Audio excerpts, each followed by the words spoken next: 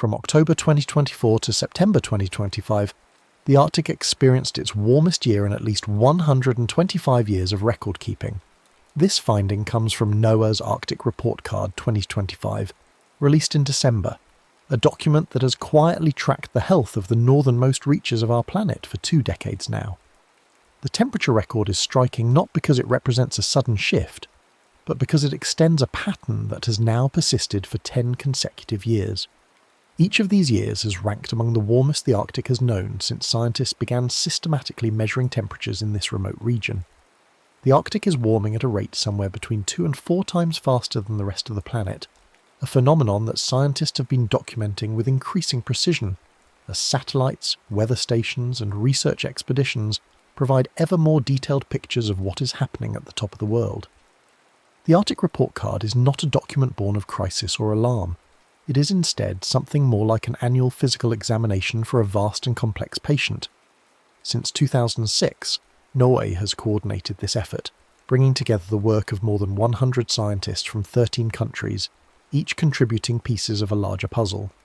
These researchers study surface air temperature, precipitation patterns, snow cover, sea ice extent and thickness, ocean temperatures and salinity, the greening of tundra vegetation, the mass balance of ice sheets, and the retreat of glaciers. The report does not focus on any single dramatic event. Rather, it tracks slow, carefully measured trends that accumulate over years and decades, providing a baseline against which each new year can be understood. It is peer-reviewed, methodical, and designed to be read not as a political statement, but as a factual summary of observable changes in the Arctic environment. When we say the Arctic had its warmest year on record, we're talking about surface air temperatures averaged across the entire region and across all 12 months from October through September. This is not about a single heat wave or an unusually warm week in summer. It is about the cumulative effect of temperatures that, month after month, ran higher than they have in the past. What makes this particularly significant is that the warming is not evenly distributed across the seasons. The Arctic has always been a place of extremes, with long dark winters of profound cold and brief summers when the sun barely sets. But in recent years, it is the cold season that has seen the most pronounced warming. Winters are still cold by any ordinary human measure, but they are less cold than they used to be, and the difference is enough to change the behaviour of ice, snow, water, and the living things that depend on them. Think of winter as a shape, a predictable form that returns each year with certain defining characteristics. Temperatures that stay reliably below, freezing, precipitation that falls as snow, rivers and lakes that freeze solid, and sea ice that expands to cover vast stretches of ocean. In the Arctic, winter has always been the dominant season, the one that defines the rhythm of life for everything from microscopic algae living in the ice to caribou migrations to the hunting patterns of polar bears. But that shape is changing. Winter still arrives, but it arrives a little later, leaves a little earlier, and while it is present, it is not quite as cold or as stable as it once was. The snow that falls is sometimes interrupted by rain, even in the middle of what should be the frozen heart of the season. The ice that forms is thinner and more fragile. The ground that should stay frozen year-round sometimes thaws in summer and does not always refreeze completely in winter. These changes are gradual, but they are also cumulative, and they add up to a winter that is, in a very real sense, changing its shape. Sea ice is perhaps the most visible and most closely watched of all the Arctic's vital signs. It is ice that forms when ocean water freezes, and it exists in 2 main varieties: seasonal ice that forms in winter and melts in summer, and multi-year ice that persists through multiple summers, growing thicker and more stable over time. Scientists have been tracking sea ice extent using satellites since 1979, providing a continuous 47-year record of how much of the Arctic Ocean is covered by ice at any given time. The winter of 2025 saw the lowest maximum sea ice extent ever recorded in that nearly half-century of observations. The maximum extent is the point in late winter, usually in March, when the ice has grown as large as it will get before the spring melt begins. For that maximum to be the lowest on record means that even at the peak of the freezing season, there was less ice than in any other year since satellites began watching. The summer minimum extent, which typically occurs in September, was the 10th lowest on record in 2025. This is still remarkably low, but the fact that it was not the absolute lowest tells us something about the year-to-year variability in the Arctic system. Sea ice extent fluctuates based on weather patterns, ocean currents, and the cumulative effects of previous years. A single year's measurement is less important than the long-term trend, and that trend is unmistakably downward. Compared with 2005, just 20 years earlier, the overall sea ice cover in 2025 was down by about 28%. Put another way, more than a quarter of the ice that covered the Arctic Ocean 2 decades ago is now gone. Even more striking than the loss of total ice extent is the loss of the oldest, thickest ice. Multi-year ice, the kind that survives through multiple summers and can grow to be several meters thick, has declined by more than 95% since the 1980s. This is not a small change or a natural fluctuation. It represents the near-total disappearance of a feature that once defined the Arctic Ocean. In its place, the Arctic is increasingly covered by thin, first-year ice that forms in winter and melts in summer. This younger ice is more fragile, more easily broken up by waves and wind, and less capable of surviving the summer melt season. It also provides different habitat for the organisms that live on, in and under the ice. Algae that grow on the underside of thick, stable ice have a different environment than those trying to survive on thin, shifting floes. Seals that haul out on ice to rest and give birth need ice that is stable enough to support them. Polar bears hunt seals on the ice and depend on it as a platform from which to access their prey. As the ice becomes thinner and less extensive, all of these relationships are forced to adjust. The implications of thinner, less extensive sea ice ripple outward in multiple directions. With more open water exposed to the sun during summer, the ocean absorbs more heat, which in turn makes it harder for ice to form the following winter. This is a feedback loop, a process that reinforces itself. Less ice means more heat absorption, which means even less ice the next year. Open water also allows waves to travel farther and build to greater heights, accelerating coastal erosion in places where the land has been protected by ice for thousands of years. For shipping companies, the loss of ice opens new routes and possibilities, but it also introduces new risks and the need for new regulations to protect an environment that is becoming more accessible but also more fragile. For the people who live in Arctic communities, the timing and extent of sea ice affects hunting, travel, food security, and cultural practices that have been passed down through generations and are now confronting conditions their ancestors never experienced. Precipitation in the Arctic has been increasing over the long term, and recent years have seen record-high amounts of moisture falling from the sky. This might seem counterintuitive in a region known for being cold and dry, but a warmer atmosphere can hold more moisture, and as the Arctic warms, it is also becoming wetter.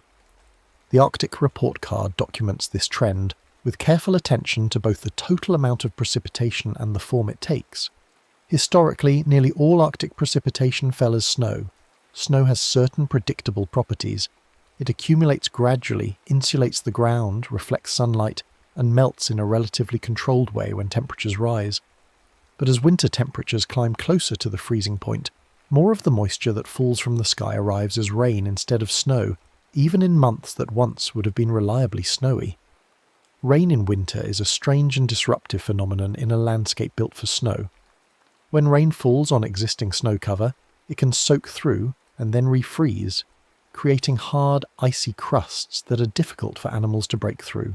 Caribou and reindeer, which feed by digging through snow to reach the lichens and plants beneath, find themselves unable to access food when a rain event creates a thick layer of ice.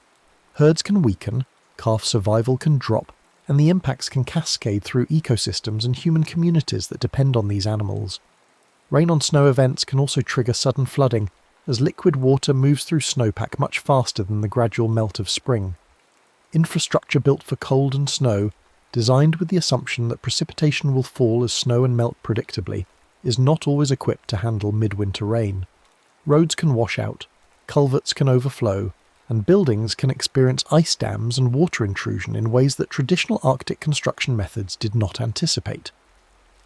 The increase in winter rain is part of what it means to say that winter is being redefined in the Arctic. It is not simply that temperatures are rising uniformly across the board. It is that the boundary between frozen and liquid, between snow and rain, is shifting in time and space. Events that were once rare are becoming more common. conditions that were once predictable are becoming more variable. This creates challenges not only for the natural environment, but also for the people who live there and who have developed deep knowledge of seasonal patterns over lifetimes and generations. When those patterns change faster than knowledge can adapt, the result is a kind of dislocation, a sense that the land is no longer behaving the way it should. Across parts of Alaska and other Arctic regions, rivers have been turning orange. This is not a metaphorical description, but a literal change in the colour of the water, a rusty, burnt orange hue that has appeared in dozens of streams and rivers in recent years. Scientists have taken to calling this phenomenon rusting rivers, and it's highlighted in the 2025 Arctic Report Card as one of the more visually striking signs of environmental change. The cause is straightforward, though the implications are complex. As permafrost thaws, soils that have been frozen for thousands or even tens of thousands of years begin to warm and become active. These soils contain iron and other minerals that have been locked away in a frozen state. When the permafrost thaws, these minerals are released into groundwater and eventually flow into streams and rivers. When iron-rich water is exposed to oxygen, the iron oxidizes, much like rust forming on a metal surface, and the water takes on that characteristic orange colour. Rusting rivers are significant for several reasons. First, they're a visible, unmistakable sign that permafrost is thawing. While scientists can measure ground temperatures and use instruments to track the depth of the active layer, the layer of soil that thaws each summer, the sight of an orange river is something anyone can see and recognise as unusual.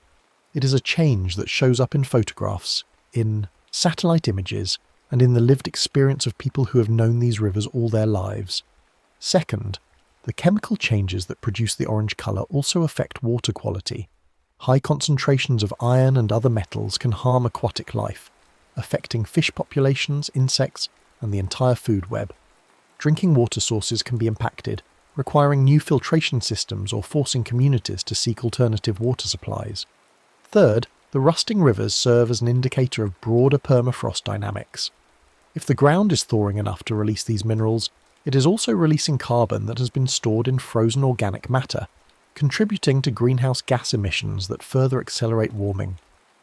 Permafrost, ground that remains frozen for 2 or more consecutive years, underlies vast areas of the Arctic. It acts as a kind of natural freezer, preserving organic material, stabilizing the land surface and influencing hydrology and vegetation. When permafrost thaws, the land can slump and subside, creating uneven terrain, damaging buildings and roads, and altering the flow of water across the landscape. Thawing permafrost also releases carbon dioxide and methane, greenhouse gases that have been stored in frozen soils for millennia. The more the permafrost thaws, the more greenhouse gases are released, which contributes to further warming, which in turn causes more thawing. This is another feedback loop, one that operates on timescales ranging from years to decades to centuries. The Greenland Ice Sheet, a vast dome of ice covering most of Greenland and containing enough water to raise global sea levels by more than 7 metres if it were to melt completely, is another focal point of the Arctic Report Card. In 2025, Greenland lost an estimated 129 billion tonnes of ice. This is actually less than the average annual loss in recent years, but it continues a clear trend of net ice loss that has been documented since the late 1990s. The Greenland Ice Sheet loses mass in 2 main ways: surface melting, where warm air temperatures cause the surface of the ice to melt and water to run off into the ocean, and calving, where chunks of ice break off from glaciers at the edge of the ice sheet and float away as icebergs. Both processes are sensitive to temperature, and both have been accelerating as the Arctic warms. The amount of ice lost in a single year might seem abstract, but it is worth trying to grasp the scale. 129 billion tonnes of ice is roughly 129 cubic kilometres of water added to the ocean. That water does not stay in one place. It spreads out across the global ocean, contributing incrementally to sea level rise. No single year's contribution is dramatic enough to cause immediate crisis, but year after year of ice loss accumulates. Over the past 2.5 decades, Greenland has lost enough ice to raise global sea levels by more than a centimetre. That might not sound like much, but for coastal communities, for low-lying islands, for infrastructure built to specific elevations, every centimetre matters, and the trajectory is what concerns scientists most. If the current trend continues, or accelerates, the contribution from Greenland alone could become one of the most significant drivers of sea level rise this century. Alaskan glaciers, smaller in total volume than the Greenland Ice Sheet but spread across a vast and varied landscape, have also been shrinking. On average, these glaciers have lost about 125 feet, or 38 metres, of thickness since the mid-20th century.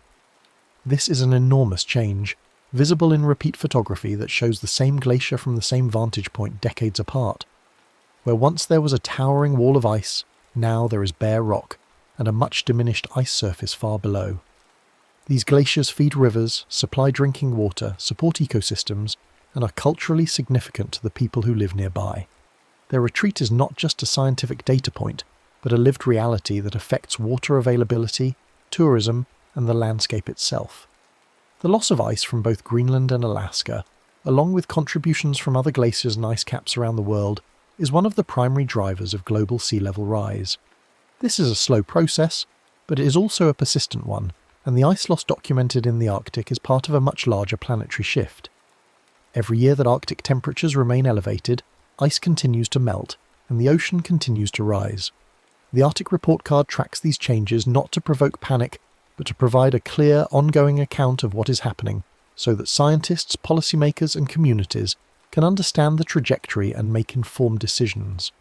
The Arctic Ocean itself is also changing, not just in terms of ice cover, but in terms of water temperature and chemistry. In August 2025, parts of the Arctic Ocean's Atlantic sector recorded sea surface temperatures up to about 7 degrees Celsius, or 13 degrees Fahrenheit, above the 1991 to 2020 average. This is an extraordinary departure from the norm, and it reflects a process that scientists call Atlantification, the increasing influence of warmer, saltier Atlantic water pushing northward into the Arctic. Ocean currents are complex, driven by differences in temperature, salinity, wind, and the rotation of the Earth. In the Atlantic sector of the Arctic, currents bring water from the south, and as global temperatures rise, that water is warmer than it used to be. When it reaches the Arctic, it brings heat with it, inhibiting ice formation, altering marine ecosystems, and contributing to the overall warming of the region. Warmer ocean temperatures and reduced ice cover are changing the distribution of marine species in the Arctic. Fish, plankton, and other organisms that are adapted to specific temperature ranges are shifting their distributions in response to changing conditions. Some species that are characteristic of more southern, boreal waters are moving north, finding habitable conditions in areas that were previously too cold. At the same time, some cold-adapted Arctic species are experiencing stress, finding themselves in waters that are warmer than optimal, and in some cases they're shifting their ranges northward or to deeper, cooler waters. This is a kind of ecological reshuffling, a slow rearrangement of who lives where in the ocean. It has implications for food webs, for commercial fisheries, and for the indigenous communities that depend on predictable patterns of fish and marine mammal behaviour. The changes documented in the Arctic Report Card are based on a diverse array of scientific tools and methods. Satellites orbiting high above the Earth provide continuous coverage of temperature, ice extent, snow cover, and glacier height. These instruments can measure changes at scales ranging from the entire Arctic basin down to individual glaciers, and they do so day after day, year after year, building up data sets that span decades. Weather stations on the ground, operated by national meteorological services and research institutions, provide precise measurements of temperature, precipitation, wind, and other atmospheric variables. Buoys drifting in the ocean or anchored to the sea floor measure water temperature, salinity, and currents, sending data back via satellite. Research vessels carry scientists into the Arctic Ocean to collect water samples, deploy instruments, and observe conditions directly. Fieldwork remains essential, even in an age of satellite technology. Scientists travel to remote glaciers to drill ice cores, measure thickness, and document changes in surface elevation. They visit rivers to sample water chemistry and observe ecological impacts. They work with indigenous communities who have generations of knowledge about the land, the ice, and the animals, and whose observations provide context and detail that instruments alone cannot capture. The Arctic Report Card is not the work of any single institution or nation. It is a collaborative effort, peer-reviewed and carefully vetted, designed to be as accurate and comprehensive as possible. It is meant to be a resource for anyone who needs to understand what is happening in the Arctic, from scientists to policymakers to educators, to anyone who is simply curious about the state of the planet. The Arctic might seem like a distant place, a remote region at the top of the world that has little connection to the lives of people living in temperate or tropical latitudes. But the Arctic is not isolated from the rest of the planet. Changes there ripple outward in ways that are sometimes direct and sometimes subtle, but always significant. The ice loss from Greenland and Arctic glaciers contributes to sea level rise, which affects coastlines thousands of miles away. Cities like Miami, New York, Shanghai and Mumbai, none of which are anywhere near the Arctic, are nonetheless vulnerable to the slow accumulation of meltwater from Arctic ice. Coastal infrastructure, from ports to airports to homes, was built with certain assumptions about sea level, and as those assumptions are challenged by rising water, adaptation becomes necessary. The Arctic also plays a role in global weather patterns. The temperature difference between the Arctic and lower latitudes drives atmospheric circulation, including the jet stream, a fast-moving river of air that steers weather systems across the northern hemisphere. As the Arctic warms faster than the rest of the planet, that temperature difference decreases, and there is evidence, though still debated among scientists, that this can lead to changes in the jet stream's behaviour.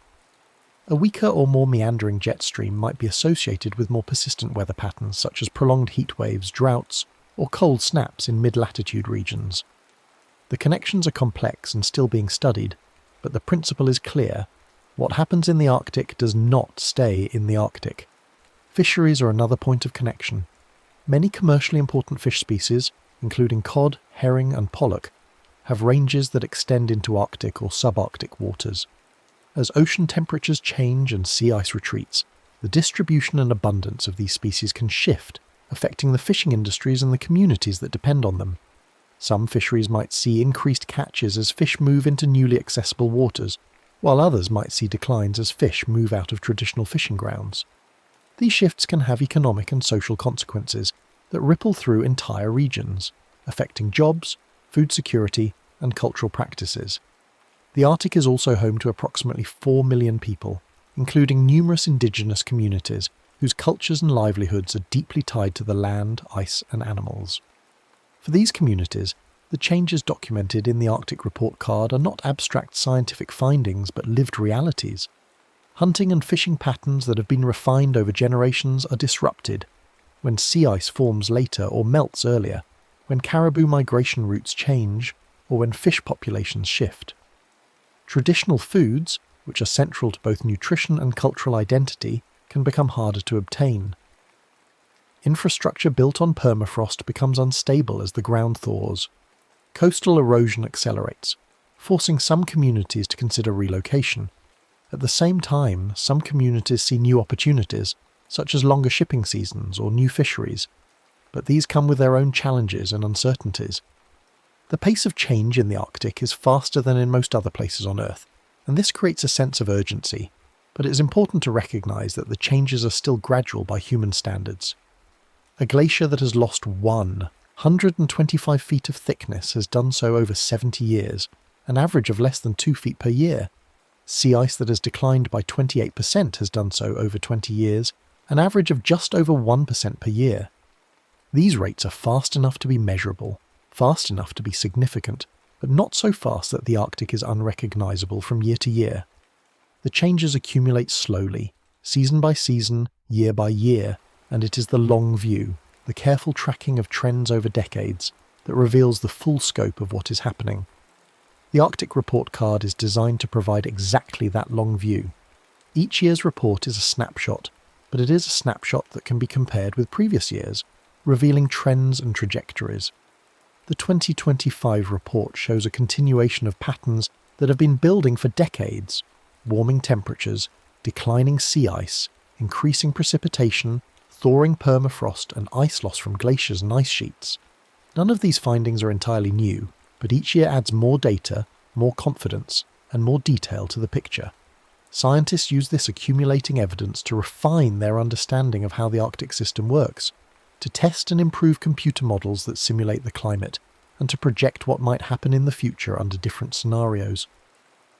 The future of the Arctic depends on many factors, most of which are tied to global greenhouse gas emissions.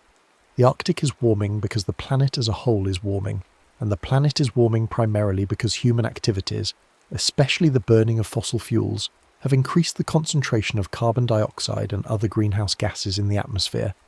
These gases trap heat, preventing it from escaping to space, and the result is a gradual warming of the Earth's surface and lower atmosphere. The Arctic is particularly sensitive to this warming because of feedback processes like the ice albedo feedback, where the loss of reflective ice and snow exposes darker ocean and land surfaces that absorb more sunlight, leading to further warming.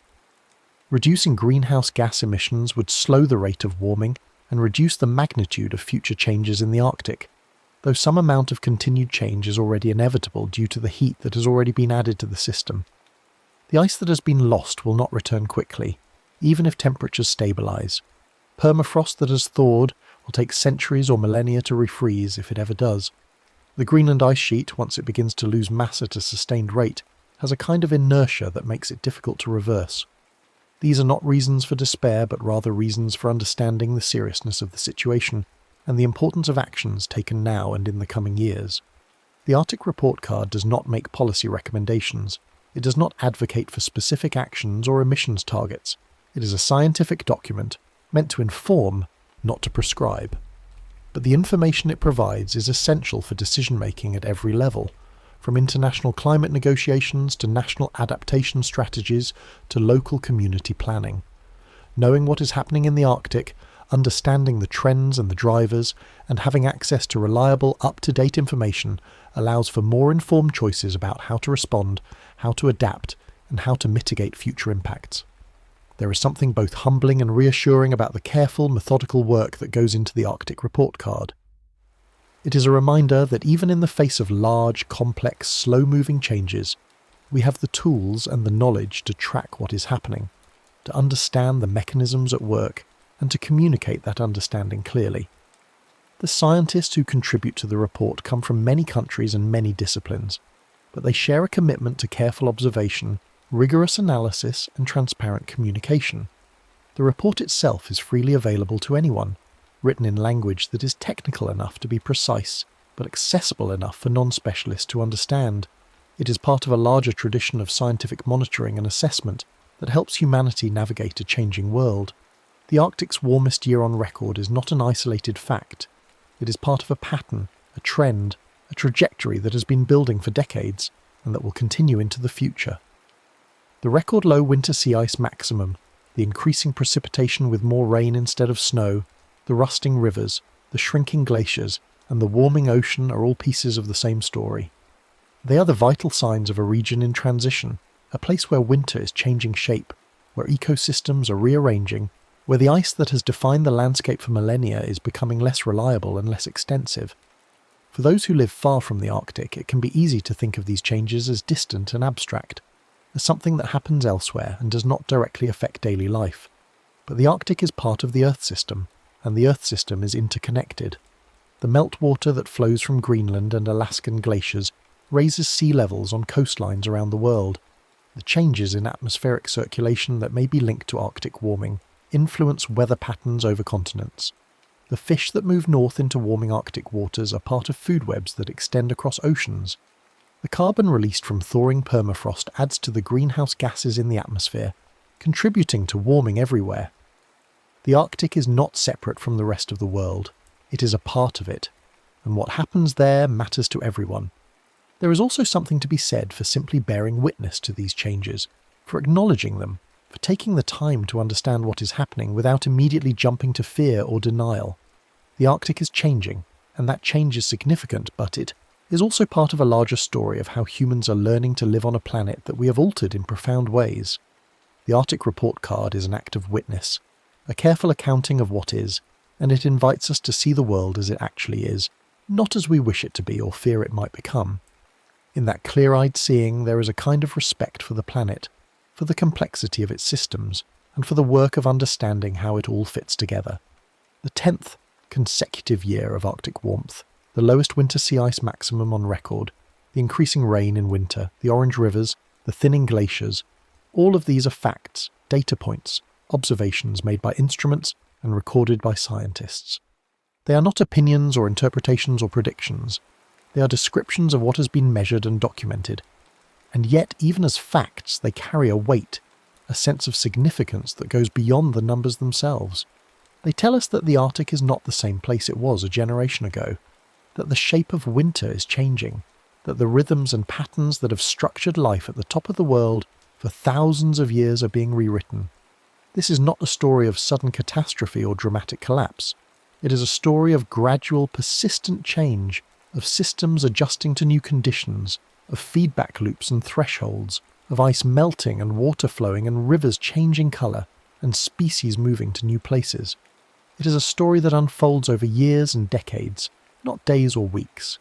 It is a story that requires patience to understand, that demands attention to detail, that rewards careful observation and long-term thinking.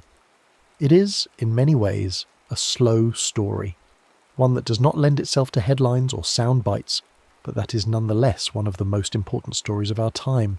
The Arctic report card will be updated again next year, and the year after that, and the year after that. Each year scientists will gather the data, analyse the trends, and provide a new snapshot of the Arctic's vital signs. Each year the picture will become a little clearer, the trends a little more certain, the understanding a little deeper. This is how science works, not through sudden revelations or dramatic breakthroughs, but through patient, careful accumulation of evidence, through repeated measurements and continuous monitoring, through collaboration and peer review and open communication. And so the Arctic's warmest year on record becomes part of the ongoing record, another data point in a long series, another piece of evidence in a growing body of knowledge. It tells us where the Arctic is now, how it has changed, and where it might be headed. It tells us that winter is changing shape, that the ice is thinner and less extensive, that the ground is thawing, that the rivers are running orange, that the glaciers are shrinking, that the ocean is warming. It tells us that the Arctic is in transition, and that this transition is connected to changes happening across the entire planet. For now, we can rest with that knowledge, letting it settle into our understanding of the world, letting it inform how we think about the present and the future. The Arctic is still there, still cold, still vast, still beautiful, still home to millions of people and countless other forms of life. But it is also changing, and that change is real and measurable and significant. The Arctic report card is our way of keeping track, of taking the pulse, of conducting the annual checkup that tells us how the patient is doing. And while the prognosis is cause for concern, it is also a call to attention, to awareness, to engagement with the long, slow story of a planet in transition. The story continues, unfolding day by day, year by year, and we're all part of it, watching, learning, and trying to understand what it means to live on a world that is always changing, always adapting, always finding new shapes and new patterns, even as we work to understand the ones we thought we knew. The next story is about to begin. Please relax and enjoy. Astronomers have reported something unusual. In the steady stream of nightly observations that pour in from telescopes around the world, a new designation has appeared, SN 2025W. It is a supernova, but not an ordinary one. This particular stellar explosion, more than 10 billion light-years away, appears from Earth not as a single point of light, but as 4 distinct glimmers scattered across a small patch of sky. Each of those 4 points is the same explosion, the same violent death of a massive star, but seen along different paths through the curved fabric of space. Between us and that distant blast lie 2 galaxies, their combined mass so great that they bend the light travelling past them, splitting one image into 4 and amplifying its brightness enough that ground-based telescopes can see what would otherwise be invisible across such a vast gulf of time and distance. This is a story about distance, and about time, and about gravity. It unfolds slowly, the way all deep space stories do, because the events it describes happened so long ago that the light carrying the news has been travelling since before our sun had planets that looked anything like they do today. The universe was younger then, only about 4 billion years old, less than a third of its current age. Galaxies were still forming in great numbers. Stars were being born and dying in bursts of activity that would later settle into the more measured pace we see in our own cosmic neighbourhood. And in one small metal-poor dwarf galaxy, whose name we do not know, and whose light is too faint for us to see directly, a massive star reached the end of its brief, fierce life and exploded. The explosion itself was extraordinary even by the standards of stellar deaths. Most supernovae shine with the light of hundreds of millions of suns for a few weeks before fading. This one was brighter, much brighter. Astronomers classify such events as superluminous supernovae, a rare category of stellar explosions that outshine typical supernovae by factors of 10 to 100. They are not fully understood. The physics that drives them is still being worked out through observations and simulations.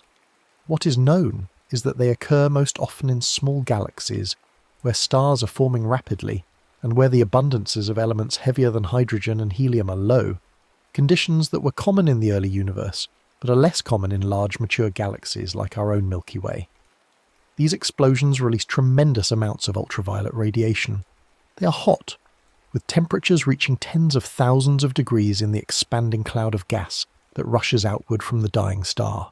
And they are energetic in ways that suggest something unusual is happening in their cores, perhaps the spin down of an extremely magnetized neutron star, or the influence of jets driven by material falling into a newly formed black hole. SN 2020 belongs to this rare class. Early observations of its spectrum, the rainbow of light spread out by wavelength, show the telltale signs. There are narrow absorption lines carved into the spectrum by elements like carbon, iron and silicon, elements present in the gas surrounding the explosion and in the host galaxy itself. These lines are narrow, meaning the gas is not moving at extreme velocities, which helps astronomers determine that the environment around the supernova is typical of low metallicity, star-forming dwarf galaxies. The ultraviolet emission that was produced when the star exploded has been stretched by the expansion of the universe into visible and near-infrared light by the time it reaches Earth, a phenomenon known as redshift. For SN 2025, the redshift is approximately 2, meaning wavelengths have been stretched to 3 times their original length. This corresponds to a time when the universe was about 4 billion years old, and it places the supernova more than 10 billion light-years away in terms of the distance the light has travelled to reach us. Normally, a supernova at that distance would be far too faint to study in detail with ground-based telescopes of modest size. The inverse square law, which governs how light spreads out as it travels, is unforgiving. Double the distance and the light becomes 4 times dimmer. At 10 billion light-years, even a superluminous supernova, intrinsically among the brightest stellar explosions known, would appear as little more than a faint smudge, barely distinguishable from background noise. But SN 2025 is not faint. It is bright enough to be seen clearly, bright enough that multiple telescopes have been able to obtain detailed observations of its light curve and spectrum, bright enough that its image has been resolved into 4 separate points. The reason for this unexpected brightness is gravitational lensing, a phenomenon predicted by Einstein's general theory of relativity and first confirmed observationally nearly a century ago. Gravitational lensing occurs when a massive object, such as a galaxy or a cluster of galaxies, lies between an observer and a more distant light source. The mass of the foreground object warps the fabric of space-time around it, much the way a heavy ball placed on a stretched rubber sheet creates a depression.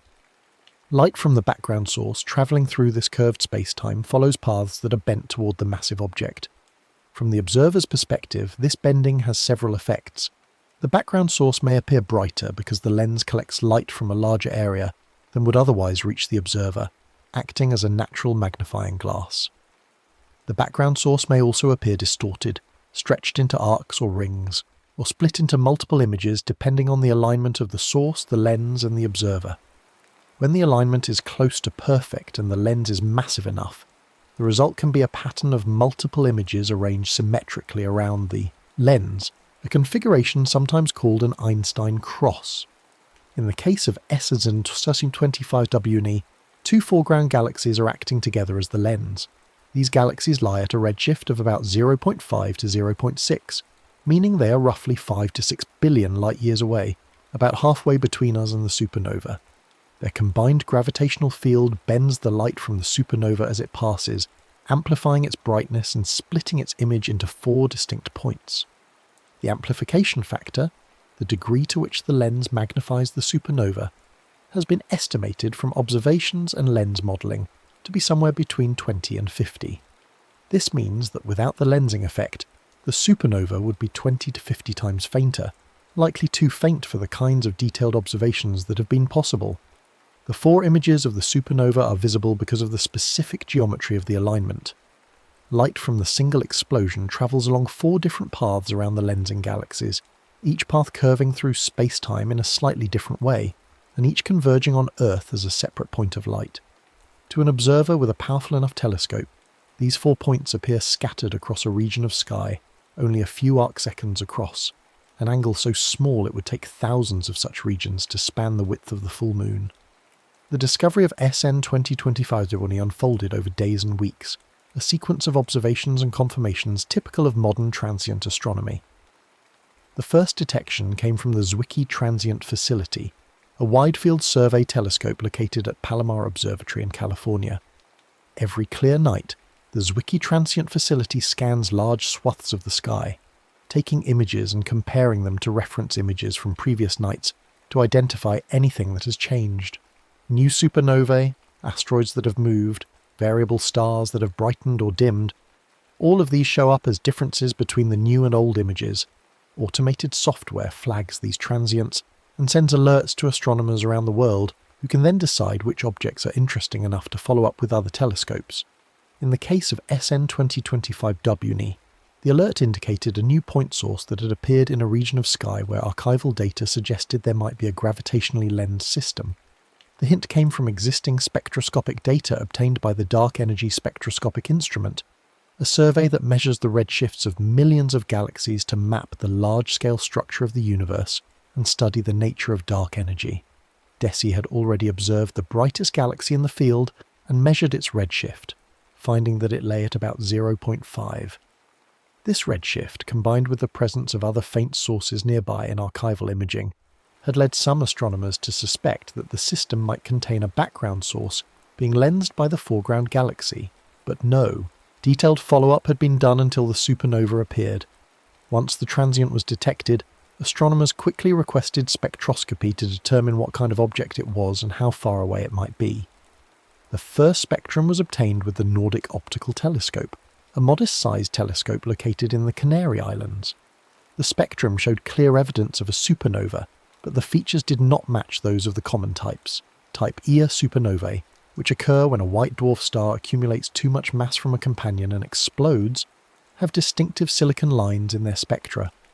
Type II supernovae, which result from the collapse of massive stars that still have hydrogen in their outer layers, show prominent hydrogen lines. The spectrum of the transient showed neither of these patterns. Instead, it displayed narrow absorption lines from elements like carbon and iron, along with a very blue continuum indicating high temperatures. This suggested a superluminous supernova of type SLSNI, the Roman numeral indicating the absence of hydrogen in the spectrum. The redshift of the supernova, measured from the shift of these absorption lines, was found to be approximately 2, confirming that it was a very distant object and that the lensing interpretation was plausible.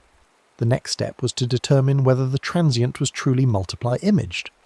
This required higher resolution imaging than the Zwicky Transient Facility could provide. The Liverpool Telescope, a robotic telescope also located in the Canary Islands, was used to obtain deeper images of the field. By carefully subtracting the light from the foreground galaxy, which is bright and could otherwise overwhelm the fainter supernova images, astronomers were able to resolve 4 distinct point sources at the position of the transient. The 4 points were arranged in a pattern consistent with gravitational lensing, with 2 of the images relatively bright and close together, and the other 2 fainter and more widely separated. This was strong evidence that the supernova was indeed being lensed by the foreground galaxies. Final confirmation came from the Keck Observatory in Hawaii, home to 2 of the world's largest optical telescopes. Keck obtained high-resolution spectra of each of the 4 images, as well as of the lensing galaxies themselves. The spectra of all 4 images were nearly identical, showing the same superluminous supernova features at the same redshift of about 2.01. This removed any remaining doubt. The 4 points were not 4 separate supernovae that happened to occur simultaneously in 4 nearby galaxies. They were 4 images of a single explosion, split and amplified by the gravitational field of the intervening galaxies. The Keck observations also allowed astronomers to study the lensing galaxies in more detail, measuring their redshifts and beginning to build a model of their mass distribution, information that would be crucial for understanding the lensing geometry and predicting the time delays between the images. The concept of time delays is central to the scientific value of a multiply-lensed supernova, because each of the 4 images of SN 2022 Diurni corresponds to light that has travelled along a different path through space-time, and because those paths have different lengths and pass through regions of different gravitational potential, the light travel time is not the same for all 4 images. The supernova exploded once, at a single moment in time as measured in the frame of reference of its host galaxy, but the light from that explosion reaches Earth at 4 slightly different times. If the supernova brightened over the course of a few days and then began to fade, that brightening and fading will be observed in one image, then observed again in a second image days or weeks later, then in a third and finally in a fourth. The delays depend on the details of the mass distribution of the lensing galaxies. A denser concentration of mass, or a different spatial arrangement, will produce different path lengths and different delays. For SN 2022 lens models constructed from the positions and brightnesses of the 4 images suggest that the time delays are on the order of days to weeks. This means that if astronomers observe the supernova over several months, they should be able to see the same features in its light curve repeated in each image, shifted in time. By carefully measuring these shifts, they can determine the time delays with precision. These time delays, combined with the lens model, can then be used to infer the Hubble constant, the parameter that describes the current rate of expansion of the universe. This technique, known as time delay cosmography, has been used before with lensed quasars, extremely bright and distant active galactic nuclei that vary in brightness over months to years. It has also been used with the first multiply-lensed supernova, SN Refsdal, which was discovered in 2014 by the Hubble Space Telescope. But SN 2020 Diurni is the first superluminous supernova to be found with multiple images, and its extreme luminosity and rapid evolution make it particularly well suited for measuring time delays. The Hubble constant is one of the most important numbers in cosmology. It tells us how fast the universe is expanding right now, and by extension it tells us about the age and size of the universe, and about the nature of dark energy, the mysterious force that is causing the expansion to accelerate. Over the past few years, measurements of the Hubble constant using different methods have begun to disagree with each other by amounts that are larger than the estimated uncertainties. Some methods, based on observations of the cosmic microwave background radiation and the large-scale distribution of galaxies, suggest a value around 67 km per second per megaparsec. Other methods, based on observations of nearby supernovae and Cepheid, variable stars, suggest a value around 73 km per second per megaparsec. This discrepancy, known as the Hubble tension, is one of the most pressing puzzles in modern cosmology.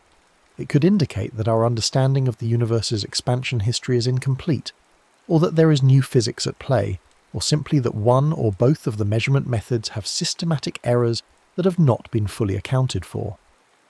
Time delay cosmography offers an independent way to measure the Hubble constant, one that does not rely on the cosmic microwave background or on building a distance ladder from nearby stars to distant galaxies.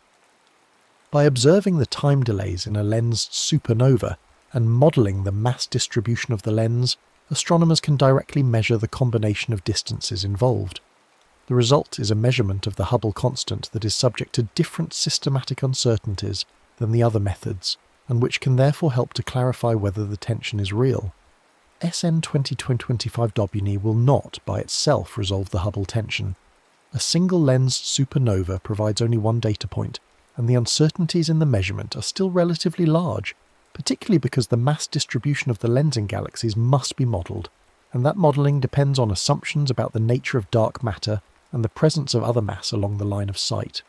But as more lensed supernovae are discovered and observed, and as the techniques for modelling the lenses improve, time delay cosmography will become an increasingly powerful tool for measuring the expansion rate of the universe. SN 2025 Diurni also serves as a test of general relativity itself. The very fact that the supernova is multiply-imaged, that a single explosion is seen 4 times in a pattern that matches the predictions of Einstein's theory, is a confirmation that gravity behaves as general relativity says it should on cosmic scales. The positions of the 4 images, their relative brightnesses, and the time delays between them all depend on the curvature of space-time around the lensing galaxies. If gravity worked differently at large distances or in the presence of dark matter, if there were modifications to general relativity that only became apparent on scales of millions or billions of light years, those modifications would show up as discrepancies between the observed properties of the lensed images and the predictions of the models. So far, no such discrepancies have been found in any gravitationally lensed system, and SN 2025W continues that pattern. The observations match the theory. But SN 2025W is special in that it is a superluminous supernova, the first of its kind to be observed in multiple images. Previous lensed supernova, like SN Refstal, were of more ordinary types. Superluminous supernovae are rarer and occur in different kinds of galaxies, typically small low metallicity systems that are more common in the early universe. By studying SN 2025W, astronomers can test general relativity at a redshift of about 2, a time when the universe was young and galaxies were still forming rapidly. This extends the tests of gravity to earlier cosmic times and to environments that are different from those in the nearby universe. It is another piece of evidence that gravity works the same way everywhere and at all times that we can observe. The scientific payoff from SN 2025W will continue to grow as more observations are made. Astronomers have already begun using the Hubble Space Telescope to obtain high-resolution images of the 4 supernova images and the lensing galaxies. Hubble's sharp vision allows the positions of the images to be measured with great precision, and its sensitivity to ultraviolet light, which is blocked by Earth's atmosphere, allows the spectrum of the supernova to be studied in wavelength ranges that are not accessible to ground-based telescopes. The James Webb Space Telescope, with its powerful infrared capabilities, is also being used to observe the system. Webb can see the light from the supernova that has been redshifted into the infrared, and it can study the lensing galaxies in detail, mapping their structure and inferring their mass distributions. Together, Hubble and Webb will provide a complete picture of the lensing system, one that will allow the time delays to be measured precisely, and the Hubble constant to be inferred with the smallest possible uncertainties. Looking further ahead, the discovery of SN 2022 is just the beginning. Wide-field surveys like the Vera Rubin Observatory's Legacy Survey of Space and Time, which is expected to begin operations in the next few years, will scan the entire visible sky every few nights, finding transients at a rate far exceeding anything that is currently possible. The Rubin Observatory is predicted to discover hundreds of lensed supernovae over its 10-year survey, turning what is now a rare and special event into a statistical sample large enough to address cosmological questions with unprecedented precision. Each lensed supernova will provide an independent measurement of the Hubble constant, and by combining many such measurements, astronomers will be able to average out the uncertainties and systematic errors that affect individual systems. The result will be a much clearer picture of the expansion rate of the universe and potentially an answer to the Hubble tension. SN 2025 also demonstrates that ground-based telescopes, when combined with careful follow-up observations and detailed modelling, can reach distant lensed supernovae that were once thought to be accessible only to space-based observatories. The Zwicky Transient Facility, the Nordic Optical Telescope, the Liverpool Telescope and the Keck Observatory are all ground-based instruments, and together they were able to discover and characterise a multiply-lensed, superluminous supernova at a redshift greater than 2. This is a proof of concept for future surveys. It shows that the combination of wide-field imaging to find transients, rapid spectroscopic follow-up to classify them, and high-resolution imaging to resolve multiple images can be done from the ground, with space-based telescopes brought in for detailed follow-up once the most interesting systems have been identified. This strategy will maximise the scientific return from the limited observing time available on Hubble and Webb, focusing those precious resources on the systems that have already been vetted and confirmed by ground-based observations. The story of SN 2025 Dubnum is also a story about patience and about the long scales of time involved in observing the universe. The explosion itself, the moment when the star's core collapsed and the outer layers were blown off into space, lasted seconds to minutes. The brightening of the supernova, the phase when it was shining at its peak luminosity, lasted days to weeks. But the light from that explosion travelled for 10 billion years before it reached Earth. During that time, the universe expanded, galaxies formed and evolved, stars were born and died in uncountable numbers, and on at least one small planet orbiting an ordinary star, life emerged and eventually gave rise to beings capable of building telescopes and decoding the messages carried by ancient photons.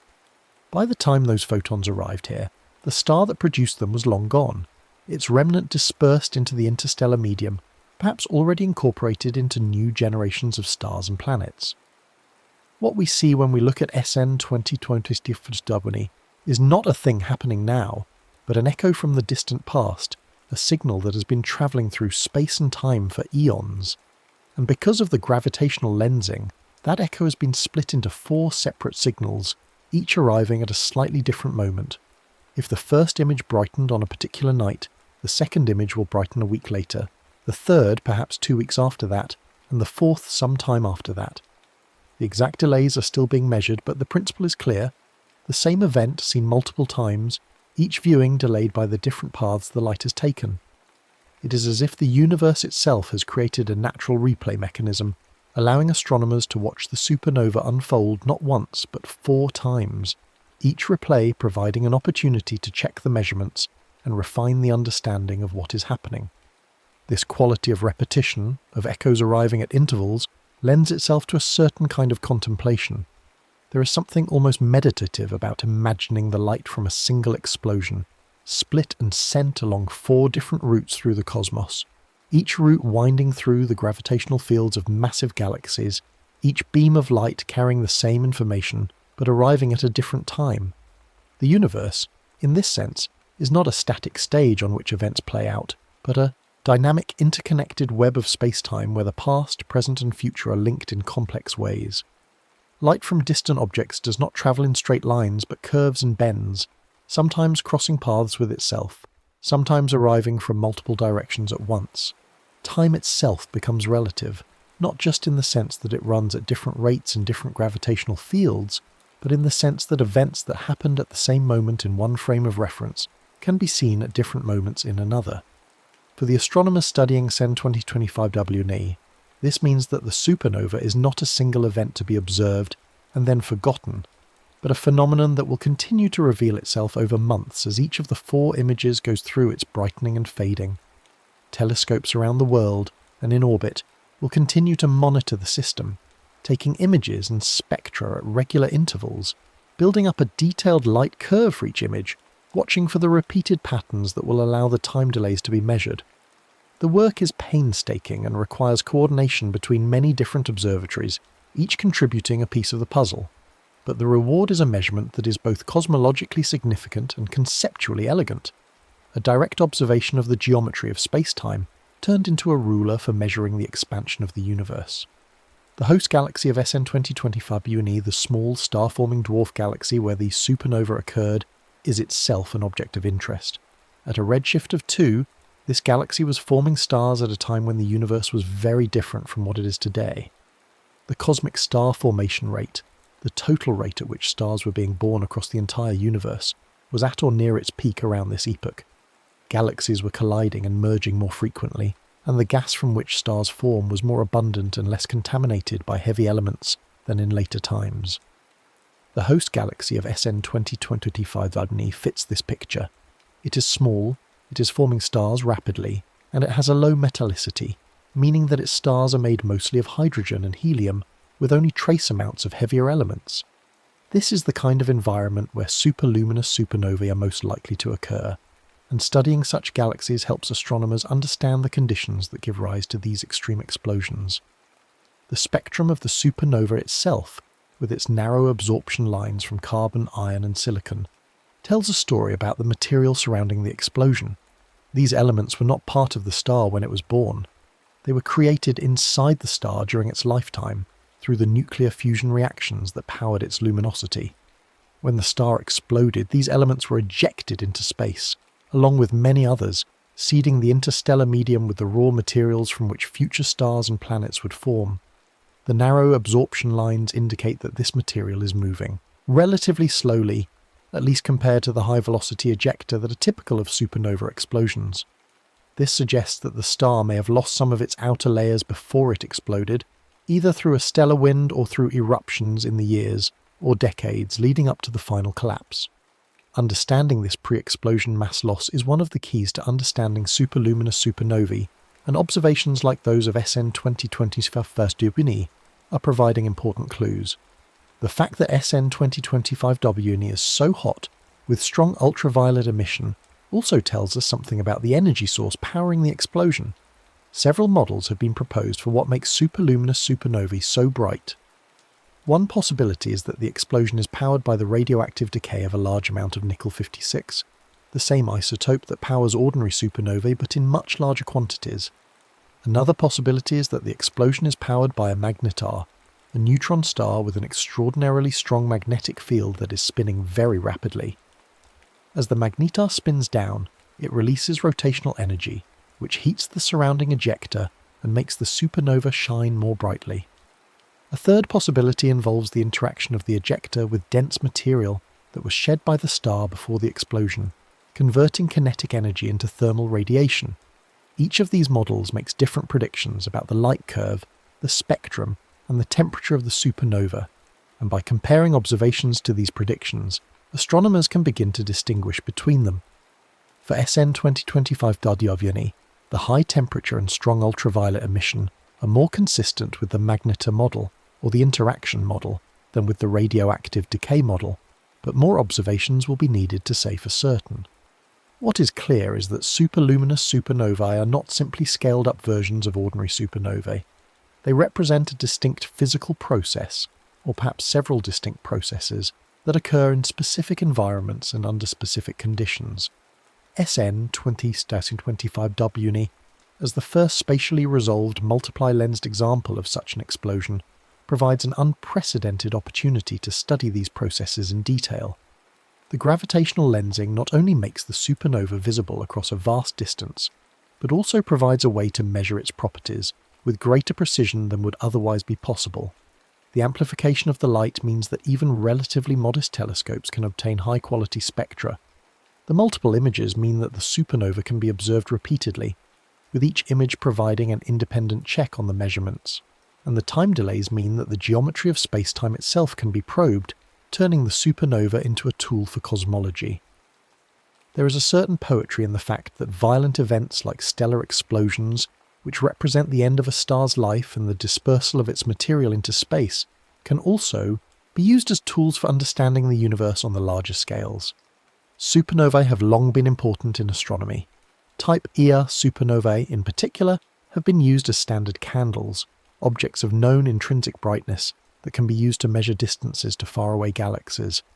It was observations of distant Type Ia supernovae in the late 1990s that led to the discovery that the expansion of the universe is accelerating, a finding that earned the 2011 Nobel Prize in Physics and revolutionized our understanding of cosmology. Superluminous supernova, though rarer and less well understood, are now beginning to play a similar role, serving as beacons that can be seen across even greater distances and as probes of the early universe. SN 2025, with its unique combination of distance, brightness, and gravitational lensing, is a particularly valuable example. But beyond the scientific details, there is also something deeply human about the endeavour of observing and understanding distant supernova. It requires a kind of patience and persistence, a willingness to wait for the light from events that happened billions of years ago to finally arrive, and then to carefully measure and analyse that light to extract the information it carries. It requires international collaboration with telescopes in Hawaii, Spain, California, and in orbit around Earth, all contributing to the effort. It requires sophisticated computer models to interpret the observations, models that simulate the behaviour of gravity and the propagation of light through curved space-time. And it requires a certain leap of imagination, the ability to look at a few points of light on a screen and see in them the death of a star, the bending of space-time, and the expansion of the universe. For those who spend their nights at telescopes, or their days analysing data, or their evenings running simulations, the work can be all-consuming. But it is also, in its own way, profoundly peaceful. The universe is vast and old, and the events that we study are far removed from the immediate concerns of daily life. A supernova that exploded 10 billion years ago, seen as 4 points of light scattered across a patch of sky no larger than a coin held at arm's length, is a reminder of the scales involved, the immense gulfs of space and time that separate us from the objects we study. And yet those objects are not unreachable. The light from them arrives here carrying information, waiting to be decoded. The fact that we can see them at all, let alone study them in detail, is a testament to the power of human curiosity and ingenuity. As the observations of SN 2025 WNE continue, the story will become richer and more detailed. The light curves of the 4 images will be measured, the time delays will be determined, and the lens model will be refined. The mass distribution of the lensing galaxies will be mapped with increasing precision, and the properties of the supernova itself, its temperature and luminosity and the composition of its ejecta will be better understood. The measurement of the Hubble constant from this system will be compared to measurements from other lensed supernovae and from other methods, contributing to the ongoing effort to resolve the Hubble tension, and eventually SN 2025 WNE will fade from view, the last of its 4 images dimming below the detection threshold of even the most powerful telescopes, leaving behind only the data that has been collected and the insights that have been gained. But the significance of SN 2025 WNE will endure. It is the first spatially resolved, multiply-lensed superluminous supernova ever discovered, a milestone in observational astronomy, and a proof that such objects can be studied in detail even at very high redshifts. It is a demonstration of the power of gravitational lensing to reveal the distant universe, and of the value of combining wide-field surveys with targeted follow-up observations. It is a test of general relativity, a measurement of the Hubble constant, and a window into the physics of extreme stellar explosions in the early universe. And it is a story, a narrative woven from photons that have travelled for billions of years, bent and amplified by the gravity of intervening galaxies, to finally arrive here and be recorded by instruments built by humans who want to understand their place in the cosmos. In the end, stories like this one are reminders that the universe is a place of wonder, full of phenomena that challenge our understanding and inspire us to look deeper. A single star dies in a small galaxy 10 billion years ago. Its light travels across the expanding universe, carrying the signature of the explosion. Along the way, the light encounters 2 massive galaxies, and their gravity bends its path, splitting the image and amplifying the brightness. 4 beams of light, each taking a slightly different route, arrive at Earth at 4 slightly different times. Telescopes detect them, spectrographs analyse them, and astronomers piece together the story of what happened. The result is not just a measurement or a discovery, but a connection across vast scales of space and time, a dialogue between the distant past and the present moment. And so the supernova becomes part of our understanding of the universe. It adds to the catalogue of knowledge, the accumulated observations and theories that constitute modern cosmology. But it also serves a quieter purpose. It reminds us that even the most violent events in nature, the explosive deaths of stars, the collisions of galaxies, the upheavals that shape the cosmos, can be transformed by distance and time into something gentle, something almost serene. By the time their light reaches us travelling for billions of years, bent and magnified by gravity, these events become soft glimmers in the night sky, points of light that can be studied and contemplated, mysteries to be unravelled slowly, patiently over months and years. The 4 images of SN 2020-25 WNE, scattered across their small patch of sky, are echoes. They are the same moment, seen 4 times, each viewing slightly delayed by the geometry of space-time. They are whispers from the distant past, signals that have crossed half the observable universe to arrive here. And they are gifts, opportunities to learn, to measure, to test our theories and refine our understanding. They are evidence that the universe is knowable, that even its most remote and ancient events can be reached by the light they produce and the instruments we build to detect that light. For someone lying awake at night, thinking about the universe, there is comfort in that. The cosmos is not an impenetrable mystery. It is a place where light travels, where gravity bends space-time, where events leave traces that can be followed and understood. The same physical laws that govern the fall of an apple or the orbit of the moon also govern the bending of light around distant galaxies and the expansion of the universe itself. There is a unity to it all, a coherence that allows us to make sense of things that are far beyond the reach of direct experience. We cannot visit a supernova 10 billion light-years away, cannot touch the galaxies that lend its light, cannot stand on the surface of the neutron star that may have powered the explosion. But we can see the light, measure its properties, and from those measurements, reconstruct the story of what happened. The universe is full of such stories, each one a thread in the vast tapestry of cosmic history. Some are violent and dramatic, like the explosion of a massive star.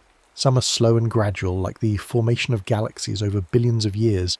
Some are subtle and easily overlooked, like the slight bending of light as it passes by a galaxy. But all of them are connected, all of them part of the same unfolding narrative.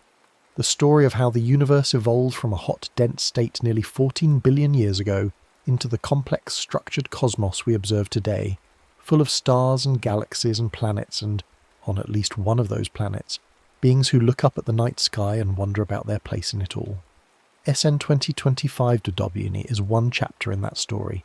It is a chapter about light and time and gravity, about the death of a star and the paths that its light takes through curved space-time, about the tools and techniques that allow us to observe and understand events that happened long before our species existed.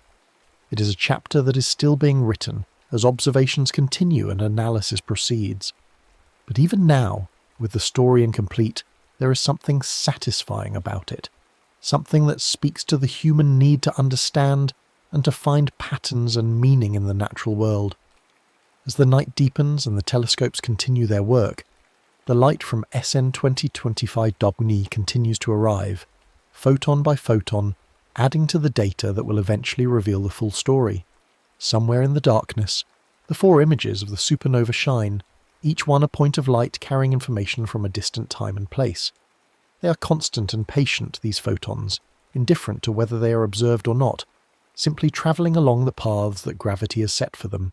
And here on Earth, astronomers watch and wait, recording each arrival, building the light curves and spectra that will allow the secrets of the supernova to be unlocked. There is a rhythm to this work, a cadence of observation and analysis, discovery and interpretation. It is a slow process, measured in weeks and months rather than seconds and minutes. But that slowness is part of its nature. The universe operates on timescales that are often vastly longer than human lifetimes, and to study it requires patience and persistence, a willingness to gather data over long periods and to wait for the patterns to emerge. The 4 images of SN 2025 Osbny, with their time delays of days to weeks, are a reminder of this. They do not reveal themselves all at once. They unfold gradually, each image adding its piece to the puzzle, each observation refining the picture. And in that gradual unfolding there is a kind of peace. The universe is not in a hurry. The light from distant supernovae will arrive when it arrives, following the paths set by gravity billions of years ago. The time delays will reveal themselves when enough data has been collected, not before. The measurement of the Hubble constant will emerge from the analysis when the models have been refined and the uncertainties reduced, not through force or impatience, but through careful, methodical work. There is a lesson in that, a reminder that some things cannot be rushed, that understanding comes not from speed, but from attention and care. For those who find comfort in the vastness of the cosmos, in the knowledge that there are processes and events far larger and more ancient than any human concern, the story of SN 2025 Diabni offers exactly that kind of comfort. It is a story about something that happened long ago and far away, something that we can observe and study but that is ultimately beyond our control or influence. It is a story that reminds us of our place in the universe, small and brief though it may be, and of the remarkable fact that we can, nonetheless, reach across the gulfs of space and time to touch, however lightly, the distant echoes of cosmic events. Those echoes are still travelling, still carrying their messages, still waiting to be heard by anyone who takes the time to listen. The next story is about to begin. Please relax and enjoy. Astronomers have announced strong evidence that TOI 561b, a rocky lava world orbiting its star in less than 11 hours, has a thick atmosphere instead of being a bare, airless rock. This is not breaking news delivered with urgency or fanfare. It is a quiet finding, the kind that unfolds slowly in scientific papers and careful measurements, the kind that asks you to pause and consider what it means for a planet to hold on to air when everything suggests it should have lost it long ago. Tonight, we will walk through this discovery together, gently and without rush, exploring what astronomers found when they turned the James Webb Space Telescope toward a distant, ancient world that refuses to be what we expected. Far out in space, roughly 280 light-years away in the constellation Sextans, there is a star called TOI 561. It is not a young star. It is old, perhaps twice as old as our Sun, a member of what astronomers call the thick disk of the Milky Way. These are stars that formed when the galaxy was younger, when the mix of elements was different, when iron and heavier metals were not yet as abundant as they are in the neighbourhood of our own solar system. TOI 561 has been shining for billions upon billions of years, a steady point of light in a region of space that has seen the galaxy evolve and change around it. Orbiting this old star is a planet, TOI 561b, and it is this world that has captured the attention of astronomers and given them reason to reconsider what they thought they knew about rocky planets in extreme environments. TOI 561b is what we call a super-Earth, a rocky planet larger and more massive than our own world, but still fundamentally made of rock and metal rather than gas.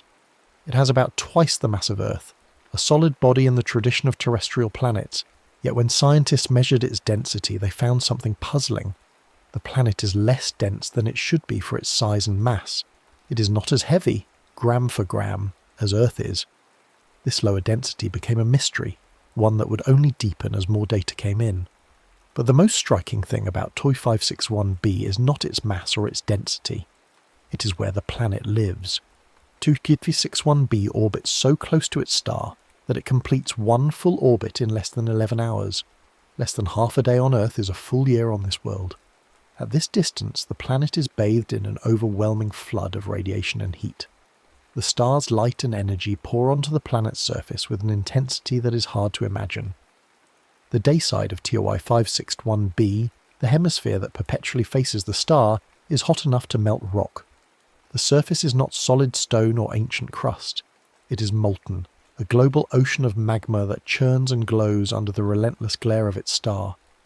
This is what astronomers call a lava world, a planet where the surface itself is liquid rock, where temperatures reach thousands of degrees, where the boundary between interior and exterior blurs into a sea of molten silicates and metals. And because the planet orbits so close, it is almost certainly tidally locked, just as the moon is locked to Earth. One side always faces the star, baking in eternal day. The other side turns away into permanent night, though even that night side is likely scorching by any familiar standard, heated from within, and perhaps by winds that carry warmth around from the day. For years, the assumption among scientists was straightforward. A planet like TOI 561b, orbiting so close to its star, should be stripped bare. The intense radiation, the stellar wind, the sheer heat, all of these forces work to erode away any atmosphere a planet might have. Over millions and billions of years, the lighter molecules that make up an atmosphere are blasted away into space, lost forever, until nothing remains but the rock and metal beneath. This process, called atmospheric escape, is well understood. We see it in our own solar system where Mercury, the closest planet to the Sun, has essentially no atmosphere at all. We see it in models of planets around other stars, especially those that orbit very close. The expectation was that TOI 561b would be the same, a bare, airless ball of molten rock, radiating heat directly into the void. The low density of the planet complicated this picture, but not in a way that immediately suggested an atmosphere. Instead, scientists wondered if the planet's interior might be unusual. Perhaps it had less iron in its core than Earth does. Perhaps it had more lighter materials, silicates and volatiles locked deep inside, a consequence of forming around a star that was poor in heavy elements. The density could be explained by chemistry and structure, by the particular way this ancient world had come together. An atmosphere, on the other hand, seemed unlikely. It seemed like something that could not survive in such a harsh environment. Then, in May of 2024, the James Webb Space Telescope turned its instruments toward TOI 561. For over 37 hours, Webb watched the star and its planet patient and unblinking, as TOI 561b circled its sun nearly 4 complete times. This was not a quick snapshot. It was a sustained observation, a long vigil in which the telescope collected the faint infrared light coming from the system, sorting through wavelengths and measuring changes so subtle that only an instrument as sensitive as Webb could detect them. What Webb was looking for was a secondary eclipse, a moment when the planet passes behind the star as seen from Earth. When this happens, the planet's own heat glow, the infrared light it radiates because of its extreme temperature is briefly blocked from view by the star itself. For a short time, the light we receive is only from the star. Then, as the planet emerges from behind, its contribution returns. By comparing the brightness of the system when the planet is visible to the brightness when it is hidden, astronomers can isolate the light coming from the planet alone.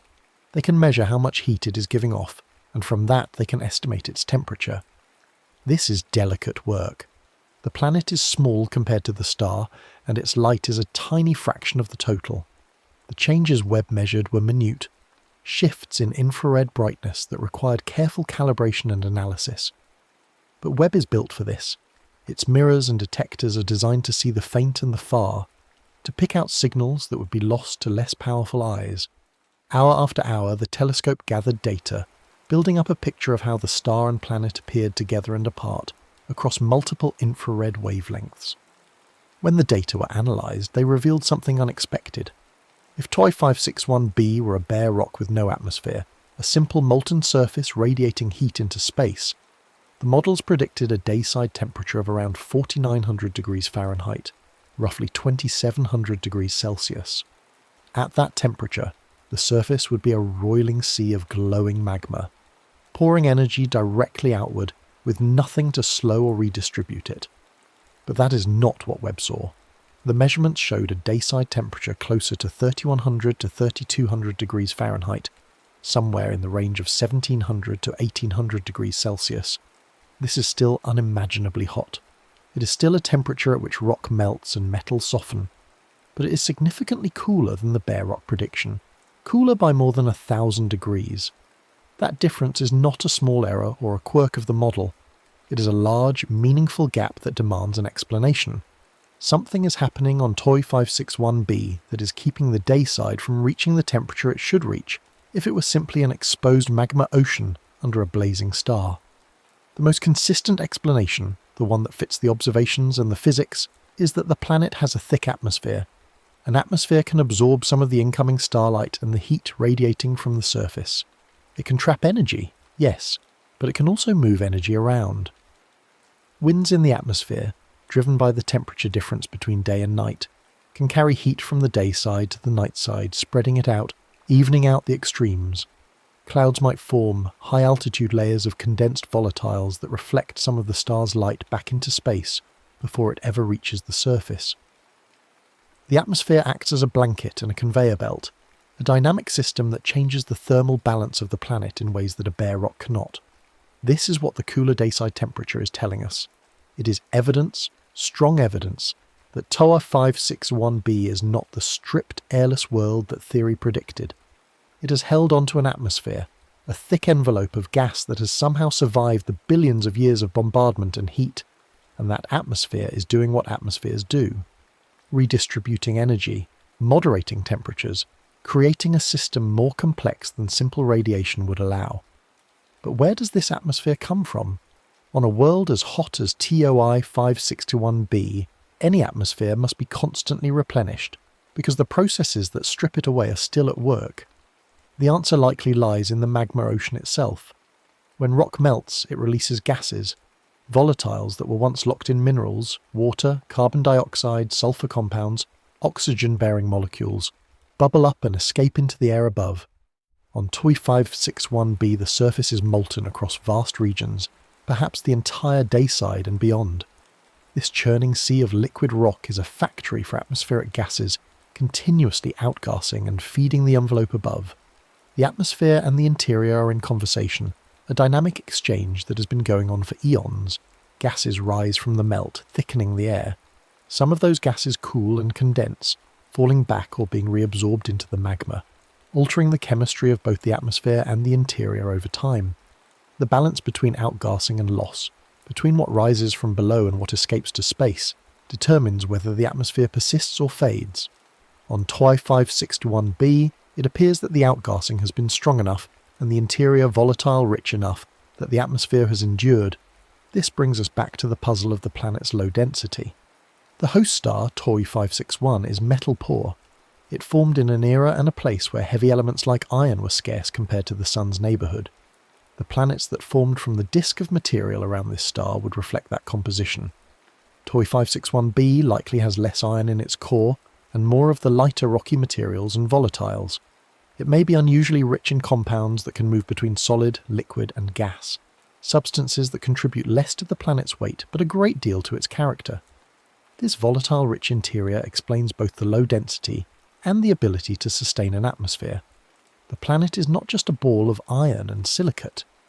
It is a world where chemistry and structure have created a reservoir of gases, a supply that can be tapped and released as long as the heat remains. This finding changes the way scientists think about ultra-short period rocky planets. For years the narrative was simple.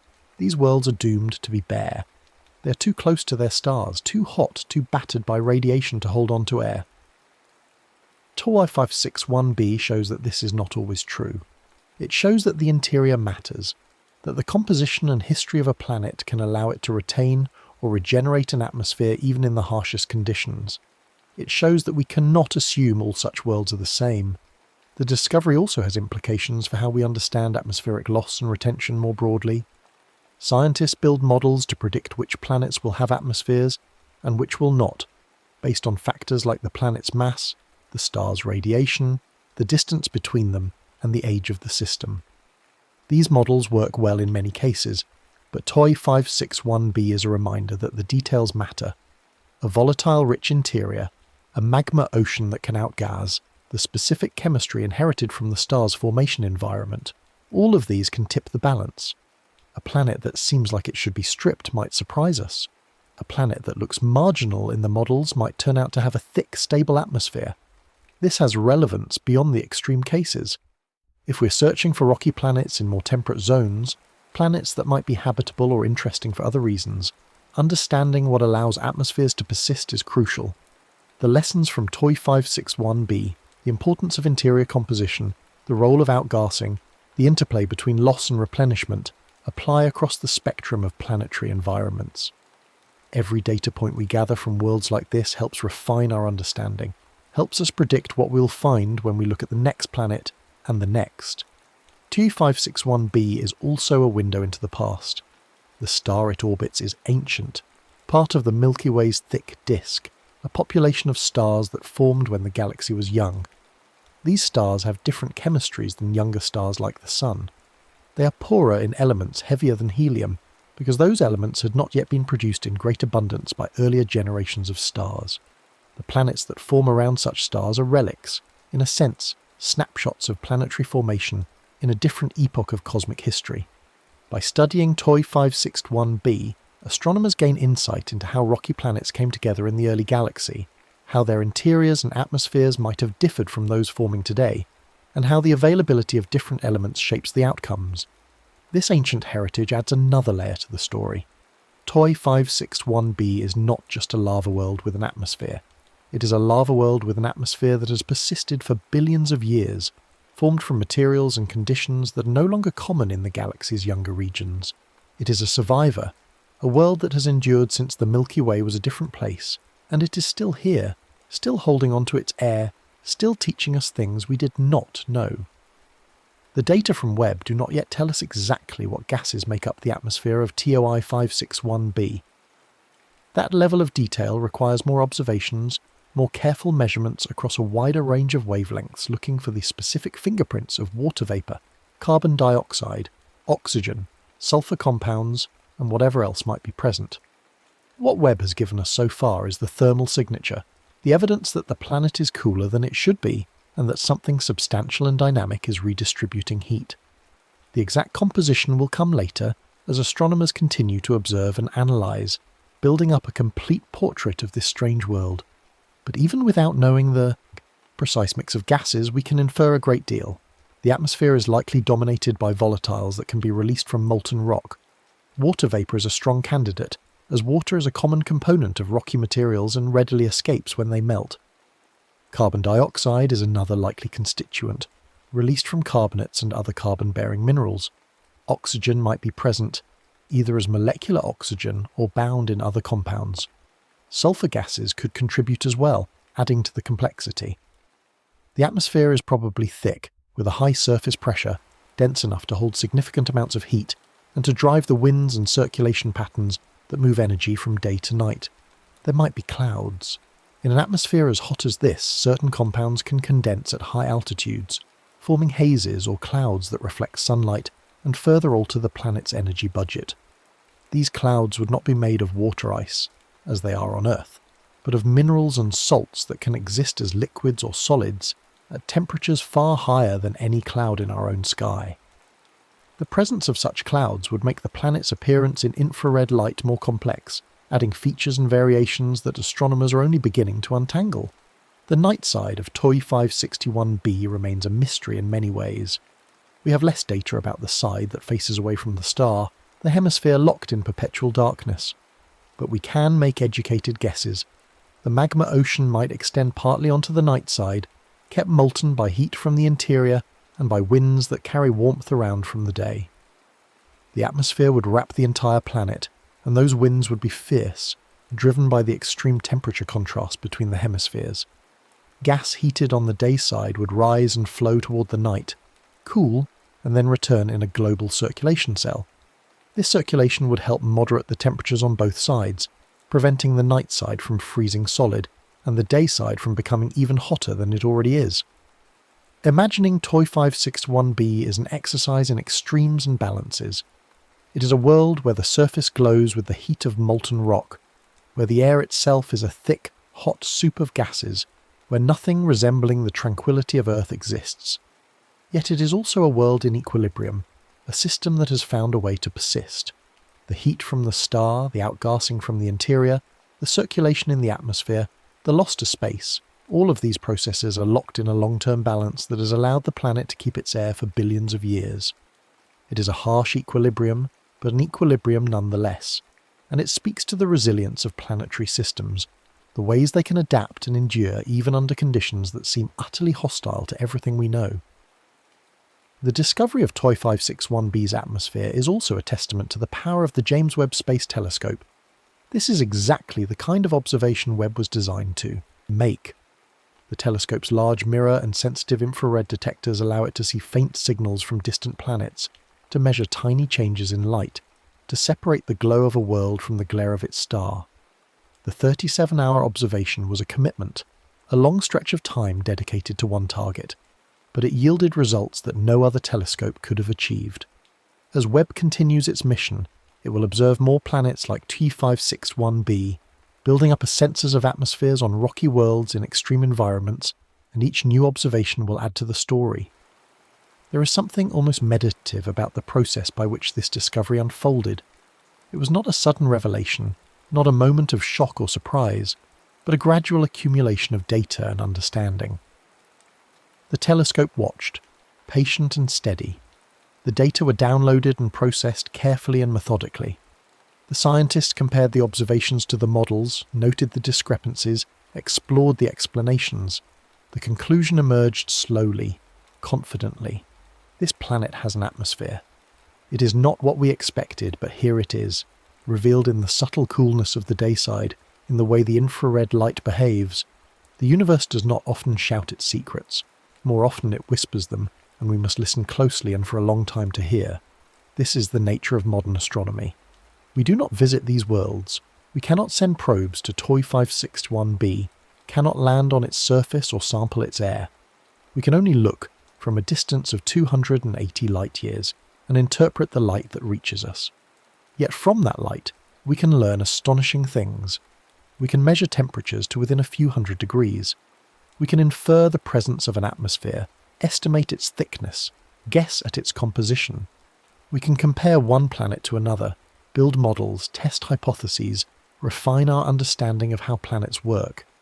The light is our only messenger, but it carries a wealth of information, encoded in wavelengths and intensities, and the timing of eclipses. We have learned to read it, and in doing so, we have opened a window onto worlds we will never touch. TOI 561b will continue to be studied. Future observations with Webb and other telescopes will probe deeper, looking for the spectral lines of specific gases, mapping the temperature distribution more precisely, searching for signs of weather and variability in the atmosphere. Each new piece of data will refine the picture, turning the broad strokes into fine detail. We may learn what the clouds are made of if they exist. We may measure the wind speeds, the pressure at the surface, the rate at which gas is escaping to space. We may even find surprises, features or behaviours that the current models do not predict. This is the exciting part of science, the way each answer opens up new questions, the way the more we learn, the more there is to explore. But for now, we have this: a rocky planet, twice the mass of Earth, orbiting an ancient star in less than 11 hours, its surface a sea of molten rock, and above that surface, a thick atmosphere that has defied the expectations of loss and survival. It is a small fact in the grand catalogue of the universe, one planet among billions, but it is a fact that matters. It tells us that the cosmos is more varied, more resilient, more full of possibility than we sometimes assume.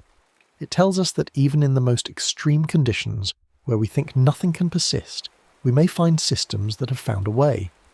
As we consider TOI 561b from the comfort and safety of our own world, where the air is cool and breathable, where the ground is solid beneath our feet, where the sun is a warm and distant presence rather than a scorching, ever-present glare, it is worth pausing to appreciate the strangeness and the ordinariness of what we have learned.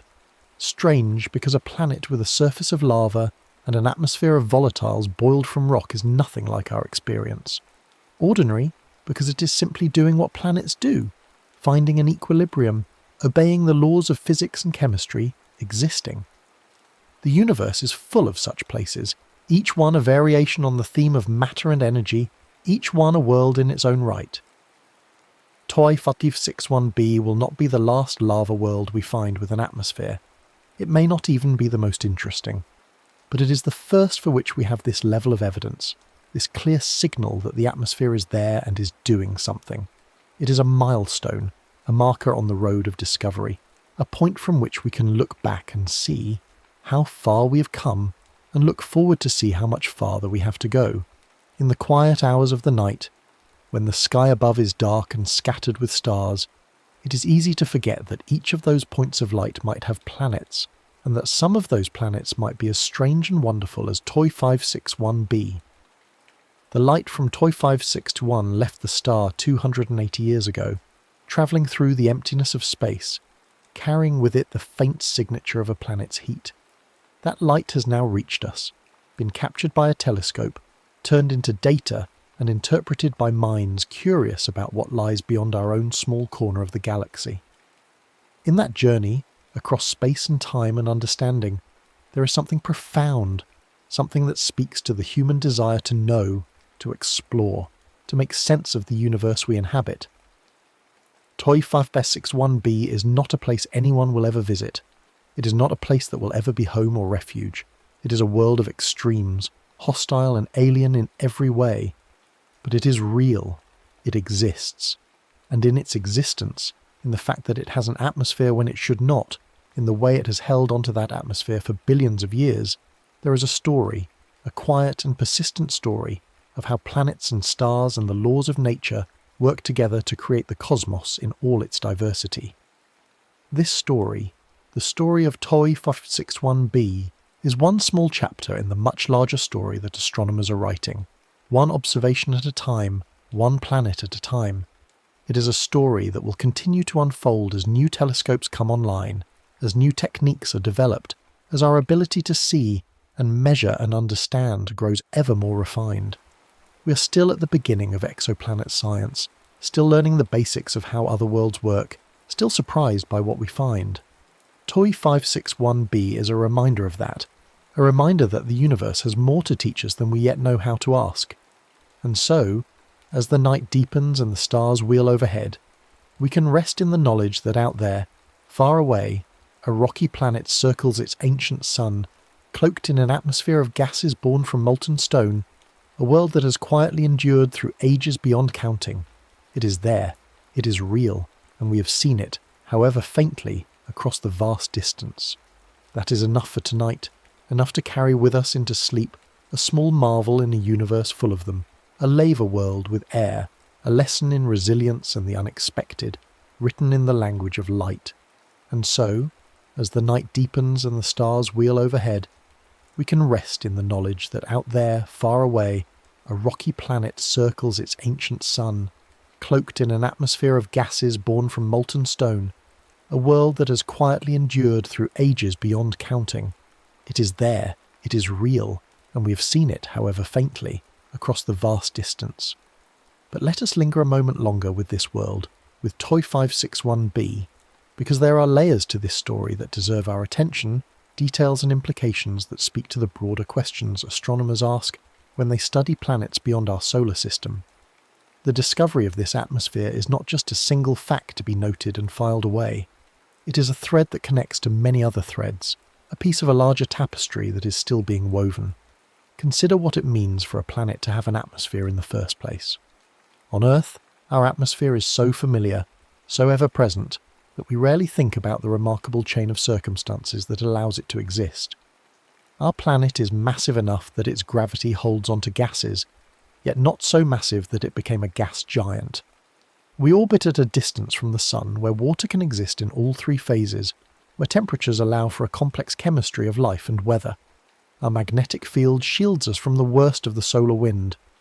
Volcanic activity and biological processes have shaped and reshaped our air over billions of years.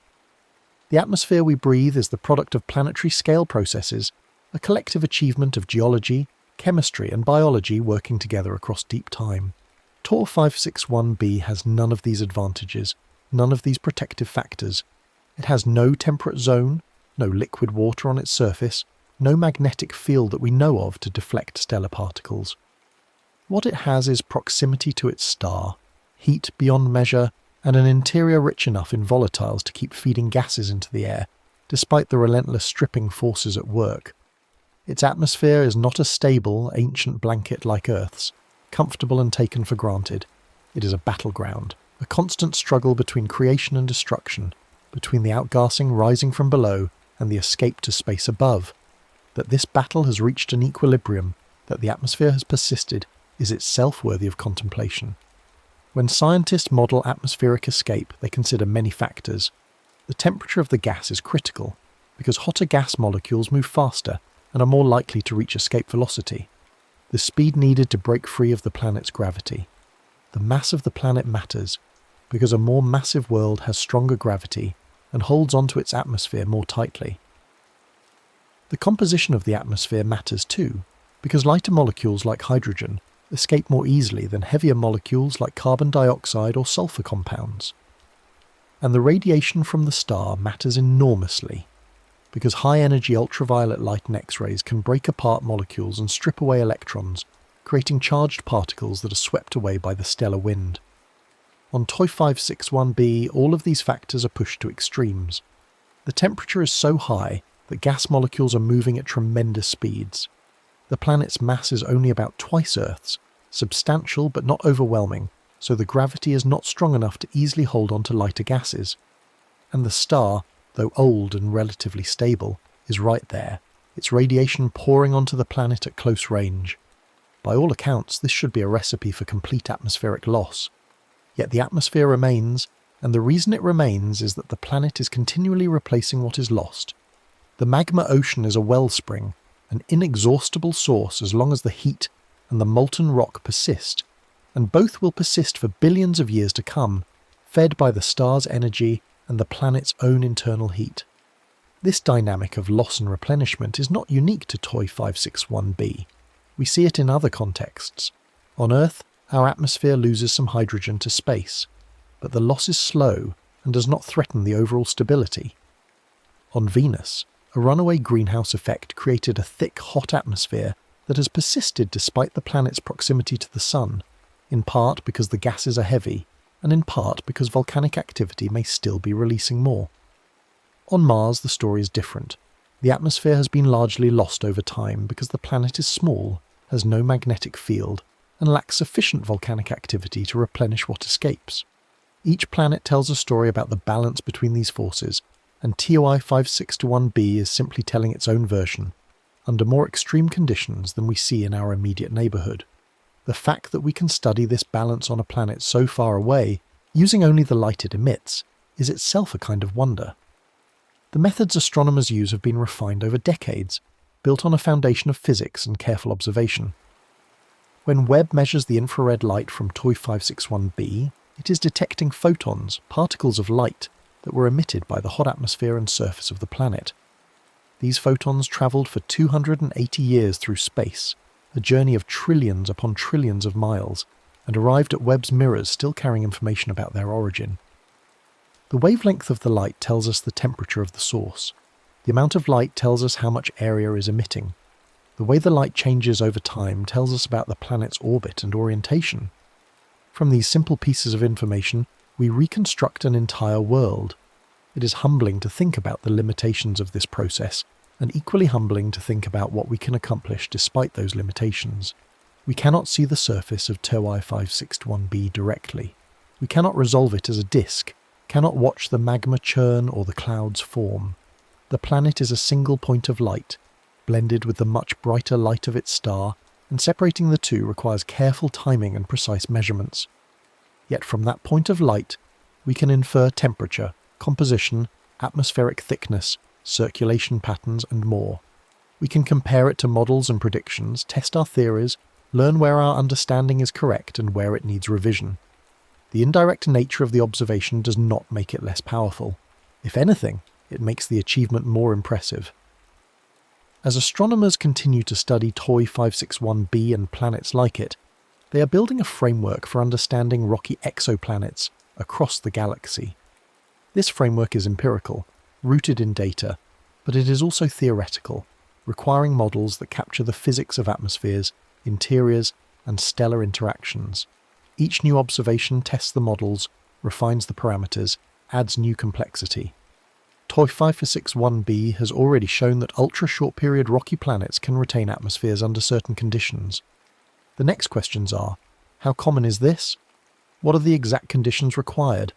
Are there other planets like TOI 561b, or is it an outlier, a rare combination of factors that happen to work out in favour of atmospheric retention? To answer these questions, astronomers will need to observe more planets. They will need to find other rocky worlds orbiting close to their stars and measure their temperatures, looking for the same signature of atmospheric cooling that Webb detected on TOI 561b. Some of these planets will have atmospheres, some will not, and by comparing them, scientists can identify the factors that make the difference. Is it the planet's mass, its composition, the age of the system, the type of star? Each comparison adds information, narrows down the possibilities, brings the picture into sharper focus. This kind of comparative planetology is one of the most powerful tools in modern astronomy. We cannot experiment on planets, cannot change their conditions and see what happens, but we can find natural experiments, systems where one factor varies while others remain constant, and learn from the differences. TOI 561b is one data point, but it is a crucial one, because it shows that the phenomenon of atmospheric retention on ultra-hot rocky planets is real, not just a theoretical possibility but an observed fact. Now the work is to understand it fully, to map out the boundaries of where and when it occurs. There is also the question of how long the atmosphere of TOI 561b will last. The planet is billions of years old, orbiting an ancient star, and its atmosphere has survived this long. But will it survive indefinitely?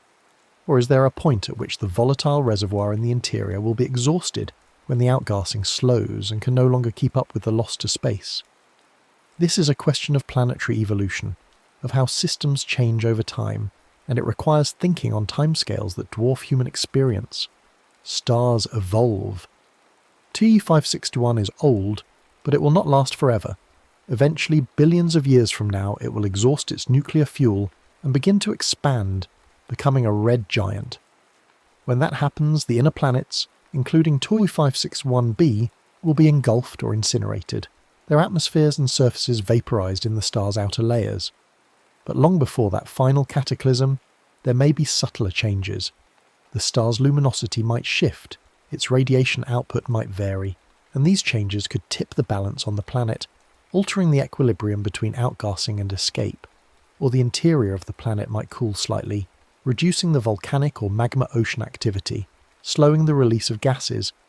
Over time, even a stable system can drift, and the atmosphere that seems robust now might thin and fade in the distant future. These are speculations informed by what we know about planetary physics, but not yet tested by observation. We cannot watch a planet evolve over millions or billions of years, Our observations capture only a snapshot, a moment in a much longer history. But we can use models to simulate that evolution, to project forward and backward in time, and we can look at systems of different ages to see whether the patterns match our expectations. TOI 5461b, with its ancient host star, is a glimpse into what happens when a planet has had billions of years to settle into its orbit, to lose some volatiles and retain others, to find whatever equilibrium is possible in such an extreme environment. The study of exoplanet atmospheres is still a young field, only a few decades old, and it has already transformed our understanding of what planets can be. Before the first exoplanets were discovered in the early 1990s, our only examples were the planets of our own solar system, a small and perhaps unrepresentative sample. We knew rocky planets, gas giants, and ice giants, and we had theories about how they formed and evolved, but we had no way to test whether those theories applied elsewhere. The discovery of exoplanets opened up a vast new laboratory, revealing planets of types we had never imagined. Hot Jupiters orbiting closer to their stars than Mercury orbits the Sun, super-Earths with no analogue in our own system, planets orbiting binary stars or pulsars, worlds with wildly eccentric orbits or tilted axes. TOI 561b is part of this menagerie, one more variation on the theme of what a planet can be. It is not the hottest exoplanet known, nor the closest to its star, nor the most massive rocky world, but it is the first of its kind for which we have clear evidence of a substantial atmosphere, and that makes it special. It expands the known range of possibilities, adds a new category to the growing taxonomy of exoplanets, and as with every new category, it raises questions about how common it is, what causes it, and what it means for the broader picture of planetary systems. One of the questions that hovers in the background of all exoplanet research is the question of habitability. We want to know if there are other worlds where life could exist, where the conditions are right for the chemistry of biology to take hold. TOI 561b is emphatically not such a world. Its surface is molten rock, its atmosphere is a cauldron of volatiles at temperatures that would destroy any organic molecule, and there is no prospect of it cooling into a more temperate state. But the study of TOI 561b is still relevant to the search for habitable worlds, because it teaches us about atmospheres, about how they form and persist, about the factors that determine whether a rocky planet will be bare or blanketed in air. If we want to find habitable planets, we need to find planets with atmospheres, because an atmosphere is essential for life as we know it. It provides pressure, allows liquid water to exist on the surface, moderates temperatures, and shields the surface from harmful radiation. But not all rocky planets have atmospheres, as Mars and Mercury remind us. Understanding why some planets keep their air and others do not is a key piece of the puzzle. TOI 561b, by showing that even in extreme conditions an atmosphere can persist, if the interior is volatile, rich and active, gives us clues about what to look for in more temperate systems. A rocky planet in the habitable zone of its star might still lose its atmosphere if it lacks sufficient mass or internal activity.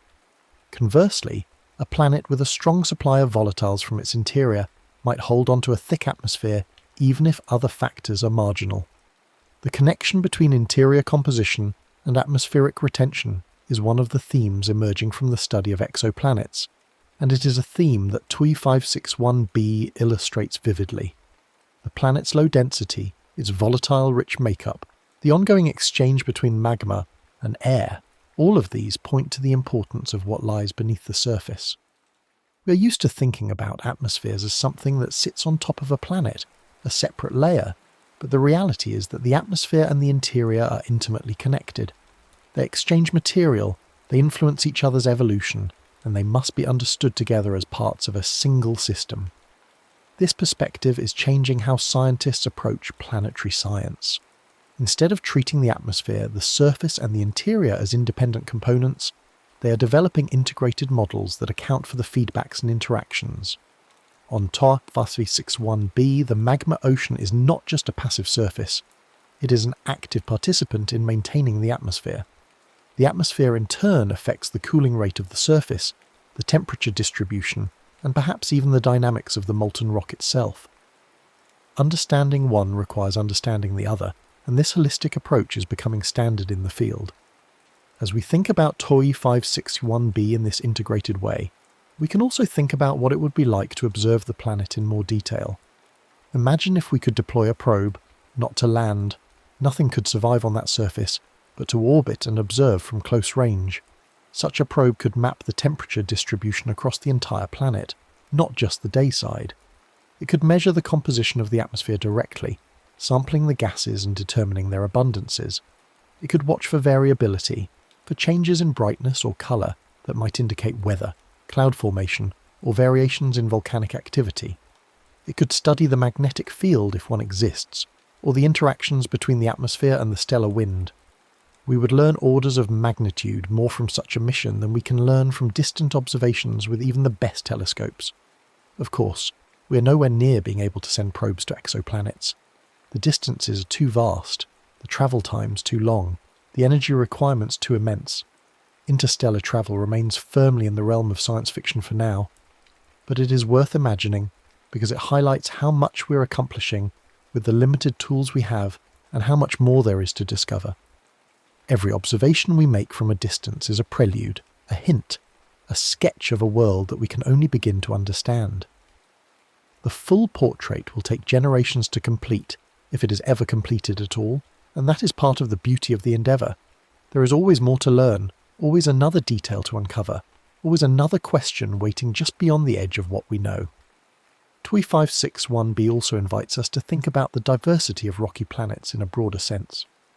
In our solar system, the 4 inner planets, Mercury, Venus, Earth, and Mars, are all rocky, but they are remarkably different from one another. Mercury is a cratered, airless ball of iron and rock, baking under the sun's glare. Venus is shrouded in a thick, toxic atmosphere that creates surface pressures and temperatures more extreme than Earth's. Earth is temperate, with liquid water, breathable air, and life. Mars is cold and dry, with a thin atmosphere and a surface marked by ancient river valleys and polar ice caps. 4 rocky planets, 4 distinct outcomes, and the differences come down to size, distance from the sun, geological history, and a host of other factors.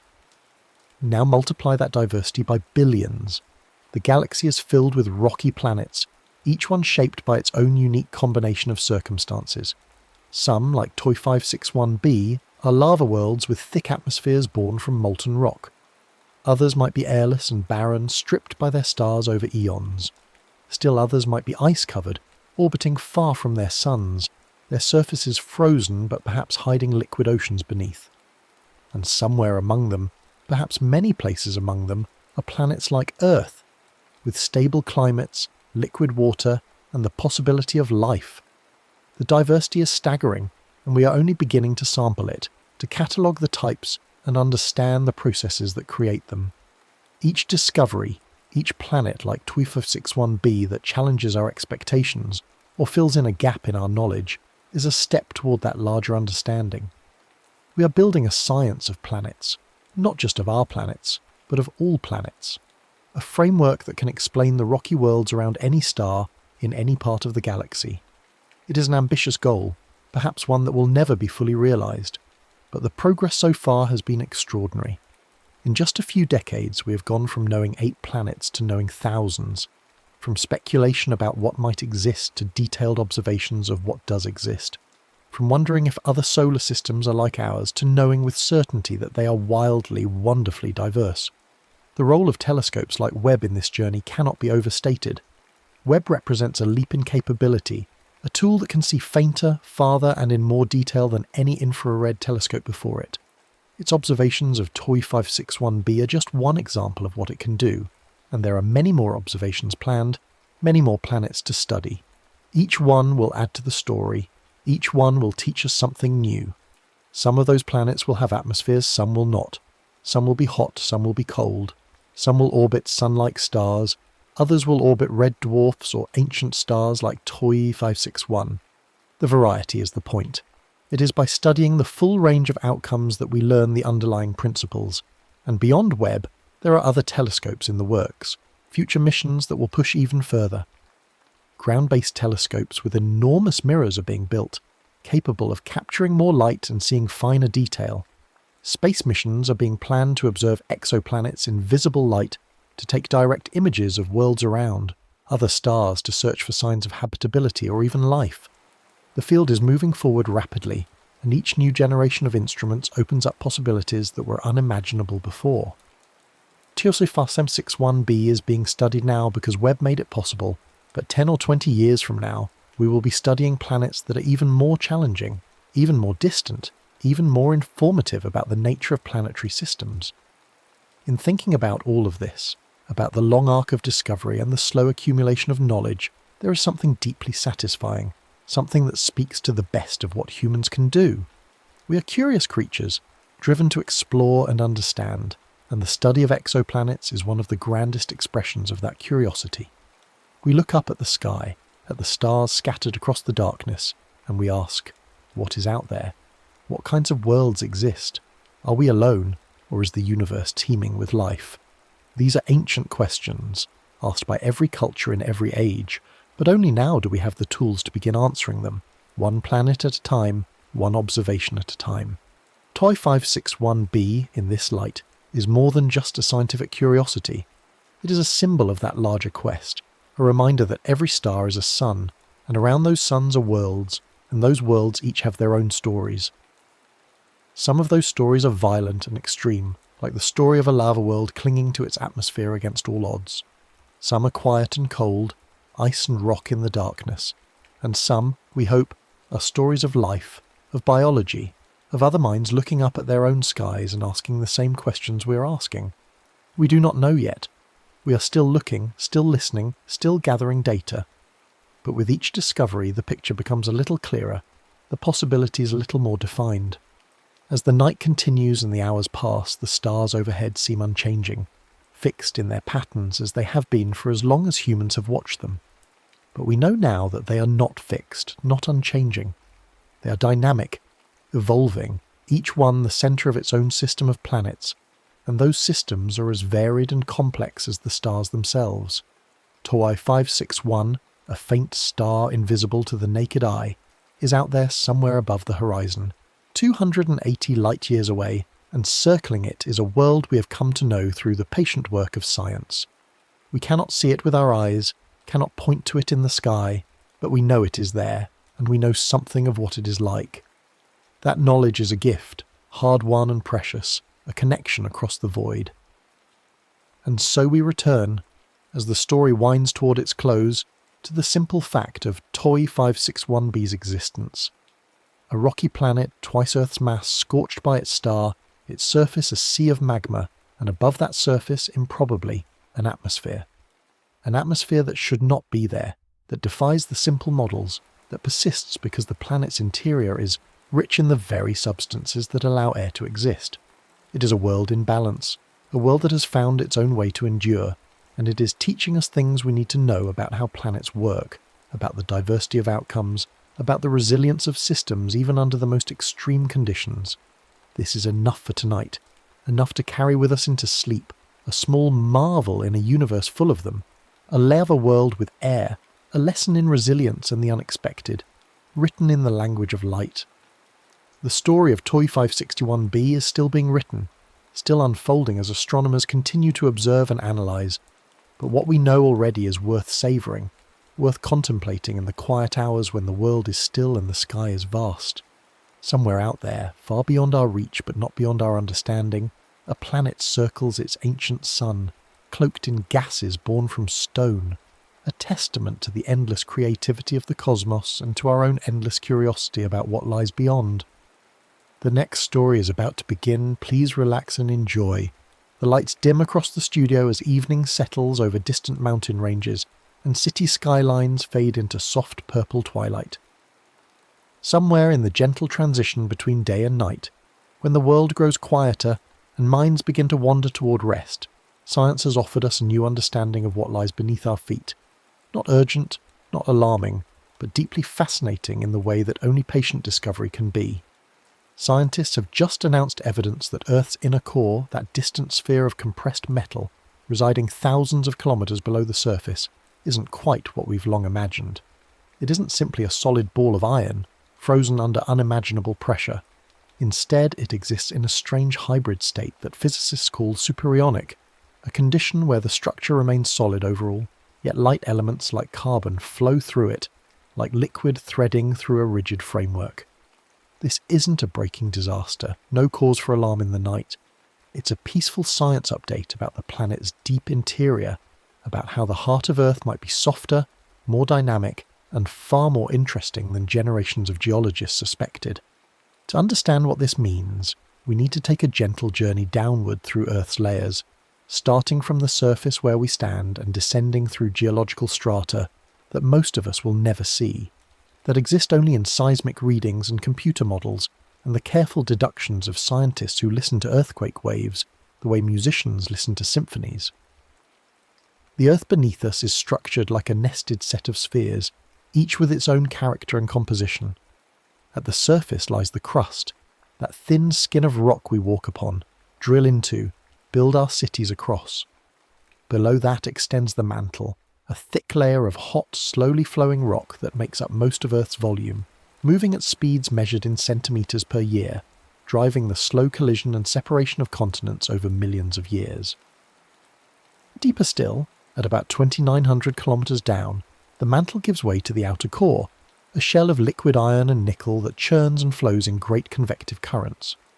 This liquid metal ocean generates Earth's magnetic field through a process called the geodynamo, creating the invisible shield that deflects solar wind and cosmic radiation, making the surface habitable, allowing compasses to point north. And at the very centre, beginning about 5,000 kilometres beneath our feet, lies the inner core itself, a sphere roughly 1,200 kilometres in radius, a ball of metal compressed by more than 3.3 million times atmospheric pressure and heated to temperatures approaching those on the Sun's surface, somewhere around 5,000 degrees Celsius. For decades, scientists have known that the inner core is solid, while the outer core remains liquid, a fact established through the careful analysis of seismic waves that travel through the planet after earthquakes. These waves come in different types: primary waves that compress and expand material as they pass, and secondary or shear waves that move material sideways, perpendicular to their direction of travel. Shear waves can only propagate through solid materials. Liquids and gases cannot support this sideways motion, so their presence tells us that the inner core must be solid. But here's where the puzzle begins, the mystery that has quietly troubled geophysicists for generations. When seismic waves pass through the inner core, they behave strangely.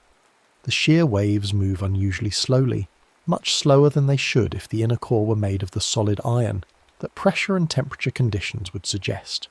Scientists measure something called the Poisson's ratio, which describes how much a material bulges sideways when you compress it lengthwise, essentially a measure of how rigid or soft something is. Steel has a Poisson's ratio around 0.3, indicating it's quite stiff. Rubber has a ratio closer to 0.5, nearly incompressible, very soft and squishy. The inner core's Poisson's ratio, as calculated from seismic data, sits around 0.44 to 0.45, much closer to butter than to steel. How can something be definitively solid, proven so by the very existence of shear waves passing through it, yet behave with the softness of a substance that seems almost ready to yield? Various theories have been proposed over the years. Perhaps there's partial melting at the boundary between the inner and outer core, tiny pockets of liquid trapped in the solid matrix. Perhaps the iron takes on an unusual crystal structure under such extreme conditions, one that happens to be mechanically softer. Perhaps the inner core contains significant amounts of lighter elements, silicon, oxygen, sulfur, carbon, hydrogen, that weaken the iron framework in ways we don't fully understand. Each explanation had its merits and its problems, and none quite satisfied all the observations. Then, several years ago, computer simulations began suggesting a radical possibility. What if the inner core exists in a superionic state? The term sounds exotic, almost science fictional, but the concept is actually quite elegant. In a superionic material, different components behave differently under the same conditions. The heavy atoms, in this case iron, maintain a solid crystalline lattice, a regular three-dimensional arrangement that gives the material structural integrity. But the light atoms, carbon, perhaps hydrogen or oxygen, don't lock into fixed positions in that lattice. Instead, they slip through the gaps between iron atoms, diffusing rapidly, almost as if they were liquid, moving through the solid framework like water seeping through a rigid sponge. This hybrid state, both solid and liquid depending on which atoms you're watching, had been observed in some materials at relatively modest conditions in laboratories. Certain ionic compounds, when heated, enter superionic phases where one ion type remains fixed while another becomes mobile. But could this really happen in Earth's core, under conditions so extreme that no laboratory could easily reproduce them? The computer simulations suggested yes, but simulations are just mathematical models, approximations of reality. They're powerful tools for exploration, but they need experimental confirmation to become convincing evidence. That confirmation has now arrived, emerging from a series of careful experiments conducted in China by a team led by researchers Yuzhen Zhang, Yuqian Huang, and Yu He. Their work, published in late 2025, represents the culmination of years of development in high-pressure physics techniques, and it brings us as close as human technology can currently get to recreating inner core conditions in the laboratory. The experimental setup is deceptively simple in concept, but extraordinarily difficult in execution. The researchers start with tiny samples of iron-carbon alloy, carefully prepared to contain about 5 to 7% carbon by weight, roughly the amount scientists believe might exist in Earth's inner core based on various lines of evidence. These samples are smaller than grains of rice, precisely machined, and mounted in a target chamber. Then comes the challenge. How do you generate the conditions of the inner core? Pressures exceeding 1 million atmospheres, temperatures of thousands of degrees, for long enough to take meaningful measurements? The answer is shock compression, a technique that has revolutionized our ability to study materials under extreme conditions. A projectile accelerates down a gun barrel to speeds around 7 kilometers per second, fast enough to cross the length of a football field in less than 1/10 of a second. When this projectile impacts the target, it generates a shock wave, a sudden, violent compression that propagates through the material at supersonic speeds. For a few microseconds, the region behind the shock front reaches pressures around 140 gigapascals and temperatures near 2600 Kelvin, conditions comparable to those near the boundary between the inner and outer core. During those brief microseconds, the real work happens. High-speed diagnostics, operating at nanosecond timescales, measure how fast sound waves travel through the shocked material. Specifically, they measure the velocity of shear waves, those same sideways moving waves that seismologists use to study the inner core from afar. The researchers also run sophisticated molecular dynamics simulations in parallel, calculating how individual atoms should behave under these conditions and comparing the computational predictions with experimental measurements to build a complete picture of what's happening at the atomic scale. The results were striking. When the iron-carbon alloy was shocked to inner core-like conditions, the researchers observed a dramatic change in its properties. The shear wave velocity dropped significantly, about 20 to 25% lower than what you'd expect for pure iron under the same conditions. The calculated Poisson's ratio rose to between 0.43 and 0.45, remarkably close to the values seismologists have been measuring for the actual inner core. The material was still unambiguously solid, still capable of supporting shear waves, but it had become mechanically much softer, exhibiting exactly the kind of butter-like behaviour that has puzzled scientists for so long. The atomic scale simulations revealed what was causing this softness. Under the extreme pressure and temperature of the experiment, the iron atoms maintained their crystalline order, forming a body-centred cubic lattice, the same structure iron prefers at inner core conditions. But the carbon atoms behaved very differently.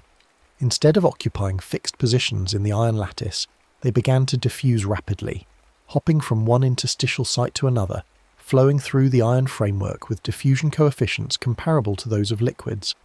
One researcher described it as a frozen structure with flowing components, like a crowded room where the walls and floor stay fixed, but people weave continuously through the space.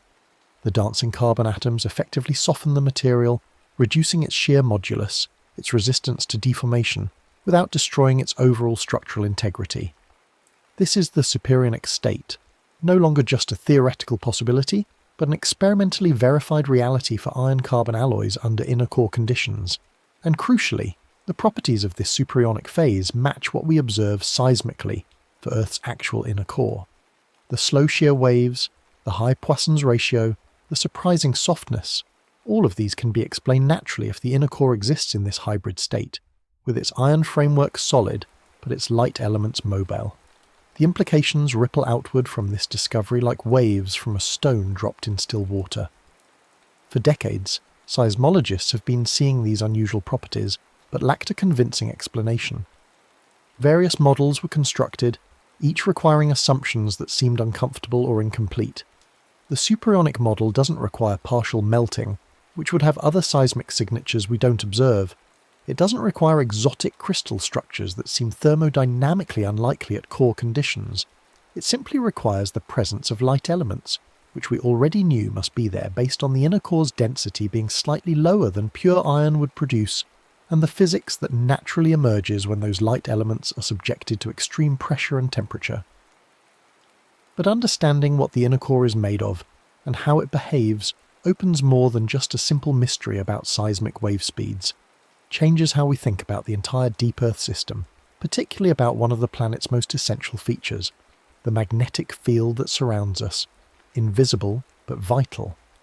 Earth's magnetic field is generated in the liquid outer core through the geodynamo process. Electrically conductive liquid iron moves in complex convective patterns, driven by heat escaping from the core and by the compositional changes that occur as the inner core grows. As the planet slowly cools over geological time, iron crystallizes onto the inner core's surface, releasing latent heat and preferentially incorporating iron while rejecting lighter elements, which rise buoyantly into the outer core. These heat and compositional currents combined with Earth's rotation generate the electric currents that create the magnetic field. The inner core has always been thought to play a supporting role in this process, essentially acting as a heat source and a chemical reservoir. But if the inner core is superionic, its role becomes more active and interesting. The rapid diffusion of carbon and other light elements through the iron lattice means that the inner core isn't simply a passive lump of cooling metal. Instead, it's an active participant in chemical transport. Light elements can migrate within the inner core, potentially creating concentration gradients, generating their own buoyancy forces, contributing energy to the overall system through the work done by atoms moving through the lattice. This atomic scale churning within the supposedly solid inner core could affect how heat escapes from the deep interior, how quickly the inner core grows, and how efficiently the geodynamo operates. The researchers suggest that the superionic state might help explain some puzzling observations about the magnetic field's strength and variability over time. It adds another energy source to the system, another way for the planet to transfer heat and power, the currents that generate our protective magnetic shield. This shield is not merely decorative. Without the magnetic field, Earth's atmosphere would be exposed directly to the solar wind, that constant stream of charged particles flowing from the sun. Over geological time, this exposure would strip away significant portions of our atmosphere, particularly the light elements, leaving the planet more like Mars, a world that lost its magnetic field billions of years ago and subsequently lost much of its atmosphere and surface water. The magnetic field makes Earth habitable, and the magnetic field depends on the core remaining active, on heat continuing to escape, on convection continuing to drive the geodynamo. If the inner core is superionic, then our models of how long this system can remain active need to be updated. The additional energy available from atomic diffusion, the more complex heat transport mechanisms, the possibility of convection within the supposedly solid inner core, all of these factors feed into calculations about Earth's long-term thermal evolution. How long will the core remain hot enough to drive convection? How long will the magnetic field persist? The superionic model doesn't suggest any immediate changes or causes for concern. Rather, it improves our understanding of the mechanisms that have kept the system stable for most of Earth's 4.5 billion year history, and suggests it can continue doing so well into the future. There's a deeper implication here about the nature of matter under extreme conditions. The superionic state challenges our everyday intuitions about solids and liquids being distinct, separate phases. We're used to thinking in binary terms. Ice is solid, water is liquid, the transition between them is sharp and obvious. But at extreme pressures and temperatures, matter behaves in ways that blur these categories. A material can be solid in its structural properties, maintaining a fixed framework, while simultaneously liquid in its dynamical properties, with components flowing freely. This hybrid behavior is possible because pressure affects different interactions differently. It can lock heavy atoms into place while still allowing light, small atoms to slip between them. the inner core isn't the only place where superionic phases might exist. The researchers note that similar conditions could occur in the cores of other rocky planets, particularly super-Earths, those exoplanets with masses several times Earth's, but still composed primarily of rock and metal rather than gas.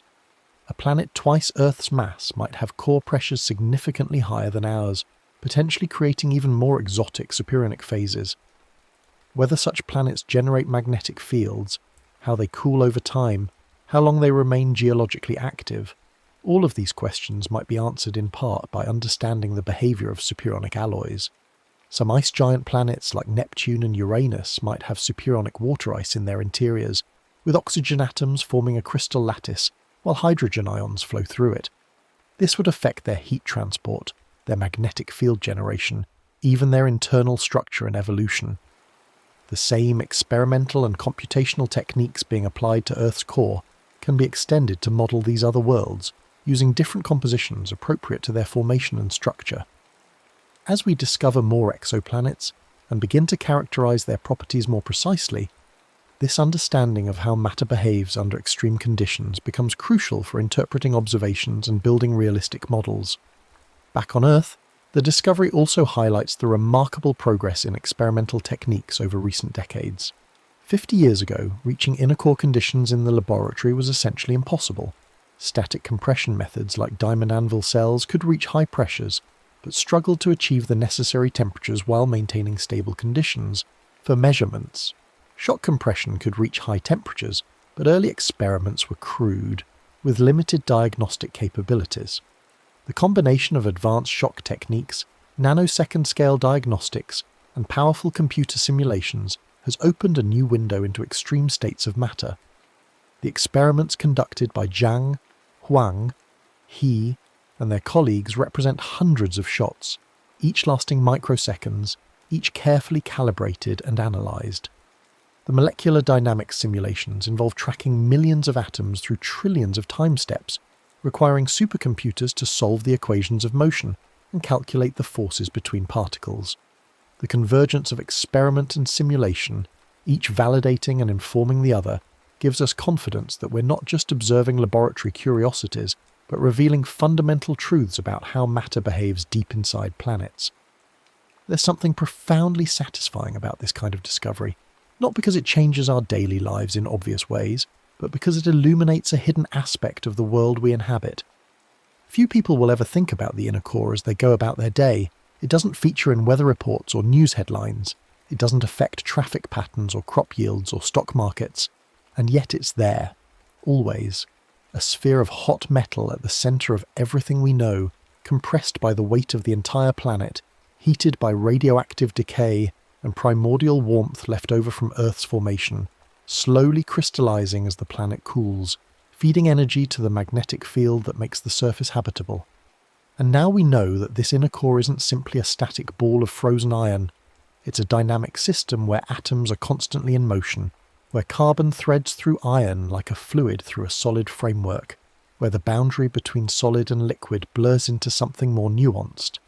The seismic waves that pass through it carry the signature of this motion, this softness, this hybrid state.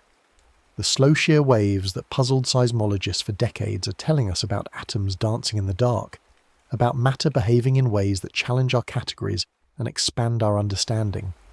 The growth of the inner core, about 1 millimeter per year, as iron slowly crystallizes from the liquid outer core, is likewise more complex than a simple solidification process.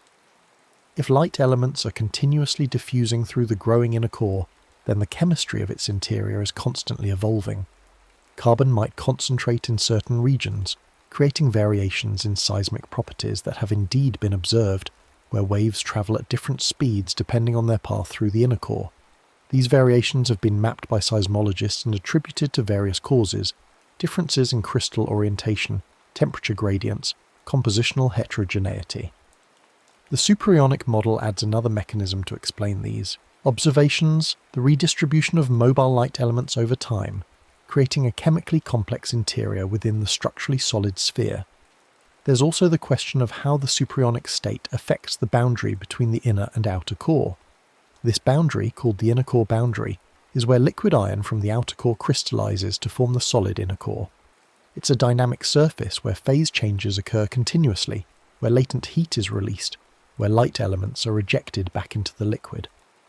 If the solid side of this boundary is superionic, with carbon flowing through the iron lattice, then the interface itself might be more complex than a simple solid-liquid transition. There might be a thin layer where the superionic state is just forming, where the carbon hasn't yet achieved full mobility, creating a gradient in properties rather than a sharp discontinuity. Seismic studies have indeed found evidence for complexity at the inner core boundary, with reflection suggesting a transition zone rather than an abrupt interface. The superionic model provides a physical basis for understanding this transition, explaining why the boundary might appear somewhat diffuse in seismic images, even though we know a phase change is occurring there. All of this complexity, this richness of behaviour, emerges from relatively simple ingredients: iron, carbon, extreme pressure, extreme temperature, and the physics that governs how atoms interact under these conditions. There's an elegance to how nature organises matter at extremes, how the same fundamental forces that determine chemistry at the surface manifest in entirely different ways when atoms are squeezed together with such intensity that their electron clouds overlap and quantum effects become important. The experiments that revealed the superionic nature of the inner core required pushing the boundaries of what's technically possible. Accelerating projectiles to 7 kilometers per second, measuring sound velocities in material that exists for only microseconds, synchronizing diagnostics with nanosecond precision, maintaining calibrations across hundreds of experimental shots. Each aspect required years of development and refinement. The molecular dynamic simulations required developing accurate models of how iron and carbon interact under extreme conditions, validating those models against experimental data, running simulations large enough to capture the relevant physics, while small enough to complete in reasonable computational time. This is careful, patient science, building understanding one experiment at a time, one simulation at a time, gradually converging on a picture that matches observation. It's the kind of work that doesn't produce dramatic headlines about revolutionary breakthroughs, but instead produces steady progress toward deeper understanding. And in December 2025, that understanding reached a milestone. We can now say with reasonable confidence that Earth's inner core exists in a superionic state, and we can explain many of its puzzling properties as natural consequences of this hybrid solid yet flowing condition. The researchers involved in this work emphasize that there's still much to learn. The exact concentration of carbon in the inner core remains uncertain. Estimates range from about 1 to 7% by weight. There might be other light elements present as well: oxygen, silicon, sulfur, hydrogen.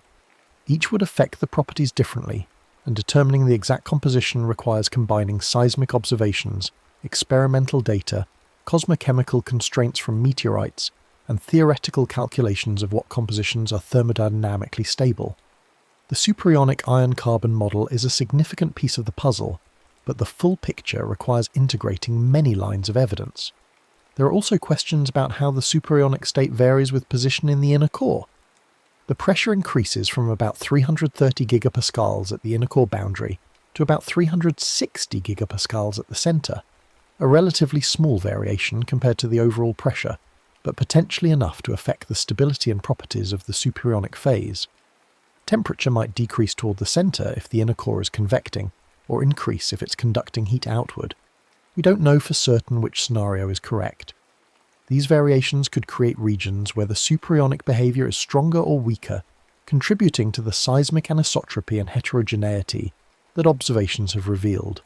Future experiments will explore different compositions, different pressure-temperature paths, different timescales.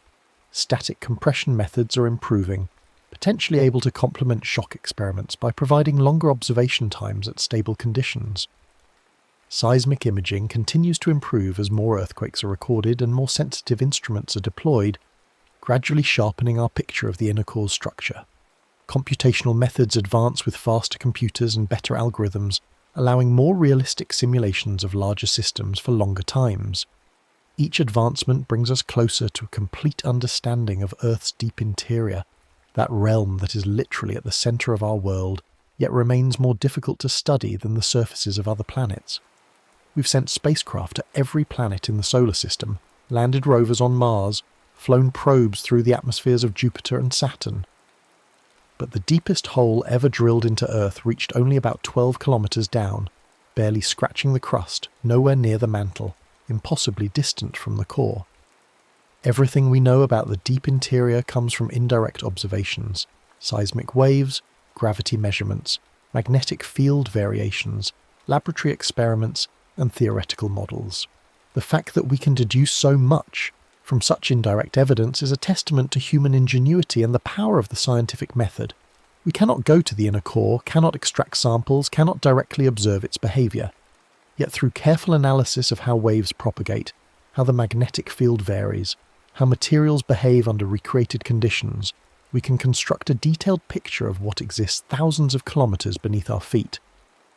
And that picture now includes the understanding that the inner core is superionic, a discovery that will shape geophysics research for years to come. As evening deepens and the world settles toward night, imagine for a moment that journey downward through Earth's layers. Through the crust with its rocks and minerals, through the mantle with its slow convective currents driving plate tectonics, through the liquid outer core with its swirling metallic ocean generating our magnetic field, and finally to the inner core itself. There, in conditions we can barely imagine, at pressures that would instantly crush any material we could construct, at temperatures that would vaporize any substance at the surface, exists this sphere of iron with carbon flowing through it, solid yet internally mobile, frozen yet flowing, maintaining its structure while its components dance. This superionic heart has been beating quietly, unchanged by human history, unaware of civilizations rising and falling on the surface far above. It was there before life emerged, before continents formed, before the atmosphere achieved its current composition. It will be there long after we're gone, continuing its slow growth as the planet cools, continuing to feed energy to the geodynamo, continuing its atomic scale motion that creates the macroscopic softness that seismologists detect. There's something deeply reassuring about understanding this hidden aspect of our planet. While we sleep, while we go about our daily concerns, while we worry about immediate problems and plan for uncertain futures, the machinery of Earth continues operating on timescales that dwarf human comprehension. The inner core grows about 1 millimetre per year, over a human lifetime, perhaps 7 or 8 centimetres, less than the length of a hand. Over 1 million years, a kilometre. Over Earth's remaining lifetime, perhaps 1,000 kilometres or more, until the core has cooled enough that convection slows, the geodynamo weakens, and Earth becomes a magnetically dead world like Mars. But that's billions of years away, an incomprehensible span of time, longer than the entire history of complex life on Earth's surface. For now and for countless generations to come, the superionic inner core will continue its patient work, its atoms flowing, its structure solid, its heat escaping upward to drive the convection that protects us. The December 2025 study that confirmed the superionic nature of the inner core represents a culmination of centuries of geophysical investigation, from the first seismographs that revealed Earth's layered structure, through the development of plate tectonic theory that explained the surface manifestations of mantle convection, to the modern era of advanced experiments and simulations that can recreate conditions from the deep interior. Each generation of scientists builds on the work of those who came before, gradually assembling a more complete picture. And now we know. The soft heart of the planet is not simply soft, it's superionic, a hybrid state where iron stands firm while carbon flows, where solid and liquid coexist in the same material, where nature once again demonstrates that its creativity in organizing matter exceeds our everyday experience and intuition. The seismic mystery that has puzzled geophysicists for decades finds its explanation in atomic scale dynamics, in the rapid diffusion of light elements through a heavy metal lattice, in physics that can now be studied in laboratories and understood through theory. As the night deepens and city lights glow softly against the dark, as mountains stand silent beneath their blanket of stars, the inner core continues its ancient routine, unknowing and uncaring, yet central to everything that makes Earth habitable. The magnetic field it helps generate deflects solar wind that would otherwise strip our atmosphere. The heat it releases drives convection that recycles Earth's crust, building mountains, opening ocean basins, maintaining the geological activity that regulates atmospheric carbon dioxide and stabilizes climate over millions of years. All of this depends on the core remaining hot and active, on heat continuing to escape, on the geodynamo continuing to operate. And now we understand better why this system has remained stable for so long, why the magnetic field has persisted through most of Earth's history despite variations in its strength and occasional reversals of polarity. The supersonic inner core, with its capacity for internal chemical transport and its additional energy sources from atomic diffusion, is part of what makes this long-term stability possible. In our daily lives, we interact with matter in forms that seem stable and predictable. Solids are solid, liquids are liquid, and we rarely encounter conditions where these categories blur. But Earth's interior exists in a regime far from everyday experience, where pressures exceed anything we naturally encounter, where temperatures rival the sun's surface, where matter behaves in ways that challenge our intuitions.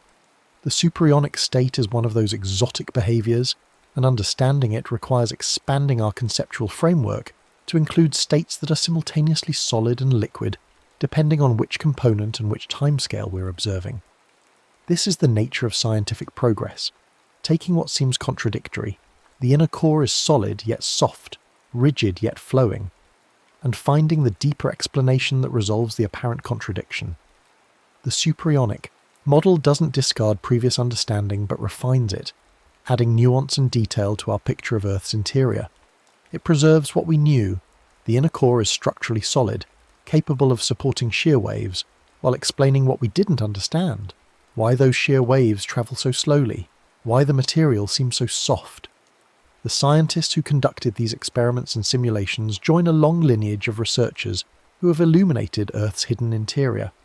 From Richard Oldham, who first identified the core in 1906, to Inga Lehmann, who discovered the inner core in 1936, to the many seismologists, mineral physicists, geodynamicists, and computational scientists who have built our current understanding piece by patient piece.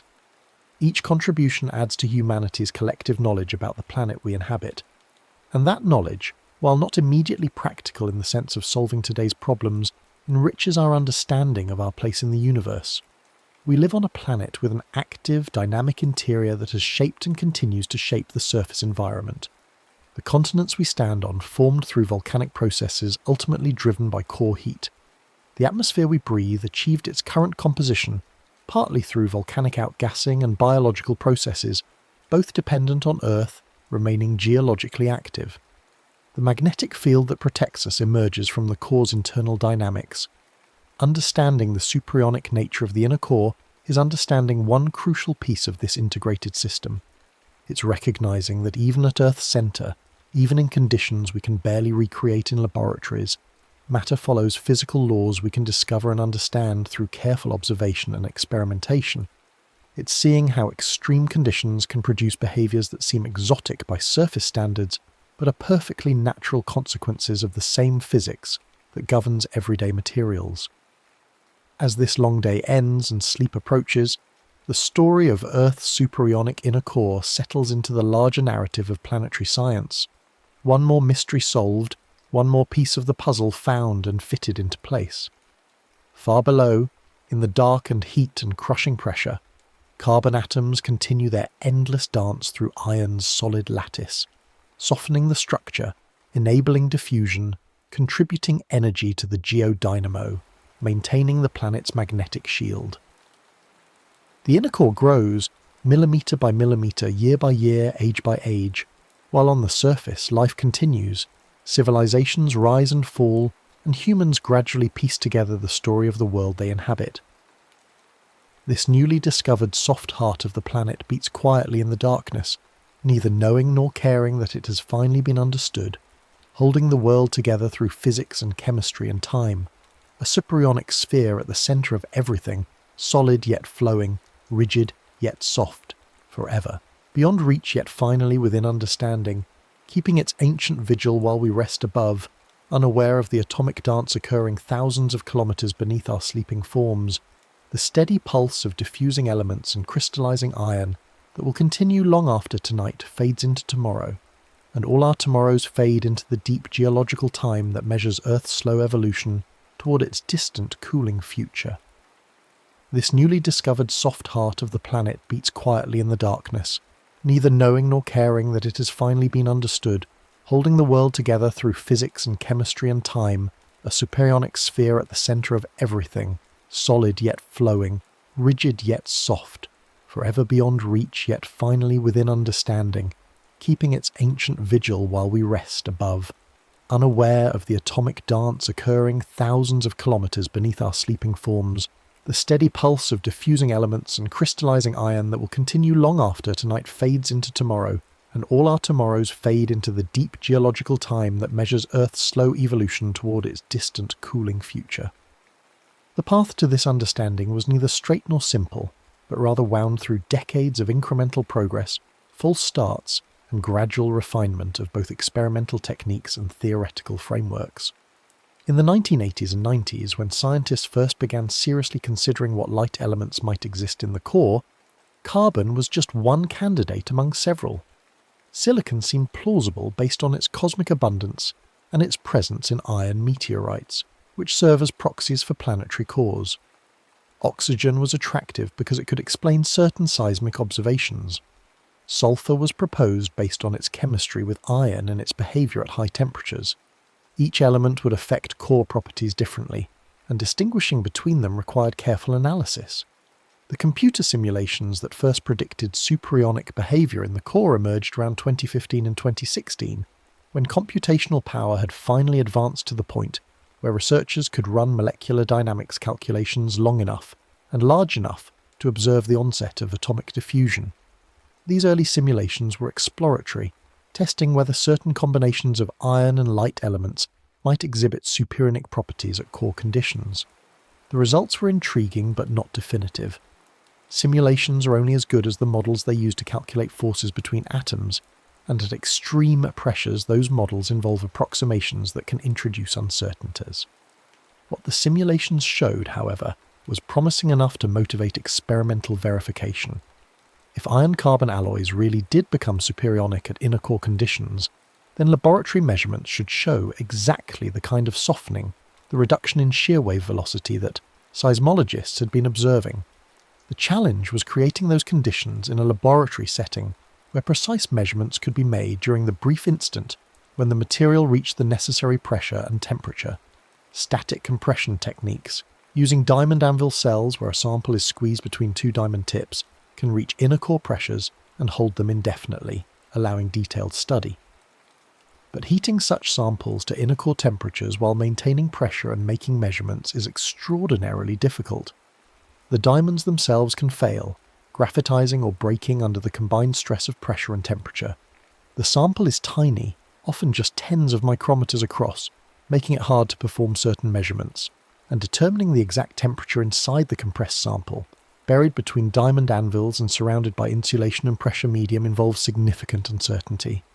Dynamic compression shock experiments offers a different trade-off. The conditions last only microseconds, but during that brief time the pressure, temperature and material state are relatively well characterized because they are controlled by the shock physics itself. The impact velocity determines the shock strength, which determines the pressure and temperature behind the shock front. Decades of research into shockwave physics have produced reliable equations of state that relate impact conditions to thermodynamic state. The challenge is making measurements during those few microseconds before the shockwave reverberates through the sample and the conditions change. The Zhang, Huang and He team's experiments represent the state-of-the-art in dynamic compression measurements. Their setup uses what's called a two-stage light gas gun, where hydrogen gas is first compressed by a large piston, then that compressed gas drives a smaller projectile down a barrel to extremely high velocities, much faster than conventional firearms or single-stage guns can achieve. The projectile, carrying an impactor plate, strikes the target assembly with exquisite precision in both velocity and angle, generating a planar shock wave that propagates into the sample. During the shock compression, the material undergoes a phase transition if one is thermodynamically favoured at the shock state. For iron-carbon alloys at the pressures and temperatures achieved, the iron transforms from its ambient condition structure into the body-centered cubic structure stable at inner core conditions. The carbon, dissolved in the iron lattice, must redistribute itself as this transformation occurs. In a normal solid, The carbon would occupy specific sites in the new crystal structure and stay there.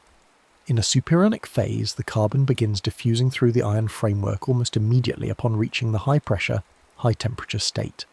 The key measurement is the shear wave velocity, which requires generating and detecting shear waves inside the shocked material. This is accomplished using careful target design and sophisticated diagnostics. The target assembly includes layers of different materials that, when shocked, generate reverberating waves that include both compressional and shear components. By measuring the timing of wave arrivals at the back surface of the sample using laser interferometry techniques that can resolve motion on nanosecond timescales and sub-nanometer spatial scales, the researchers can deduce how fast both types of waves are travelling through the material. The shear wave velocity directly relates to the shear modulus, the material's resistance to shear deformation. A low shear wave velocity means a low shear modulus, which means the material is mechanically soft. The Poisson's ratio can be calculated from the ratio of compressional to shear wave velocities combined with the material's density. When the measurements showed shear velocities much lower than expected for solid iron, and Poisson's ratios around 0.44, matching seismic observations of the inner core, the researchers knew they had found something significant. But measurements alone don't reveal the atomic scale mechanism. This is where molecular dynamic simulations become essential. By setting up a computational model of iron-carbon alloy at the experimental conditions, thousands of atoms arranged in a simulation box with their interactions calculated using quantum mechanical principles implemented in efficient algorithms, researchers can watch how individual atoms move over time. The simulations showed that while iron atoms vibrate around fixed lattice sites, occasionally swapping positions with neighbours but generally maintaining the crystal structure, carbon atoms hop rapidly from one interstitial site to another, diffusing through the lattice with diffusion coefficients 10,000 times larger than iron's, essentially liquid-like motion within a solid framework. This atomic scale picture explains the macroscopic softening. When you try to shear the material, pushing layers of atoms sideways relative to each other, the rigid iron lattice resists strongly, but the mobile carbon atoms can flow out of the way, redistributing themselves to accommodate the deformation, effectively lubricating the motion. The result is a material that still supports shear. It's still solid in the sense that it has a non-zero shear modulus, but with a greatly reduced resistance compared to pure iron. The technical term is that the superionic phase has a much lower shear modulus than the normal solid phase, resulting in slower shear wave velocities and higher Poisson's ratio. The match between simulation and experiment is not perfect. It never is, given the approximations involved in both. But it's close enough to be convincing.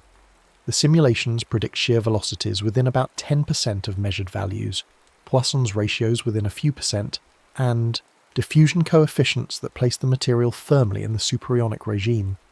This convergence of experiment and simulation, two completely independent approaches arriving at consistent conclusions, gives the scientific community confidence that the superionic model is correct. Of course, no single study ever definitively settles a scientific question, especially one as complex as the nature of Earth's inner core. The experiments were conducted at conditions approximating the inner core boundary, where pressure is around 140 gigapascals and temperature around 2600 Kelvin. But the inner core extends from this boundary down to the centre, where pressure increases to around 360 gigapascals. Does the superionic phase persist throughout this range? Does it become stronger or weaker as pressure increases? Do other phase transitions occur deeper in the core that might change the behaviour? Current understanding, based on extending the simulations to higher pressures, suggests the superionic behaviour persists, and may even strengthen toward the centre. Higher pressure compresses the iron lattice, reducing the spacing between atoms, but paradoxically this can sometimes enhance the mobility of small interstitial atoms like carbon, because the energy barriers between different sites become more uniform. The simulations indicate that carbon diffusion remains rapid throughout the inner core, though the exact temperature profile with depth is uncertain enough that some ambiguity remains. There's also the question of other light elements. The experiments focused on iron-carbon because carbon is a likely constituent based on cosmochemical evidence, and because carbon's effects on core properties have been extensively studied.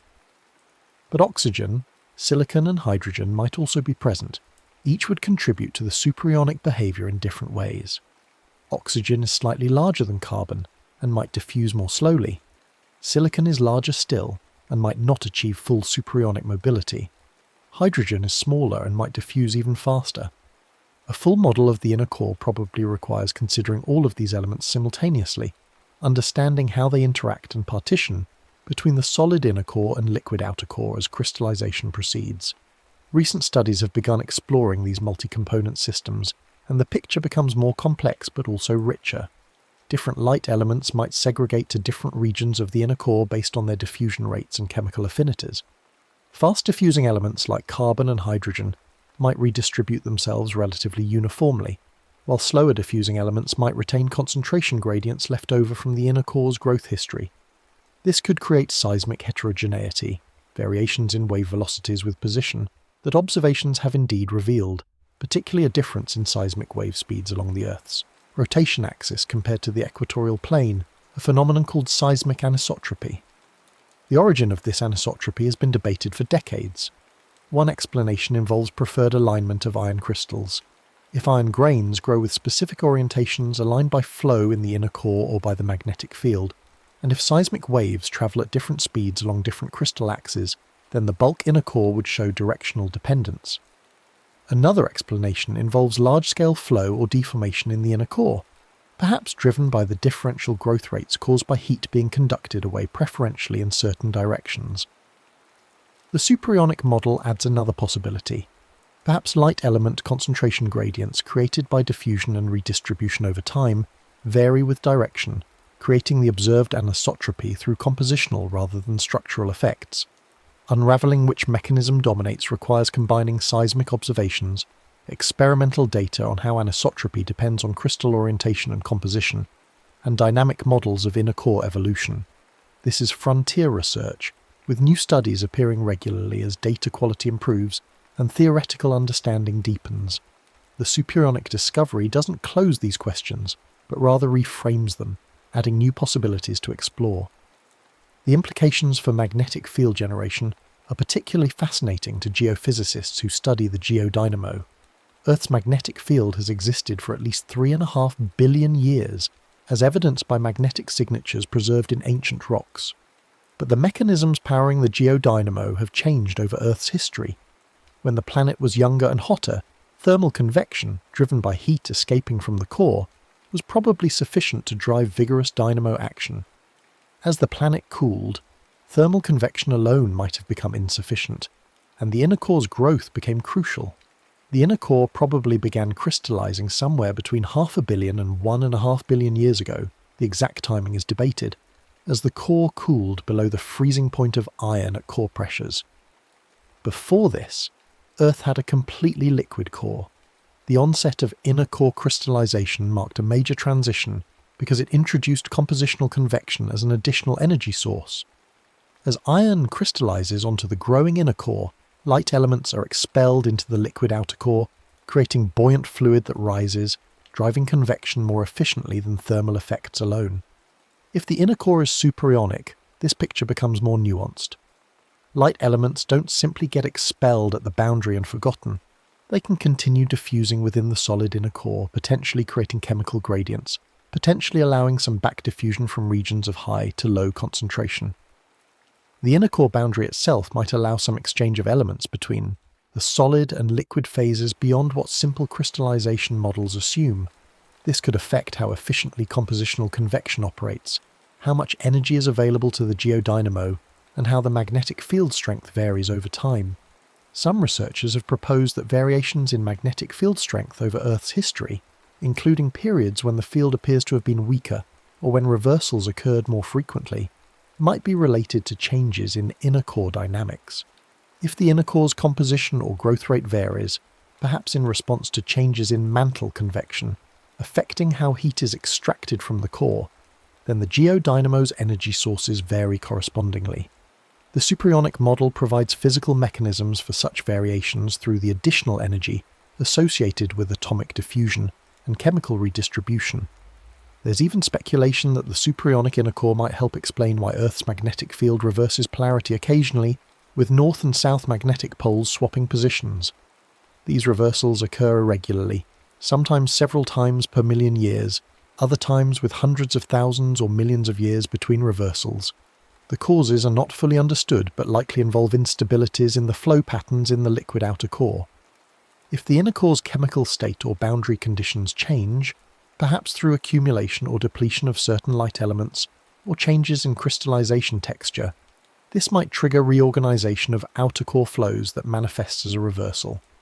These ideas remain speculative, requiring much more detailed modelling to test properly, but they illustrate how the superionic discovery opens new avenues for understanding core dynamics and magnetic field evolution. The inner core is no longer just a passive solid ball sitting at the centre, but an active participant with internal dynamics that couple to outer core flows and influence magnetic field generation. Looking beyond Earth, the superionic iron-carbon phase diagram, the map of which phases are stable at different pressures and temperatures, can be applied to other terrestrial planets. Mercury has a large iron core relative to its size, possibly containing sulfur and silicon. If conditions in Mercury's inner core, if one exists, allow superionic behaviour, this might affect whether Mercury can maintain a magnetic field despite its small size. Mercury does have a weak magnetic field, surprising for such a small planet, and understanding the core's state might help explain this. Venus is similar in size to Earth but lacks a magnetic field, or at most has an extremely weak one. This absence likely indicates that Venus's core is not convecting vigorously, possibly because the entire core is still liquid with no inner core crystallization to drive compositional convection. But Venus's interior structure and thermal state are poorly known due to the difficulty of seismic studies on a planet with no spacecraft on its surface, and a hostile environment that has destroyed all landers within hours. If Venus does have an inner core, or develops one in the future as it cools, understanding superionic phases would be relevant to predicting its evolution. Mars had a magnetic field early in its history but lost it around 4 billion years ago, as evidenced by magnetic stripes in ancient crust, but no field today. This suggests Mars's core solidified or at least stopped convecting vigorously, shutting down the dynamo. Whether Mars has an inner core now is uncertain. Seismic data from the InSight lander suggested the core might still be entirely liquid, though interpretations are debated. If Mars does develop an inner core in the future, superionic effects would influence how this affects any potential reactivation of a magnetic field, though this would take billions of years. The large moons of Jupiter and Saturn, worlds like Ganymede, Callisto, Europa, Enceladus, Titan, have interiors that are mostly rock and ice rather than metal, but some models suggest they might have small metallic cores. Ganymede has a magnetic field, indicating a convecting metallic core despite its small size and cold environment. Understanding extreme pressure phases of iron alloys helps constrain models of these exotic environments, where iron might coexist with water and ammonia ices under pressures intermediate between laboratory conditions and planetary cores. The real frontier, however, is exoplanets, particularly super-Earths, with masses 2 to 10 times Earth's. Such planets, if rocky, would have much higher internal pressures than Earth, potentially reaching terapascal pressures, 10 times Earth's central pressure, in the largest examples. At such conditions, new high-pressure phases of iron and other materials become stable, potentially creating core structures quite different from Earth's. Some studies suggest that at extreme pressures, iron might undergo additional phase transitions, forming structures we've never observed, with properties we can only infer from theoretical calculations. Understanding superionic behaviour at Earth-like conditions provides a foundation for extrapolating to more extreme conditions. If we know how iron-carbon alloys behave at 100 to 300 gigapascals, we can use that knowledge to calibrate models and simulations that explore terapascal pressures.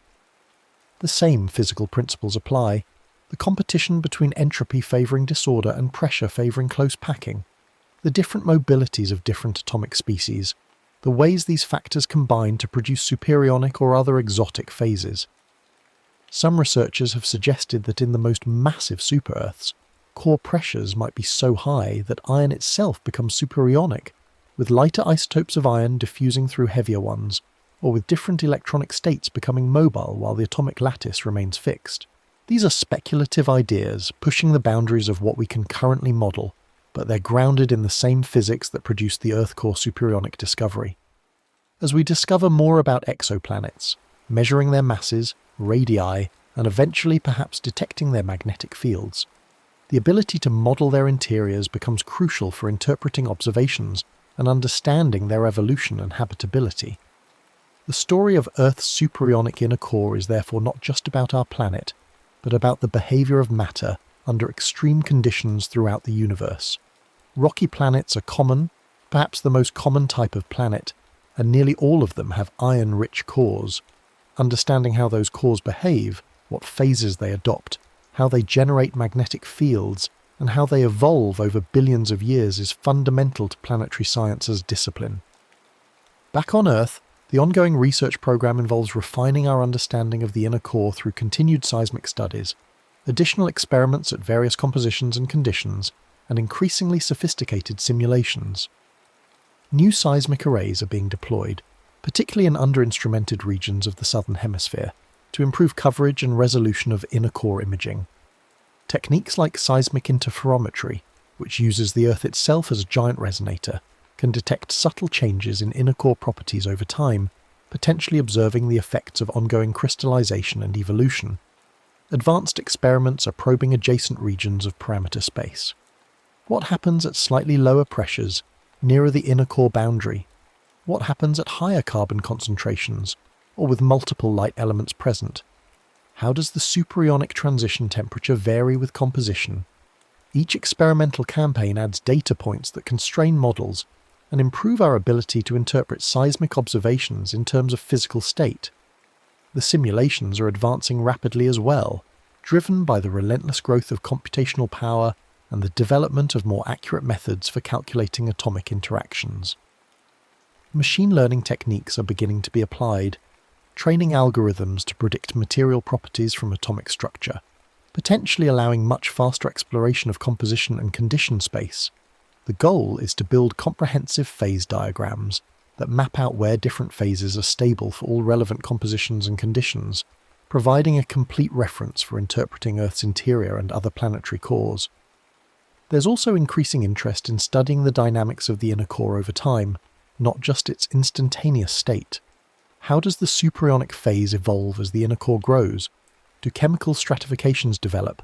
Is there large-scale circulation within the supposedly solid inner core, driven by compositional buoyancy from light element redistribution? Some models suggest the inner core might be convecting in a solid-state manner, with material slowly rising on one side and sinking on the other over millions of years, driven by temperature or composition differences. The superyonic mobility of light elements would facilitate such convection by allowing chemical equilibration without requiring actual flow of the iron matrix. These questions touch on fundamental issues in solid-state geophysics and mineral physics. How do materials deform and flow under extreme conditions over geological timescales? What is the effective viscosity of the inner core, its resistance to large-scale flow? And how does superyonic behavior affect this? Normal solids flow through mechanisms like dislocation motion and diffusion creep, processes that are extremely slow at low temperatures, but can become significant over millions of years at high temperatures. In a superyonic material, the rapid diffusion of light elements adds another mechanism for accommodating deformation, and might significantly reduce the effective viscosity compared to a normal solid. If the inner core has low viscosity due to superyonic effects, this has implications for how it responds to perturbations from the outer core and mantle above. The inner core is not rigidly locked in place. It can rotate at a slightly different rate than the mantle, as seismic studies have shown, and it can deform in response to gravitational and electromagnetic forces from the surrounding outer core. Understanding these couplings between different regions of the planet requires knowing the mechanical properties of each layer, and the superyonic nature of the inner core enters directly into these calculations. There's a beautiful conceptual unity here. The same atomic scale physics that produces the superyonic phase, the rapid diffusion of carbon through iron, affects properties at every scale, from shear wave velocities measured in kilometers per second, to the effective viscosity governing deformation over millions of years, to the energy budget of the geodynamo operating over billions of years. Physical processes connect across these vast ranges of scale, and understanding the smallest, atomic motion, illuminates the largest, planetary evolution. This is characteristic of Earth science generally. Phenomena at human scales emerge from processes at atomic scales, and contribute to dynamics at planetary scales. The rock cycle, where surface rocks are subducted into the mantle, metamorphose, melt, and eventually return to the surface as new igneous rocks, connects mineral-scale phase transitions to plate-scale tectonics to planetary-scale heat transport. The carbon cycle connects individual organisms fixing carbon through photosynthesis to global climate regulation over millions of years. The water cycle connects molecular-scale evaporation to planetary-scale ocean and atmospheric circulation. Understanding Earth requires this multi-scale perspective, and the Superonic inner core discovery exemplifies it. What began as a puzzle in seismic observations, waves travelling slower than expected, required experiments at microsecond timescales and simulations tracking individual atoms, ultimately revealing a phase of matter with implications for phenomena from magnetic field generation to planetary evolution over billions of years. As researchers continue exploring these connections, new questions inevitably emerge. Always, in science, answering one question opens several more. We now know the inner core is superonic, but this knowledge raises further puzzles. Exactly, how does this state evolve during crystallization? How do different light elements partition between phases? What role does this play in magnetic field variability? How common are superonic planetary cores throughout the galaxy? Each question motivates new research, new experiments, new observations. The cycle of discovery continues, gradually expanding the sphere of human knowledge, illuminating one small corner of the universe after another. The inner core, hidden beneath thousands of kilometers of rock and metal, inaccessible to direct observation, nonetheless yields its secrets to patient investigation, to the combination of seismic listening and experimental recreation and computational simulation that together pierce the veil of distance and extreme conditions. And through it all, the inner core itself remains unchanged by human attention, continuing its ancient processes, growing atom by atom as iron crystallizes from the liquid outer core, supporting the magnetic field that makes the surface habitable, anchoring the planet's structure, maintaining its quiet vigil at the center of our world, solid yet flowing, rigid yet soft, a superonic heart beating in the darkness, comprehended at last but unaltered by comprehension, a testament to nature's creativity in organizing matter and to humanity's capacity to understand even what lies forever beyond reach. The next story is about to begin. Please relax and enjoy. The studio lights dim to a soft amber glow, and beyond the anchor's desk stretches an infinite backdrop of stars, not the harsh twinkling points you see on a cold winter night, but something gentler, more like the sky appears when you're halfway to sleep and your eyes are just barely open. The anchor settles into their chair with the quiet deliberation of someone who has all the time in the world, adjusts a single sheet of paper that doesn't really need adjusting, and looks directly into the camera with the kind of calm that makes your shoulders drop without you realizing it. Tonight's top story is not a crisis. It is not a storm bearing down on anyone's coast, not a disaster unfolding in real time, not something that requires you to check your phone or wake your neighbour, or do anything at all except perhaps pull your blanket a little higher and let the information settle over you like snow. Tonight's story is about a visitor, a traveller from somewhere else, passing through our corner of the galaxy so quietly that if you weren't paying attention, if you weren't one of the astronomers scanning the sky each night, or one of the spacecraft drifting through the solar system with their patient cameras, you might never know it was there at all.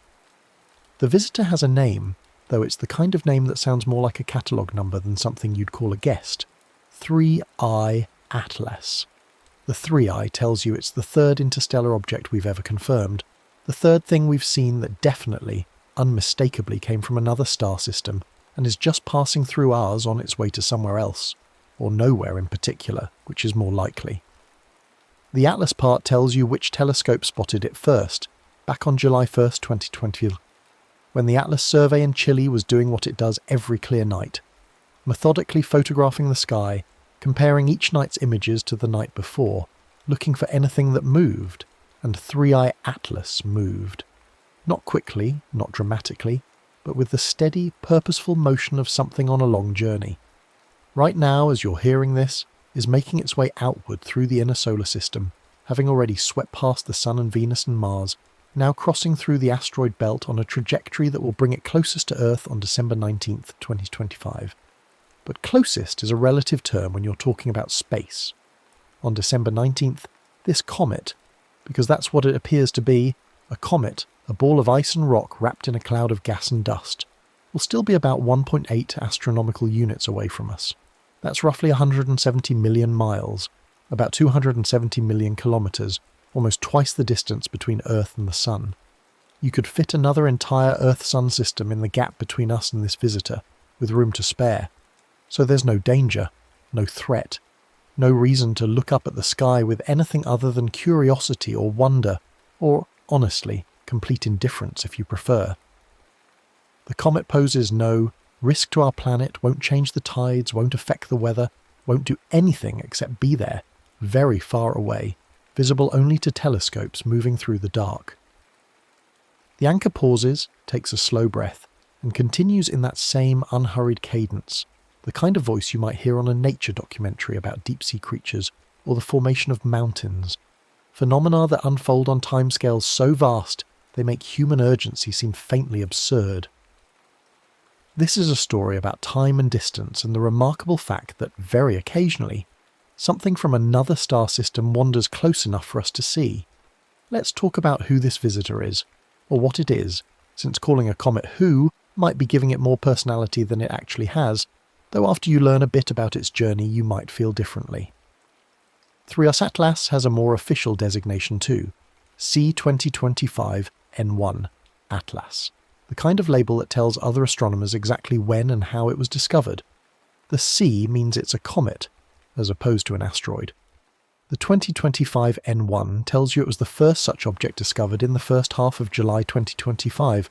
Astronomers divide each year into half-month periods and assign letters to them, and N corresponds to early July.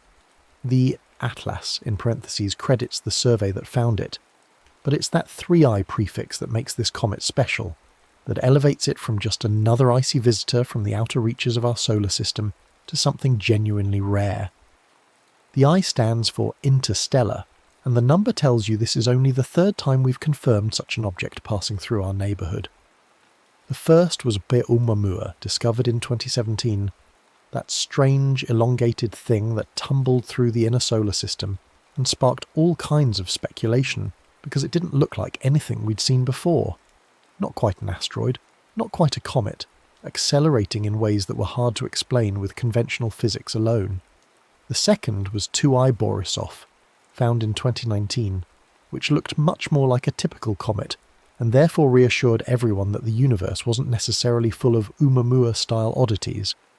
And now we have 3 Atlas, which appears, at least so far, to be a very active, very comet-like object that just happens to be passing through from somewhere else. The anchor explains this gently, emphasizing that interstellar doesn't mean alien in the science fiction sense. No one is suggesting this is a spacecraft or a probe, or anything deliberately sent by another civilization. It means this comet formed around another star, in another planetary system, and was somehow ejected from that system millions or billions of years ago, sent wandering through the galaxy until gravity happened to steer it through our solar system now, in December 2025, while we're all going about our lives. How do astronomers know it's interstellar? How can they be so sure this isn't just a regular comet from the outer edge of our own solar system, maybe from the Oort cloud, that vast sphere of icy objects surrounding the Sun at immense distances? The answer lies in the comet's orbit, specifically in a number called eccentricity. Every orbit has an eccentricity value. A perfect circle has an eccentricity of 0. An ellipse, the shape of most planetary orbits, has an eccentricity between 0 and 1. And a parabola, the minimum energy path for something escaping a gravitational field, has an eccentricity of exactly 1. Anything with an eccentricity greater than 1 is following a hyperbola, which means it's moving too fast to be captured by the Sun's gravity.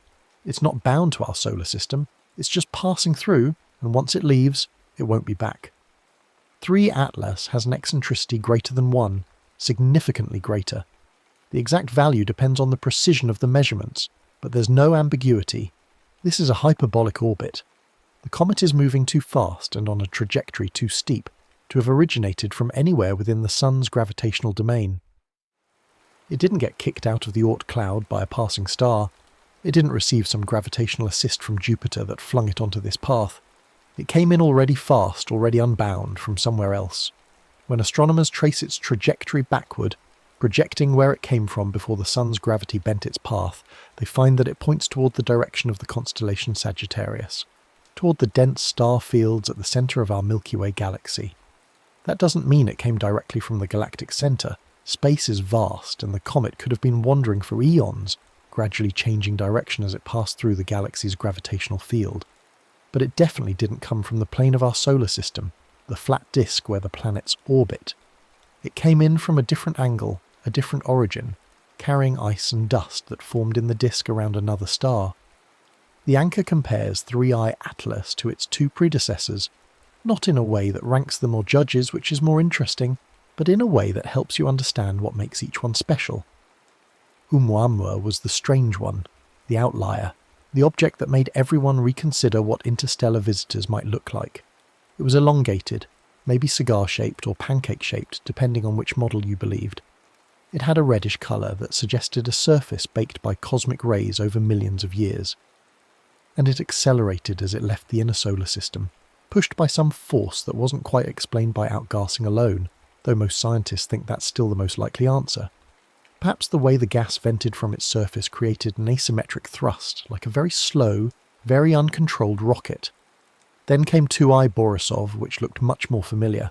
It was clearly a comet, with a bright coma and a long tail, behaving just like comets from our own solar system behave when they get close to the sun. Observations showed it had a composition similar to comets we know, perhaps slightly richer in carbon monoxide, but nothing wildly exotic. Borisov was reassuring. It suggested that most interstellar objects might be ordinary comets and asteroids, just from other neighbourhoods, and that Oumuamua's weirdness might have been an exception rather than the rule. 3 Atlas seems to fall somewhere in between, or perhaps it carves out its own category. It's clearly a comet, very active, very bright, releasing lots of gas and dust. But as observations accumulate, astronomers are noticing some unusual chemical signatures, some differences in composition that hint at formation conditions unlike those in our solar system. It's not so strange as to be inexplicable, but it's not so familiar as to be boring either. It's just different enough to be scientifically valuable, just similar enough to be understandable. The scene shifts now, though there's no jarring transition, just a smooth fade to an animation that shows the inner solar system from above, like you're looking down on the sun and the planets from some vast height. The animation is slow, almost meditative, with orbits traced as pale lines, and the sun a soft yellow glow at the centre. Into this calm diagram comes 3I Atlas, its path a sharp hyperbola cutting through the orderly circles and ellipses of the planets. The narrator walks through the comet's journey with the patience of someone describing the route of a train through a countryside you've never visited, but somehow makes you want to see. 3I Atlas, approached from the southern sky, coming in on a trajectory that's retrograde, meaning it's moving in the opposite direction to the planet's orbits, but nearly in the same plane. Most comets from the Oort cloud come in at random angles, plunging through the solar system from above or below the plane of the planets. This one, though, is tilted only about 5 degrees from the ecliptic, the plane where Earth and the other planets orbit. It's an unusual geometry, one that sparked extra curiosity among astronomers. Why would an interstellar comet happen to arrive on a path so closely aligned with our solar system's architecture? It's likely just a coincidence. Space is full of coincidences, but it's a neat one. The comet's path brought it first past Mars, which it approached on October 3rd, 2025, passing within about 0.19 astronomical units of the red planet. That's roughly 18 million miles, close enough that instruments on Mars orbiters might have caught a glimpse if they were pointed the right way, though Mars doesn't have the kind of observatories Earth does. Then 3 Atlas continued inward, reaching its closest point to the Sun, perihelion, on October 29th, 2025. Perihelion is the moment when a comet gets the hottest, when solar radiation beats down most intensely on its surface, vaporizing ice and sending plumes of gas and dust streaming outward. For 3 Atlas, perihelion was at about 0.63 astronomical units, well inside the orbit of Venus, closer to the Sun than Venus ever gets. The comet would have been baking, glowing, shedding material at its maximum rate, After perihelion, it swung past Venus in early November, then began its long climb back outward, crossing Earth's orbit, not Earth itself, but the path Earth follows around the Sun, and heading toward the asteroid belt.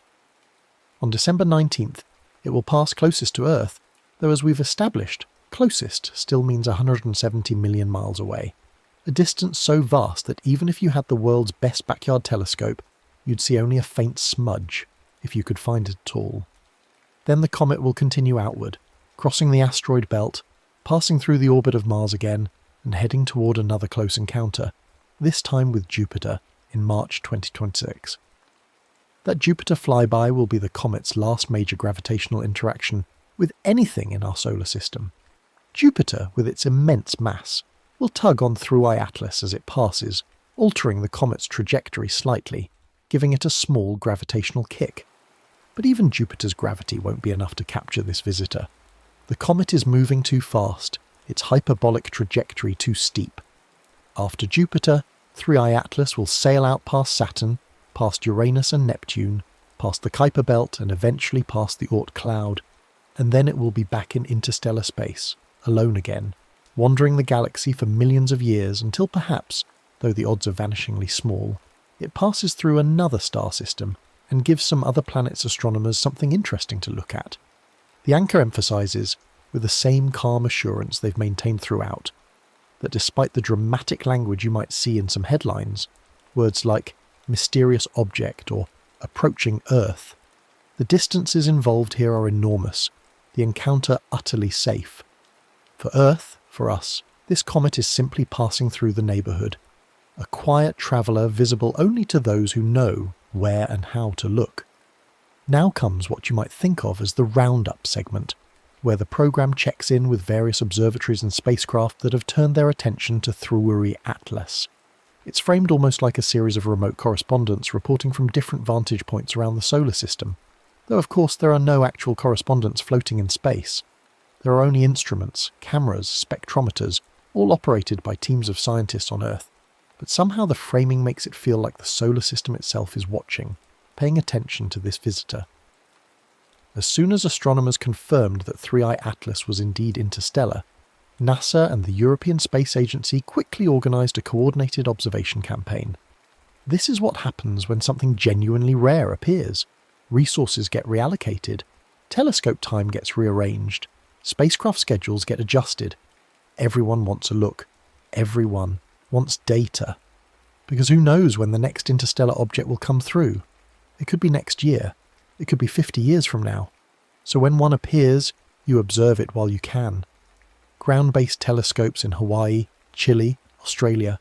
Sites chosen because they have clear skies, minimal light pollution, and are spread around the world so that at least one of them always has a view of the comet as Earth rotates, began tracking Thawing Atlas shortly after its discovery.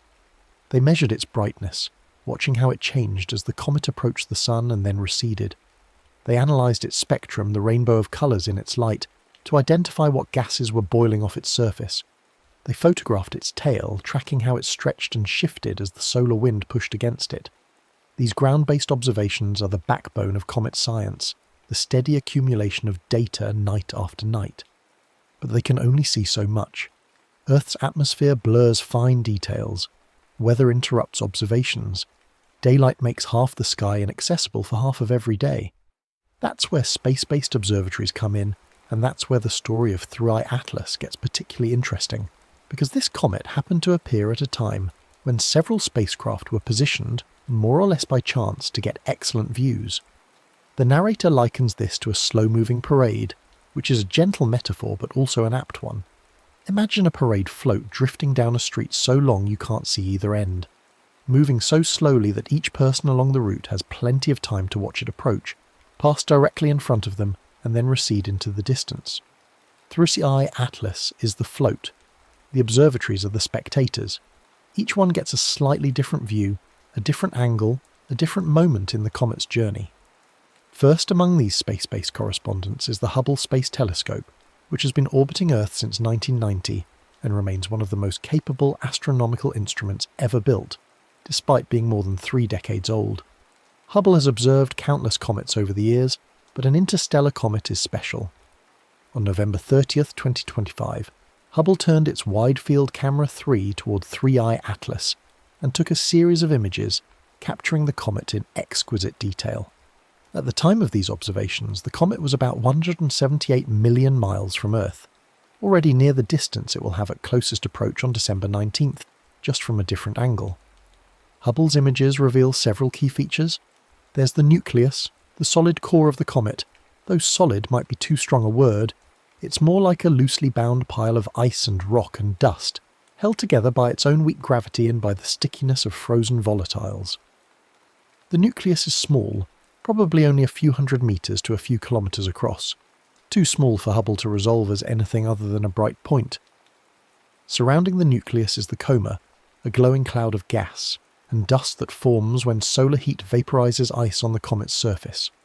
The coma is much larger than the nucleus, hundreds of thousands of miles across, and it has a teardrop shape, compressed on the side facing the sun by the pressure of solar radiation and the solar wind stretched out on the opposite side into the beginnings of a tail. Hubble's images show this structure clearly: the bright condensed heart of the coma where the nucleus sits, and the more diffuse outer regions where gas and dust gradually disperse into space.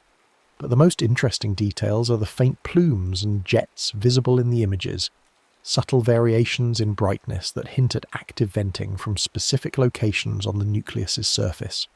Comets aren't uniform. Their surfaces are patchy, with some areas covered in darker, more inert material, and other areas where fresh ice is exposed. As the nucleus rotates, most comet nuclei spin, tumbling through space with periods of hours or days. Different areas get exposed to sunlight, and jets of gas and dust shoot out from these active regions. Hubble's images show at least 2 or 3 distinct jets around 3i Atlas, suggesting that its nucleus has an irregular shape and a complex surface. These observations help astronomers estimate the comet's size more precisely. By measuring how much sunlight reflects off the coma and the nucleus, and by modelling how much gas and dust the comet is releasing, they can work backward to estimate the size of the solid core. Current estimates put it somewhere between a few hundred meters and a couple of kilometers across, which is small by comet standards, smaller than the nucleus of Halley's comet, for instance, but not unusually so. It's about the size of a mountain, give or take. The narrator emphasizes gently that these observations show 3 Atlas behaving like a typical active comet despite its exotic origin. It's not doing anything strange or inexplicable, it's just following the physics of ice and sunlight and gravity, the same physics that governs all comets. The fact that this one formed around another star makes it scientifically precious, but it doesn't make it alien in any unsettling sense. Next, the program hands off to another correspondent, this one much farther from Earth. The European Space Agency's Jupiter Icy Moons Explorer, known by the acronym JUICE, is currently on a long looping cruise through the inner solar system, using flybys of Earth and Venus to gradually build up the speed it needs to reach Jupiter in the early 2030s. Right now, JUICE is in a strange sort of limbo, coasting through space with most of its instruments powered down to conserve energy, its main science mission still years away. But when an interstellar comet appears, you turn on whatever instruments you can spare. On November 2nd, 2025, as 3i Atlas was climbing back outward from perihelion, JUICE was in a position to get a relatively close look. Close by the standards of interplanetary space, anyway. The spacecraft was about 41 million miles from the comet, a distance that sounds enormous but is actually quite near compared to ground-based observations. From that range, even JUICE's simple navigation camera, a low-resolution instrument designed mainly to help engineers on Earth figure out where the spacecraft is pointing, managed to capture a revealing image. The image is grainy, not the kind of thing you'd frame and hang on a wall, but it shows everything you need to see. There's the nucleus, a bright point-like source in the center. Surrounding it is the glowing coma, a roughly circular halo of light. And stretching away from the nucleus, visible even in this simple snapshot, are 2 faint tails. A dust tail, made of microscopic particles that reflect sunlight, and a plasma tail, made of ionized gas that glows faintly as it's swept away by the solar wind. The tails are key. They're the most visually striking feature of a comet, the reason comets appear in ancient records and inspire awe. But they're also scientifically useful. The dust tail shows you the distribution of particle sizes and the rate at which material is being shed. The plasma tail shows you how the comet is interacting with the solar wind, how fast it's releasing gas, what molecules are present in that gas. From JUICE's vantage point, both tails are visible, confirming that 3I Atlas is a vigorous, active comet. The full scientific data from JUICE's instruments, higher resolution images, spectra, other measurements, will take longer to downlink back to Earth. The spacecraft's main antenna is powerful, but the data rate is slow when you're tens of millions of miles away, and JUICE has limited storage and limited windows when it can communicate with ground stations. Most of the detailed JUICE data from this flyby is expected to arrive in 2026, after it's been prioritised and queued and transmitted during scheduled communication passes. But the fact that the spacecraft managed to capture anything at all, with its simple navigation camera, during what is essentially its interplanetary commute, adds another piece to the puzzle. The tone here is patient, unhurried. There's no rush. The data will arrive when it arrives. Scientists will be analysing observations of 3I Atlas for years, comparing notes, refining models, writing papers. This is not a story with a resolution that comes next week or next month. It's a story that unfolds slowly, like the comet's own journey through the solar system. Now another observatory enters the picture, though this one doesn't take pictures at all.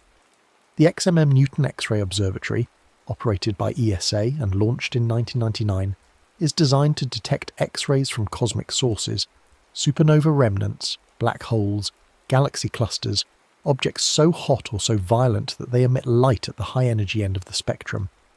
Comets don't normally emit X-rays. They're cold, icy objects, the opposite of hot, but they can glow faintly in X-rays due to a surprising mechanism that involves the solar wind. The solar wind is a stream of charged particles, mostly protons and electrons, flowing outward from the Sun at hundreds of miles per second. When this wind encounters the neutral gas in a comet's coma, something interesting happens. Highly ionized atoms in the solar wind, atoms that have been stripped of multiple electrons by the Sun's intense heat, collide with neutral molecules in the coma and steal electrons from them. This charge exchange releases energy in the form of X-rays, creating a faint halo of high-energy light around the comet. It's a subtle effect, and detecting it requires a sensitive X-ray telescope with a long exposure time. On December 3rd, 2025, XMM Newton observed 3I Atlas for about 20 hours, staring at the comet with its X-ray cameras, accumulating photons. The goal was to measure the X-ray halo, to quantify how much gas the comet is releasing, and to probe the interaction between the solar wind and material that formed around another star. The narrator explains this in simple terms, comparing the X-ray glow to a very faint, high-pitched hiss that occurs where sunlight, solar wind, and alien ices meet.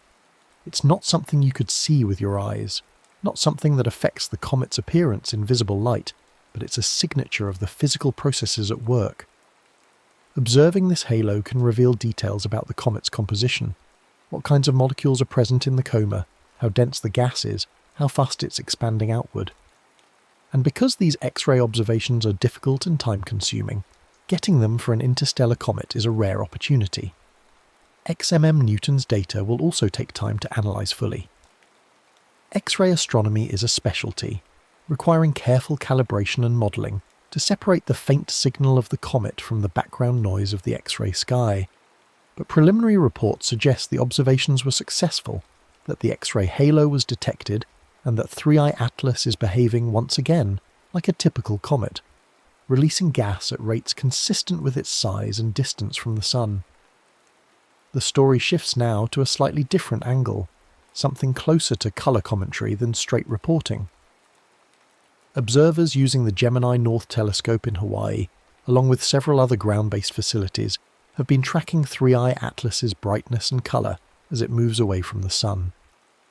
One of the most striking findings is that the comet has become noticeably greener since passing perihelion in October. Green comets are not unusual. Many comets take on a greenish hue as they approach the Sun. But the colour is distinctive and interesting. It comes from molecules like diatomic carbon, a simple molecule made of two carbon atoms bonded together, which fluoresces under solar ultraviolet light, emitting a characteristic green glow. Other molecules, including cyanogen and molecular carbon, can also contribute to the green colour. The fact that 3i Atlas is getting greener as it moves away from the sun suggests that its nucleus is still warm enough to release these gases, that it's still actively venting material even as it climbs back outward through the inner solar system. But the green colour is just the most visually obvious part of a broader set of chemical observations. A NASA-led campaign involving multiple telescopes and spectrometers has been measuring the comet's spectrum in detail, identifying the specific molecules present in its coma. The findings are intriguing. 3i Atlas appears to have a higher ratio of carbon dioxide to water than most comets in our solar system. It also shows strong emissions of nickel and iron, metals that are present in all comets but seem to be particularly abundant in this one. These differences don't mean the comet is artificial or dangerous. The narrator is careful to stress this, knowing that any mention of unusual chemistry can spark speculation. What these differences suggest, instead, is that 3i Atlas formed in a planetary system with conditions slightly different from those in our own solar system. Maybe it formed farther from its star, where temperatures were colder and carbon dioxide ice was more stable. Maybe its parent system's protoplanetary disk had a different ratio of elements, slightly more carbon or slightly more metals, due to the particular mix of materials that went into forming that star. The point is that 3i Atlas is giving us a sample of another star system's raw materials, and those materials are not quite the same as ours. It's like tasting bread from a bakery in another country, and noticing that the flour tastes slightly different. The water has a different mineral content. The bread is still bread. The comet is still a comet. But the details matter, because they tell us about the variety of conditions under which planets and comets can form. In a very gentle transition, the program now addresses something that some viewers might have heard about, might be curious about, might even be a bit concerned about. There has been some speculation, from certain quarters, about whether 3i Atlas might be something other than a natural comet. Specifically, Harvard astrophysicist Avi Loeb, who previously proposed that 1 Oumuamua might have been an artificial object, perhaps a light sail from another civilization, has pointed out some features of 3i Atlas's trajectory and activity that he finds intriguing. Loeb has noted the comet's unusual orbital alignment, the fact that it came in nearly along the plane of our solar system's planets. He's pointed out the jets visible in Hubble's images, suggesting they might not be entirely random. He's speculated, in the careful, hedged language of a scientist who knows he's pushing boundaries, that it might be worth considering, just considering, the remote possibility that this could be a probe, a buoy, something sent deliberately. The program treats this speculation with respect, but also with context. The narrator explains that most researchers strongly favour a natural explanation. 3 Atlas looks like a comet, behaves like a comet, has a composition consistent with comets. Its differences from solar system comets are interesting but not inexplicable. They simply reflect its origin in a different planetary system. The jets visible in Hubble's images are consistent with the kind of asymmetric outgassing that happens when a rotating, irregularly shaped nucleus exposes different patches of its surface to sunlight. The orbital alignment, while neat, is not so improbable as to demand an extraordinary explanation. Orbits are essentially random in 3 dimensions, and sometimes random orbits happen to align with interesting features by chance. The tone is calm, balanced, even generous. Science thrives on testing odd possibilities, on entertaining hypotheses that seem unlikely but can't be ruled out completely. Loeb's speculation is in that spirit. But current evidence comfortably fits an ordinary if exotic comet. The program doesn't mock the speculation, doesn't dismiss it harshly, but it also doesn't linger on it. It's one data point in a much larger story about what we're learning from this visitor. Now comes the big picture segment, the part of the program that steps back and asks why this flyby matters, why astronomers are devoting so much time and so many resources to watching what is, after all, just a small ball of ice and rock that will be gone in a few months and never return.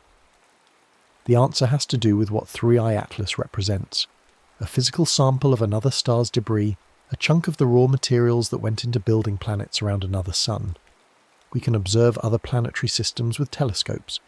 We can see the planets themselves, at least the large ones, as they pass in front of their stars or as their gravity tugs on their stars. We can analyse the light from those stars and infer what elements are present. But we can't reach out and touch anything. We can't bring a sample back to a laboratory. We can't measure the exact isotopic ratios of the ice or the precise abundances of trace metals in the dust. 3i Atlas gives us that. It's not a deliberately collected sample, not something we sent a spacecraft to retrieve, but in some ways it's even better because it's uncontaminated by human intervention. This is a piece of another planetary system that fell into our laps, and we have a few months to study it before it leaves forever. The composition of 3i Atlas can test theories about how comets form. Comets are thought to be leftovers from planet formation, bits of ice and rock that never got incorporated into planets and have been wandering the outer reaches of their star systems ever since. By comparing the composition of an interstellar comet to comets from our own solar system, astronomers can see which features are universal, presumably the result of fundamental physics and chemistry that apply everywhere, and which features are specific to particular systems, the result of local conditions like the star's temperature or the disk's initial composition. The activity level of 3i Atlas, how much gas and dust it's releasing, can tell us about the structure of its nucleus. Comets that formed in very cold conditions, far from their stars, might have preserved more of the primordial ices that were present in the protoplanetary disk. Comets that formed closer in might have lost some of their more volatile ices early on. By watching how 3i Atlas behaves as it heats up near the Sun, astronomers can infer what kinds of ices are present and how deeply they're buried. And then there's the broader statistical question. How common are interstellar objects? We've now seen 3 in less than a decade, which suggests they're passing through the solar system fairly regularly. But how regularly? Are we seeing 1 per year on average, or 1 per month, or 1 per week? The answer depends on how sensitive our surveys are, how much of the sky we're monitoring, how faint an object we can detect. As surveys like Atlas and others improve, we'll detect more interstellar objects, and the statistics will improve. Comparing the compositions and behaviours of multiple interstellar visitors will help us build a picture of what's typical and what's unusual among planetary systems across the galaxy. The narrator emphasises that these are slow, patient questions. Data from 3i Atlas will be analysed for years, fed into models, compared with data from future interstellar visitors. This is not a story with a quick resolution.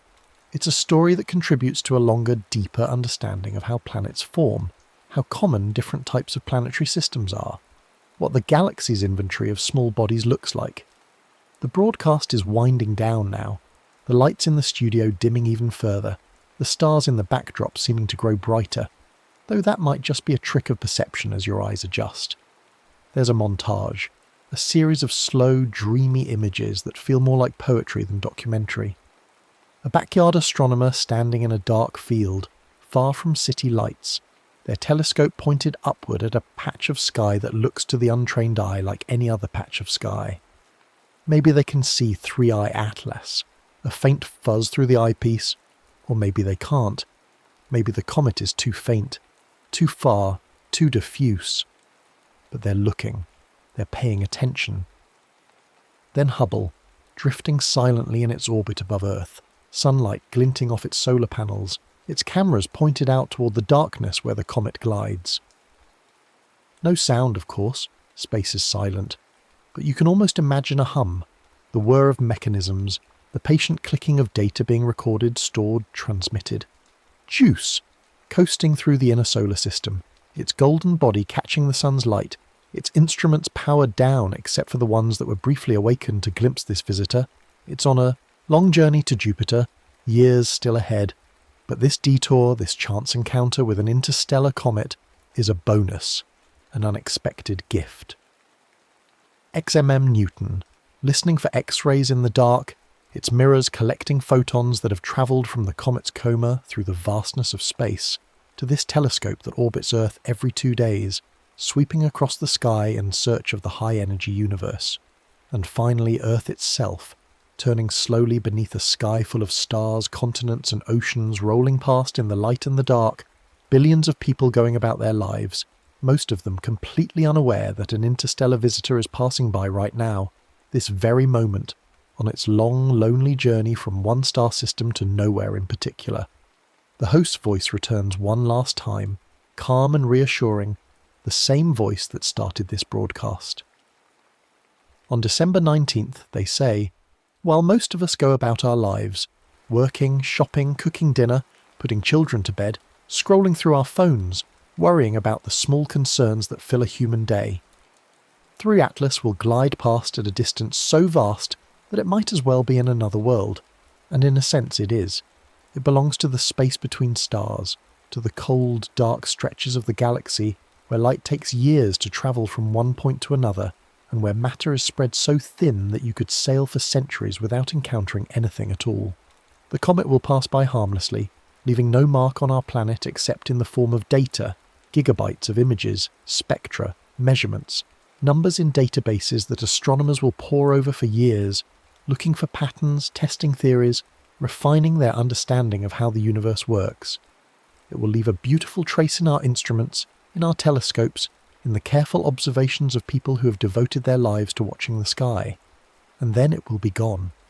After the Jupiter flyby in March 2026, after the long climb outward through the outer solar system, past the orbits of Saturn and Uranus and Neptune, past the Kuiper belt where Pluto orbits, past the heliopause where the sun's influence finally fades and interstellar space begins, thrawing Atlas will leave our solar system behind. It will be alone again, a small chunk of ice and rock tumbling through the galaxy, carrying with it no memory of this brief encounter, no record of the telescopes that watched it, or the people who wondered about it. But we will remember. We'll have the data, the images, the measurements. We'll have the knowledge that for a few months in 2025, something from another star passed close enough for us to see, and we paid attention. We turned our instruments toward it. We asked questions. We learned what we could. The final image is simple. The Milky Way stretched across a dark sky. Thousands of stars visible. The faint band of light that is our galaxy seen, edge on from our position within it. Somewhere among those stars is the one where 3 Atlas formed, though we don't know which one, and probably never will. It could have been ejected billions of years ago when its parent star was young and its planetary system was still settling into its final configuration. Or it could have been thrown out more recently, in some gravitational reshuffling, some close encounter with a passing object that sent it spinning out into the dark. Either way, it's here now, passing through our neighbourhood, a quiet traveller on an infinite journey. The studio lights fade to black, the stars remain. And somewhere, 170 million miles away and getting farther every second, a small comet continues on its way, indifferent to our telescopes, our curiosity, our wonder. It's just ice and rock and dust, following the laws of gravity and momentum, moving through space the way all things move through space, steadily, patiently, without hurry or destination. The program ends with silence, or perhaps with very faint music, something ambient and spacious, chords that resolve slowly and leave you feeling not anxious or excited, but simply aware. Aware that the universe is vast, aware that even in our little corner of it, remarkable things pass by all the time if we know where to look. Aware that tonight, as you sleep, as the world turns beneath the stars, an alien comet is making its quiet flyby, watched by patient instruments, recorded by careful observers, witnessed by a species curious enough to notice when something from elsewhere passes through. And that's all. That's the story. A visitor from another star, here for a moment, then gone. The cosmos continues. The telescopes keep watching.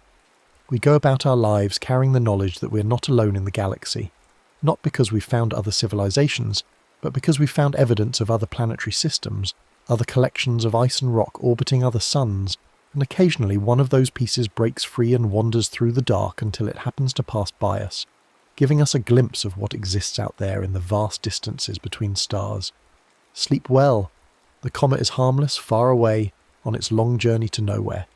And we are here, safe on our planet, spinning through space as we always have, part of something much larger than ourselves, witnessing what we can, learning what we can, grateful for every visitor that gives us a story to tell. The next story is about to begin. Please relax and enjoy. You settle in as the studio lights dim to their gentlest setting, the kind of soft amber glow that reminds you of candlelight but steadier, more forgiving on tired eyes. Behind the anchor's desk, a backdrop slowly shifts through shades of deep blue and violet, scattered with points of white light that could be distant stars or perhaps just pleasant illusions meant to calm rather than inform. The anchor herself sits with her hands folded on the desk, papers before her that she barely glances at, and when she speaks, her voice arrives like something carried on a night breeze, unhurried and warm. Tonight's main story, she tells you, is about a single star, and though that star died long ago, its final light has only just reached our telescopes after travelling for 13 billion years through the expanding darkness of space. She wants you to know right away that this is not a story about danger or crisis, not a warning or a countdown, but simply a quiet update from the frontier of what we can see, a small addition to humanity's long list of things we have learned by looking up. The star in question exploded when the universe was only 730 million years old, which is to say it died when everything was still new, still forming, still working out the basic rules of galaxies and elements and light. The James Webb Space Telescope, our newest eye on the cosmos, caught the fading glow of that explosion, and in doing so gave astronomers the earliest confirmed supernova ever observed, a record that pushes our vision of stellar death back more than 1 billion years deeper into time than ever before. The anchor pauses to let you absorb this, her expression neutral but kind, the way someone might look at you if they were telling you about a distant relative you never met, someone whose life was lived long before you were born but whose story still matters in some abstract genealogical way. She explains that in March of this year, high-energy observatories detected a brief intense burst of gamma rays flashing across the sky, a phenomenon that happens somewhere in the universe roughly once a day, but which astronomers have learned to treat as a signpost, a cosmic flare that marks the location of something dramatic and distant. This particular burst was catalogued as GRB 24A, a designation that sounds clinical but which represents a moment of violent transformation, the final throes of a massive star collapsing under its own weight and releasing more energy in a few seconds than our sun will emit over its entire 10 billion year lifetime. Telescopes on the ground and in space swung into action, following the standard protocol for gamma-ray burst follow-up. They watched the afterglow, that fading ember of light that lingers after the initial flash, and they measured its properties, trying to determine how far away the event occurred and what kind of object produced it. The measurements suggested something extraordinary, a distance so great that the light had been travelling toward us since the universe was still in its infancy, and so the team requested time on the James Webb Space Telescope, the only instrument with the sensitivity and resolution to confirm what they suspected. The program now shifts, the camera pulling back from the anchor's desk and transitioning to a slow, computer-generated visualization of the James Webb Space Telescope itself, that golden hexagonal mirror floating in the blackness beyond the moon's orbit, positioned at a gravitationally stable point called L2, where it can stare continuously into deep space without the glare of Earth or the sun interfering with its vision. The narrator's voice continues, explaining in that same unhurried cadence that Webb was designed to see the universe in infrared light, wavelengths longer than visible red, and that this capability makes it uniquely suited for studying the most distant galaxies. Because as space expands, it stretches the light from faraway objects, shifting even ultraviolet and visible light into the infrared by the time it reaches us. The telescope looks fragile in the animation, its sun shields spread like golden foil, its mirrors arranged in that distinctive flower-like pattern. But you're reminded that this delicate-looking machine is among the most sophisticated instruments humanity has ever built, capable of detecting the faint warmth of a bumblebee on the moon, or more relevantly, the dying light of a star from when the universe was barely 500 million years old. Supernovae were not Webb's primary mission, the narrator notes. The telescope was built to study the first galaxies, to peer through dust clouds where stars are born, to analyse the atmospheres of planets around other stars. But its extraordinary sensitivity means that when a gamma-ray burst goes off in the early universe and someone requests follow-up observations, Webb can spot details that no previous telescope could see, including the faint smudge of a tiny galaxy and the lingering glow of a single exploding star. The visualization fades and you're taken on a conceptual journey backward through time, not with frantic urgency, but with the slow, meditative pace of someone walking you through a museum of natural history, pointing out the layers of rock and fossil that mark different eras. The narrator invites you to imagine the universe as it is now, 13.8 billion years old, filled with hundreds of billions of galaxies, each containing hundreds of billions of stars, a cosmos so vast and mature that it can seem almost static, unchanging on human timescales. Now, she says, we will rewind, not all the way to the Big Bang itself, but to a point just 730 million years after that initial moment of creation, a time when the universe was only about 5% of its current age. This was an era that astronomers call the Epoch of Rhionization, a name that sounds technical but which describes something fundamental, the period when the first generations of stars and galaxies were turning on, gradually filling the universe with light and energy, breaking apart the neutral hydrogen atoms that pervaded space, and creating the transparent, ionized medium through which light can travel freely today. Before this epoch, the universe was dark, a fog of neutral gas that absorbed most wavelengths of light, and after it the universe was clear, lit from within by countless stars. The supernova that Webb observed happened right in the middle of this transition, a single massive star in a small galaxy that was among the very first structures to condense out of the primordial gas, and its death would have contributed in some tiny way to the clearing of that cosmic fog, releasing energy and heavy elements into its surroundings. The narrator emphasizes that catching a single star's death from this epoch is like hearing one clear note from the universe's first orchestra, a metaphor she lets hang in the air for a moment before moving on. The program now shows you a simple infographic, animated in soft colors against a dark background, explaining what a gamma-ray burst actually is for those who might not know. These are the brightest electromagnetic events in the universe, brief flashes of the highest energy light, lasting anywhere from a fraction of a second to several minutes, and they come in two main varieties: short bursts, which are thought to result from the collision of two neutron stars or a neutron star and a black hole, and long bursts, which are associated with the collapse of very massive stars into black holes. GRB 2503.4a falls into the latter category, a long burst, and the infographic walks you through the process in gentle steps. Imagine a star at least 20 or 30 times the mass of the Sun, the narrator says, burning through its nuclear fuel at a furious rate, its core fusing hydrogen into helium, helium into carbon and oxygen, and so on up the periodic table until it has built an iron core that can no longer sustain fusion. At that point, the core collapses catastrophically, falling inward in less than a second, and if the star is massive enough and rotating rapidly enough, the collapse can punch through to form a black hole, while simultaneously launching twin jets of material outward at nearly the speed of light. If one of those jets happens to be pointed toward Earth, we see a gamma-ray burst, a searchlight beam of high-energy photons that can outshine entire galaxies for a few seconds before fading away. The infographic fades and you return to the anchor, who explains that gamma-ray bursts are used by astronomers as cosmic signposts precisely because they are so bright and so brief.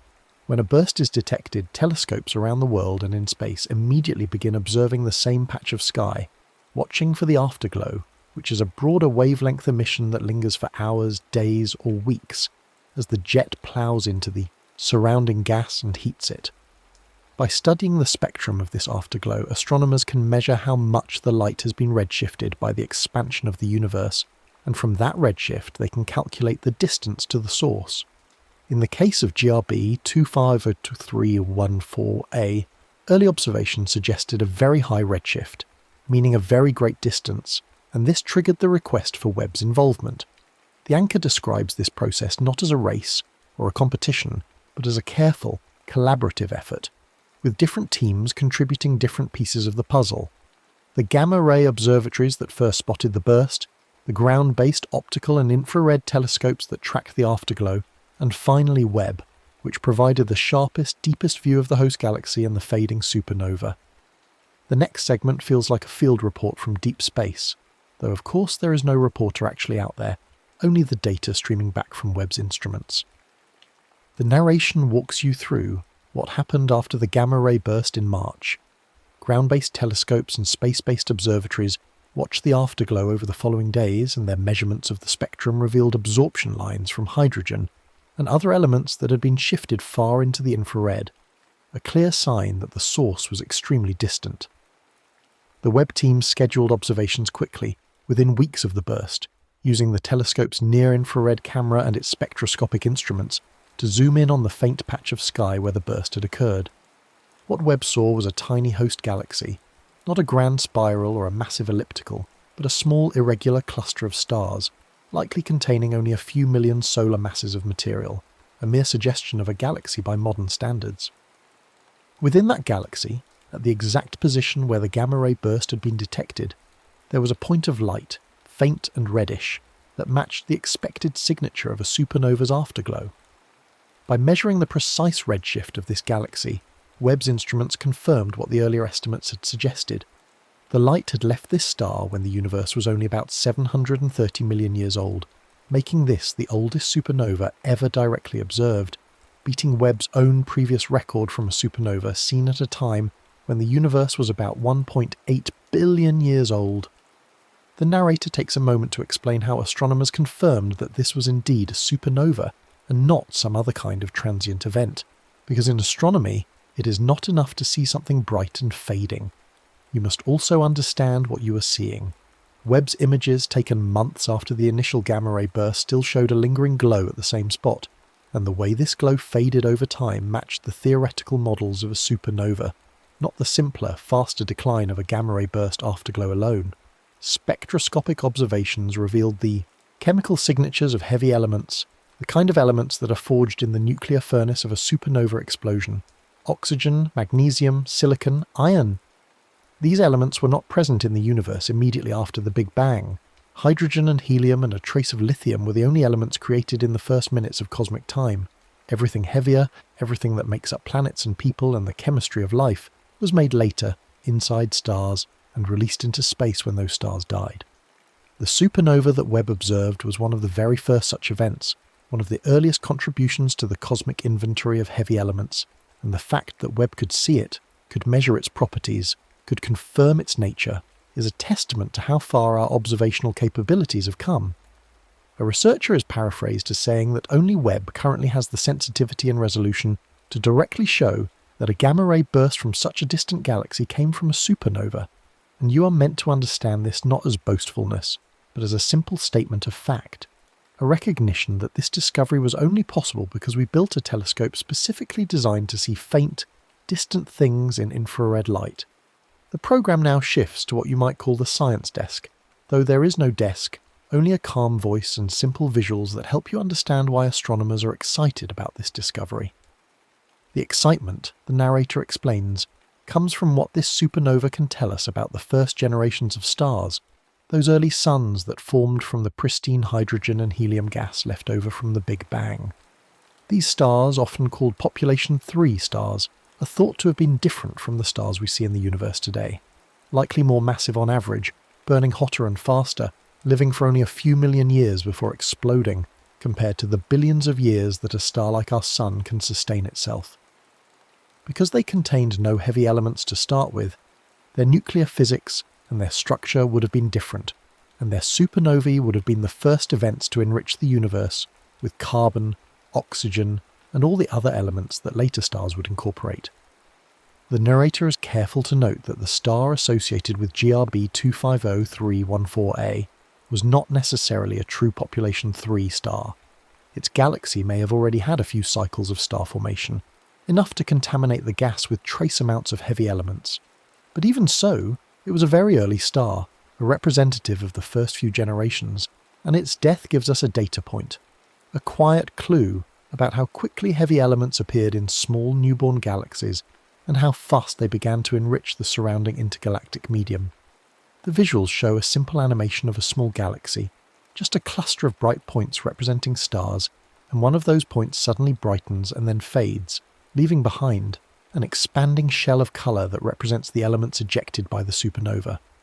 The narrator explains that each such explosion seeds its environment with the building blocks of future complexity, and that over hundreds of millions of years, countless supernovae from countless small galaxies gradually turn the universe from a place of simple, pristine gas into a place where chemistry could happen, where molecules could form, where eventually planets and life could arise. This is not presented as a grand emotional narrative, but as a matter of fact, a slow process playing out over cosmic time, and the discovery of GRB 250314a is simply one more piece of evidence, one more measurement to add to the growing data set of early universe supernovae. The narrator reminds you that science often progresses not through sudden revelations, but through the accumulation of many small observations, each one refining our models, each one narrowing the range of possibilities, and this discovery is part of that patient incremental process. There is a brief recap now, a summary of what has been learned, delivered in the same calm tone that has characterized the entire broadcast. The James Webb Space Telescope has confirmed the earliest known supernova, an explosion that occurred 730 million years after the Big Bang, initially detected as a gamma-ray burst in March of this year, and later confirmed through Webb's infrared imaging and spectroscopy. This discovery breaks Webb's own previous record for the most distant supernova by more than 1 billion years of cosmic time, pushing our direct observations of stellar death back into the epoch of reionization, a critical period in the universe's history. The narrator notes that this is unlikely to remain the record for long. Astronomers expect more such discoveries as they systematically search for gamma-ray bursts and follow them up with Webb and other telescopes. The goal, she explains, is not to keep breaking records for their own sake, but to build a catalogue of early supernova, to understand how common they were, how they varied in their properties, how they contributed to reionization and to the chemical evolution of galaxies. This is framed not as a race, but as a survey, a long-term project that will unfold over years and decades, with each new discovery adding to our understanding in small increments. The narrator mentions future plans without urgency or hype. There are other gamma-ray bursts that have been detected and are awaiting follow-up observations, and there are proposals to use Webb and other telescopes to search systematically for transient events in the early universe. The upcoming extremely large telescope, currently under construction in Chile, will have even greater light-gathering power than Webb, though it will observe invisible and infrared wavelengths from the ground rather than from space. The Nancy Grace Roman Space Telescope, scheduled to launch in the coming years, will have a much wider field of view than Webb, allowing it to survey large areas of sky and potentially catch more of these rare distant events.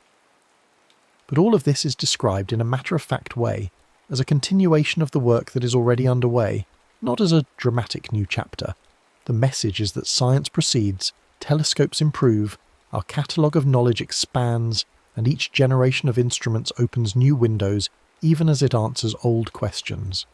The broadcast now begins its closing sequence, and the tone shifts subtly, becoming even more reflective, more suited to the late hour and the intended purpose of this programme, which is not to inform in the sense of delivering urgent news, but to soothe, to provide a gentle narrative that can accompany you as you drift towards sleep. The visuals show Earth from space, the globe slowly rotating, city lights glimmering on the night side like scattered jewels, and above it the stars, countless points of light that have been watching over this planet long before there were cities or lights, or anyone to look up at them.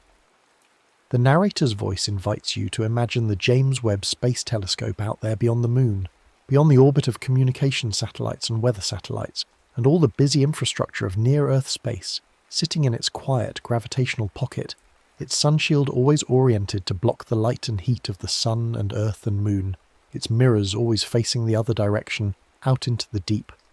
It collects photons one by one, the narrator says, particles of light that have been travelling through space for billions of years, some of them arriving from galaxies that formed when the universe was young, some of them carrying the last light from stars that died before our solar system even existed. You're reminded that while you sleep tonight, the telescopes continue their patient work. Webb does not rest.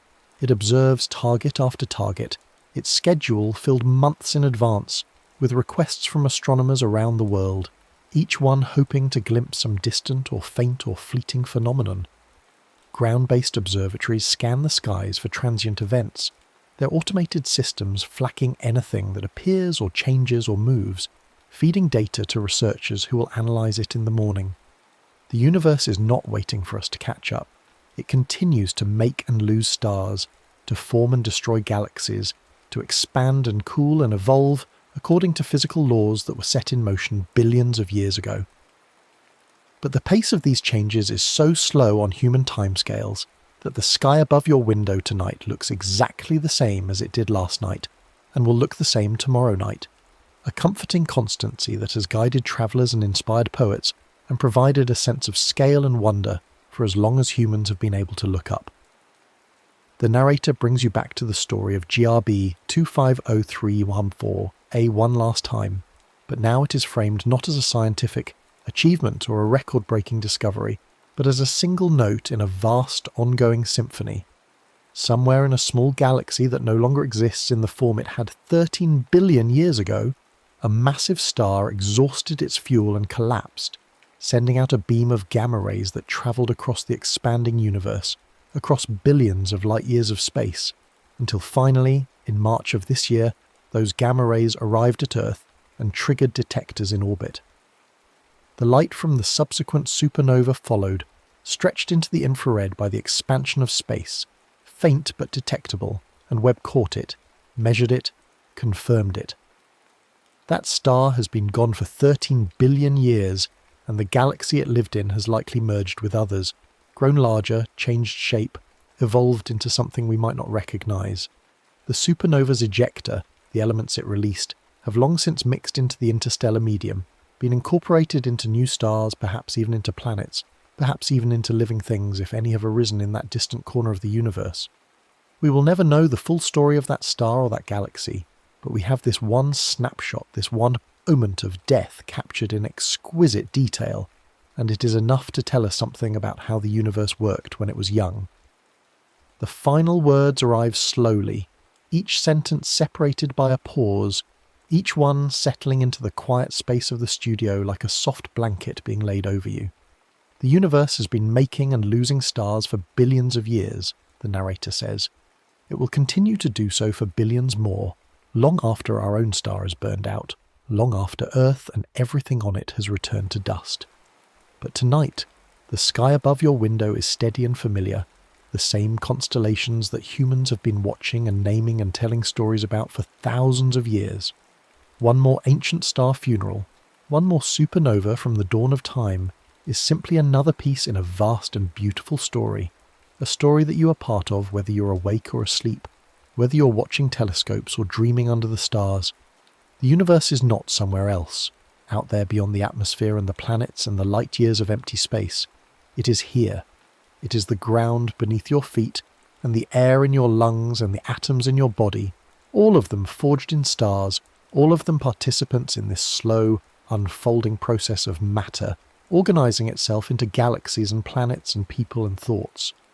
And so you can safely drift off now, knowing that the work continues, the telescopes watch, the data flows, and tomorrow or next week or next year there will be another discovery, another faint light caught after billions of years of travel, another small addition to the sum of what we know about where we came from and what the universe is like beyond the narrow slice we can see with our own eyes.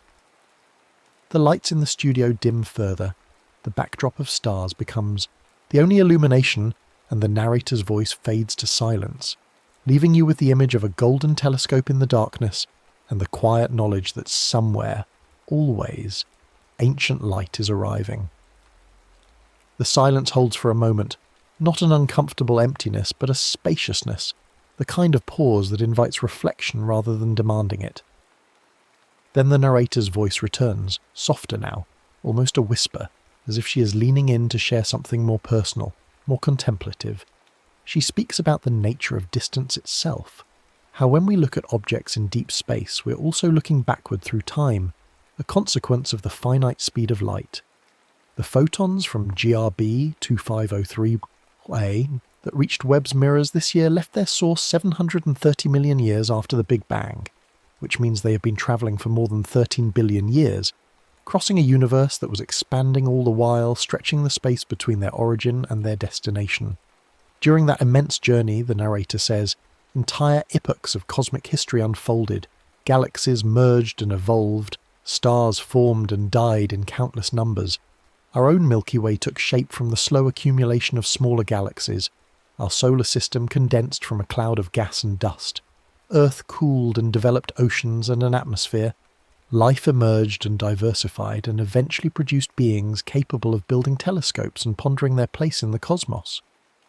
All of this happened while those photons were in transit, moving at the speed of light through the darkness, oblivious to the changes occurring around them, simply travelling in a straight line from their point of emission toward whatever might lie in their path.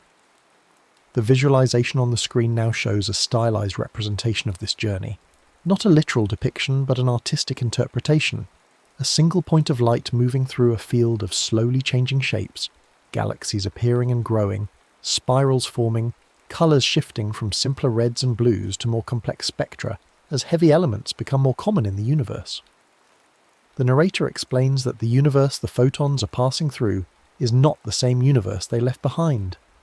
The expansion of space means that distances between galaxies have grown enormously, and the wavelength of the photons themselves has been stretched, shifted from what was originally high-energy ultraviolet or visible light into the near-infrared wavelengths that Webb is designed to detect.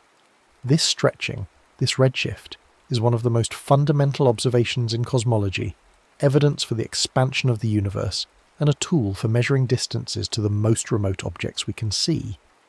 Without understanding redshift, the narrator notes, astronomers would have no way to determine that GRB 25034a came from the early universe rather than from somewhere much closer and more recent.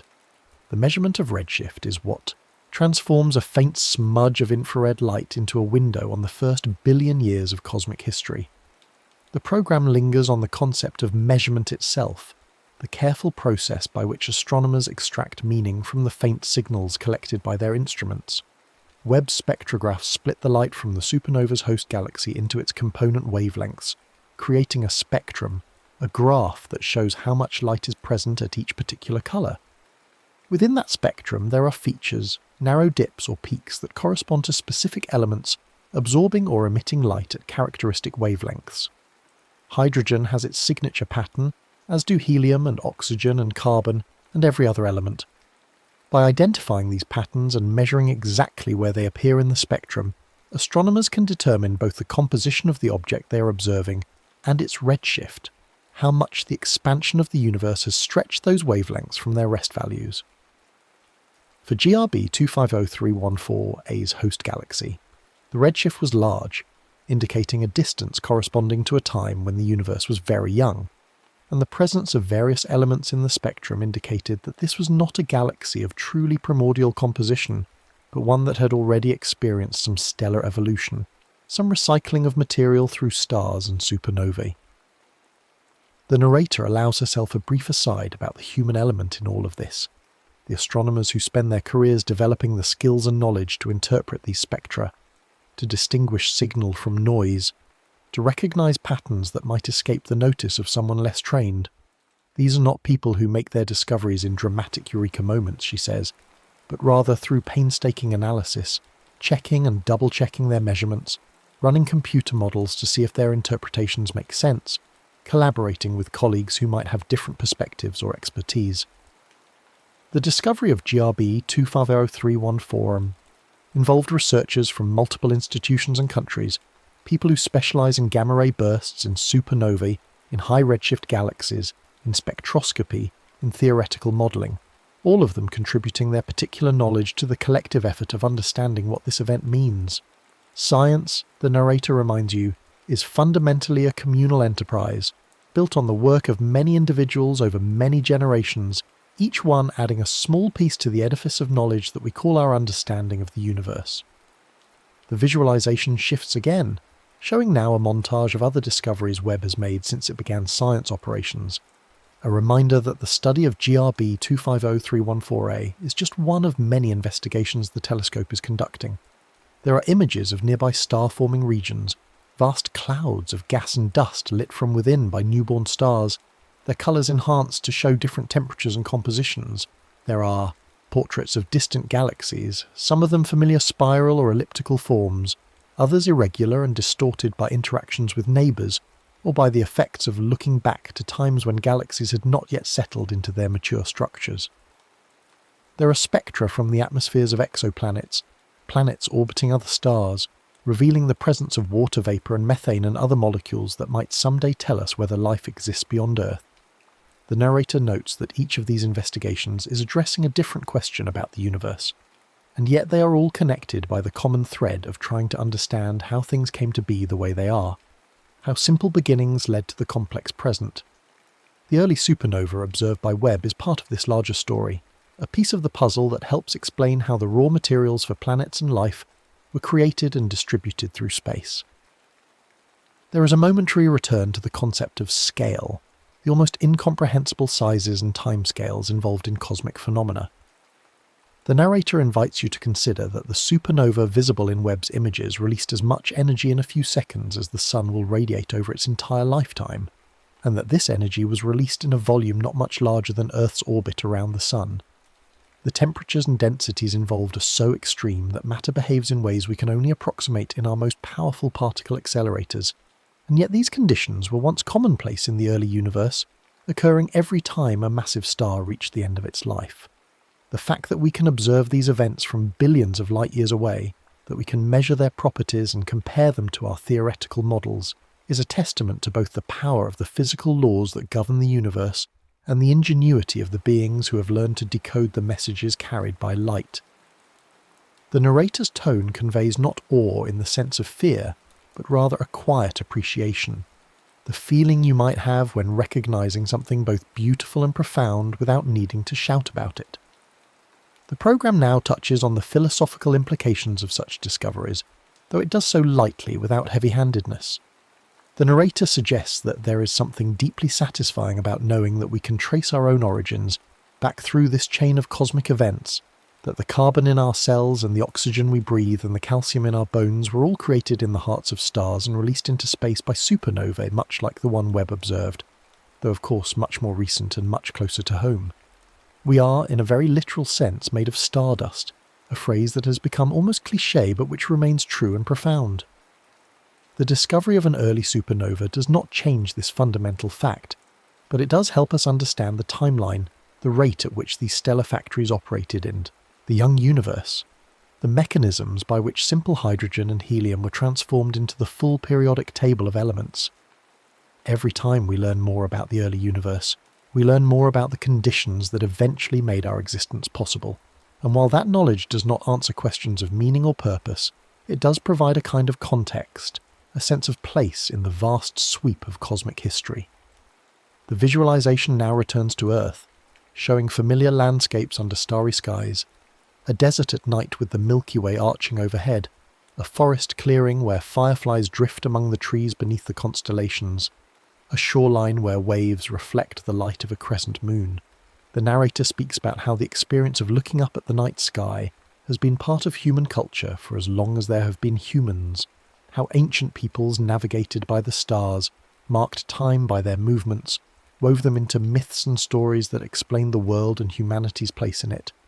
Those ancient stargazers had no idea that the points of light they watched were actually suns like ours, some of them thousands or even millions of light years away, and they certainly had no concept of galaxies, or the expansion of the universe, or the Big Bang. Yet in their own way they were engaging with the same cosmos we study today, with our telescopes and spectrographs, asking the same fundamental questions about where everything came from and how it all works. The tools have changed dramatically, the narrator says, but the impulse to understand, to look up and wonder and try to make sense of what we see remains constant across cultures and centuries. The narrator mentions, almost in passing, that the James Webb Space Telescope is named after James E. Webb, the NASA administrator who played a crucial role in the Apollo program, but who is also a somewhat controversial figure, his legacy complicated by his tenure during a time when NASA discriminated against gay and lesbian employees.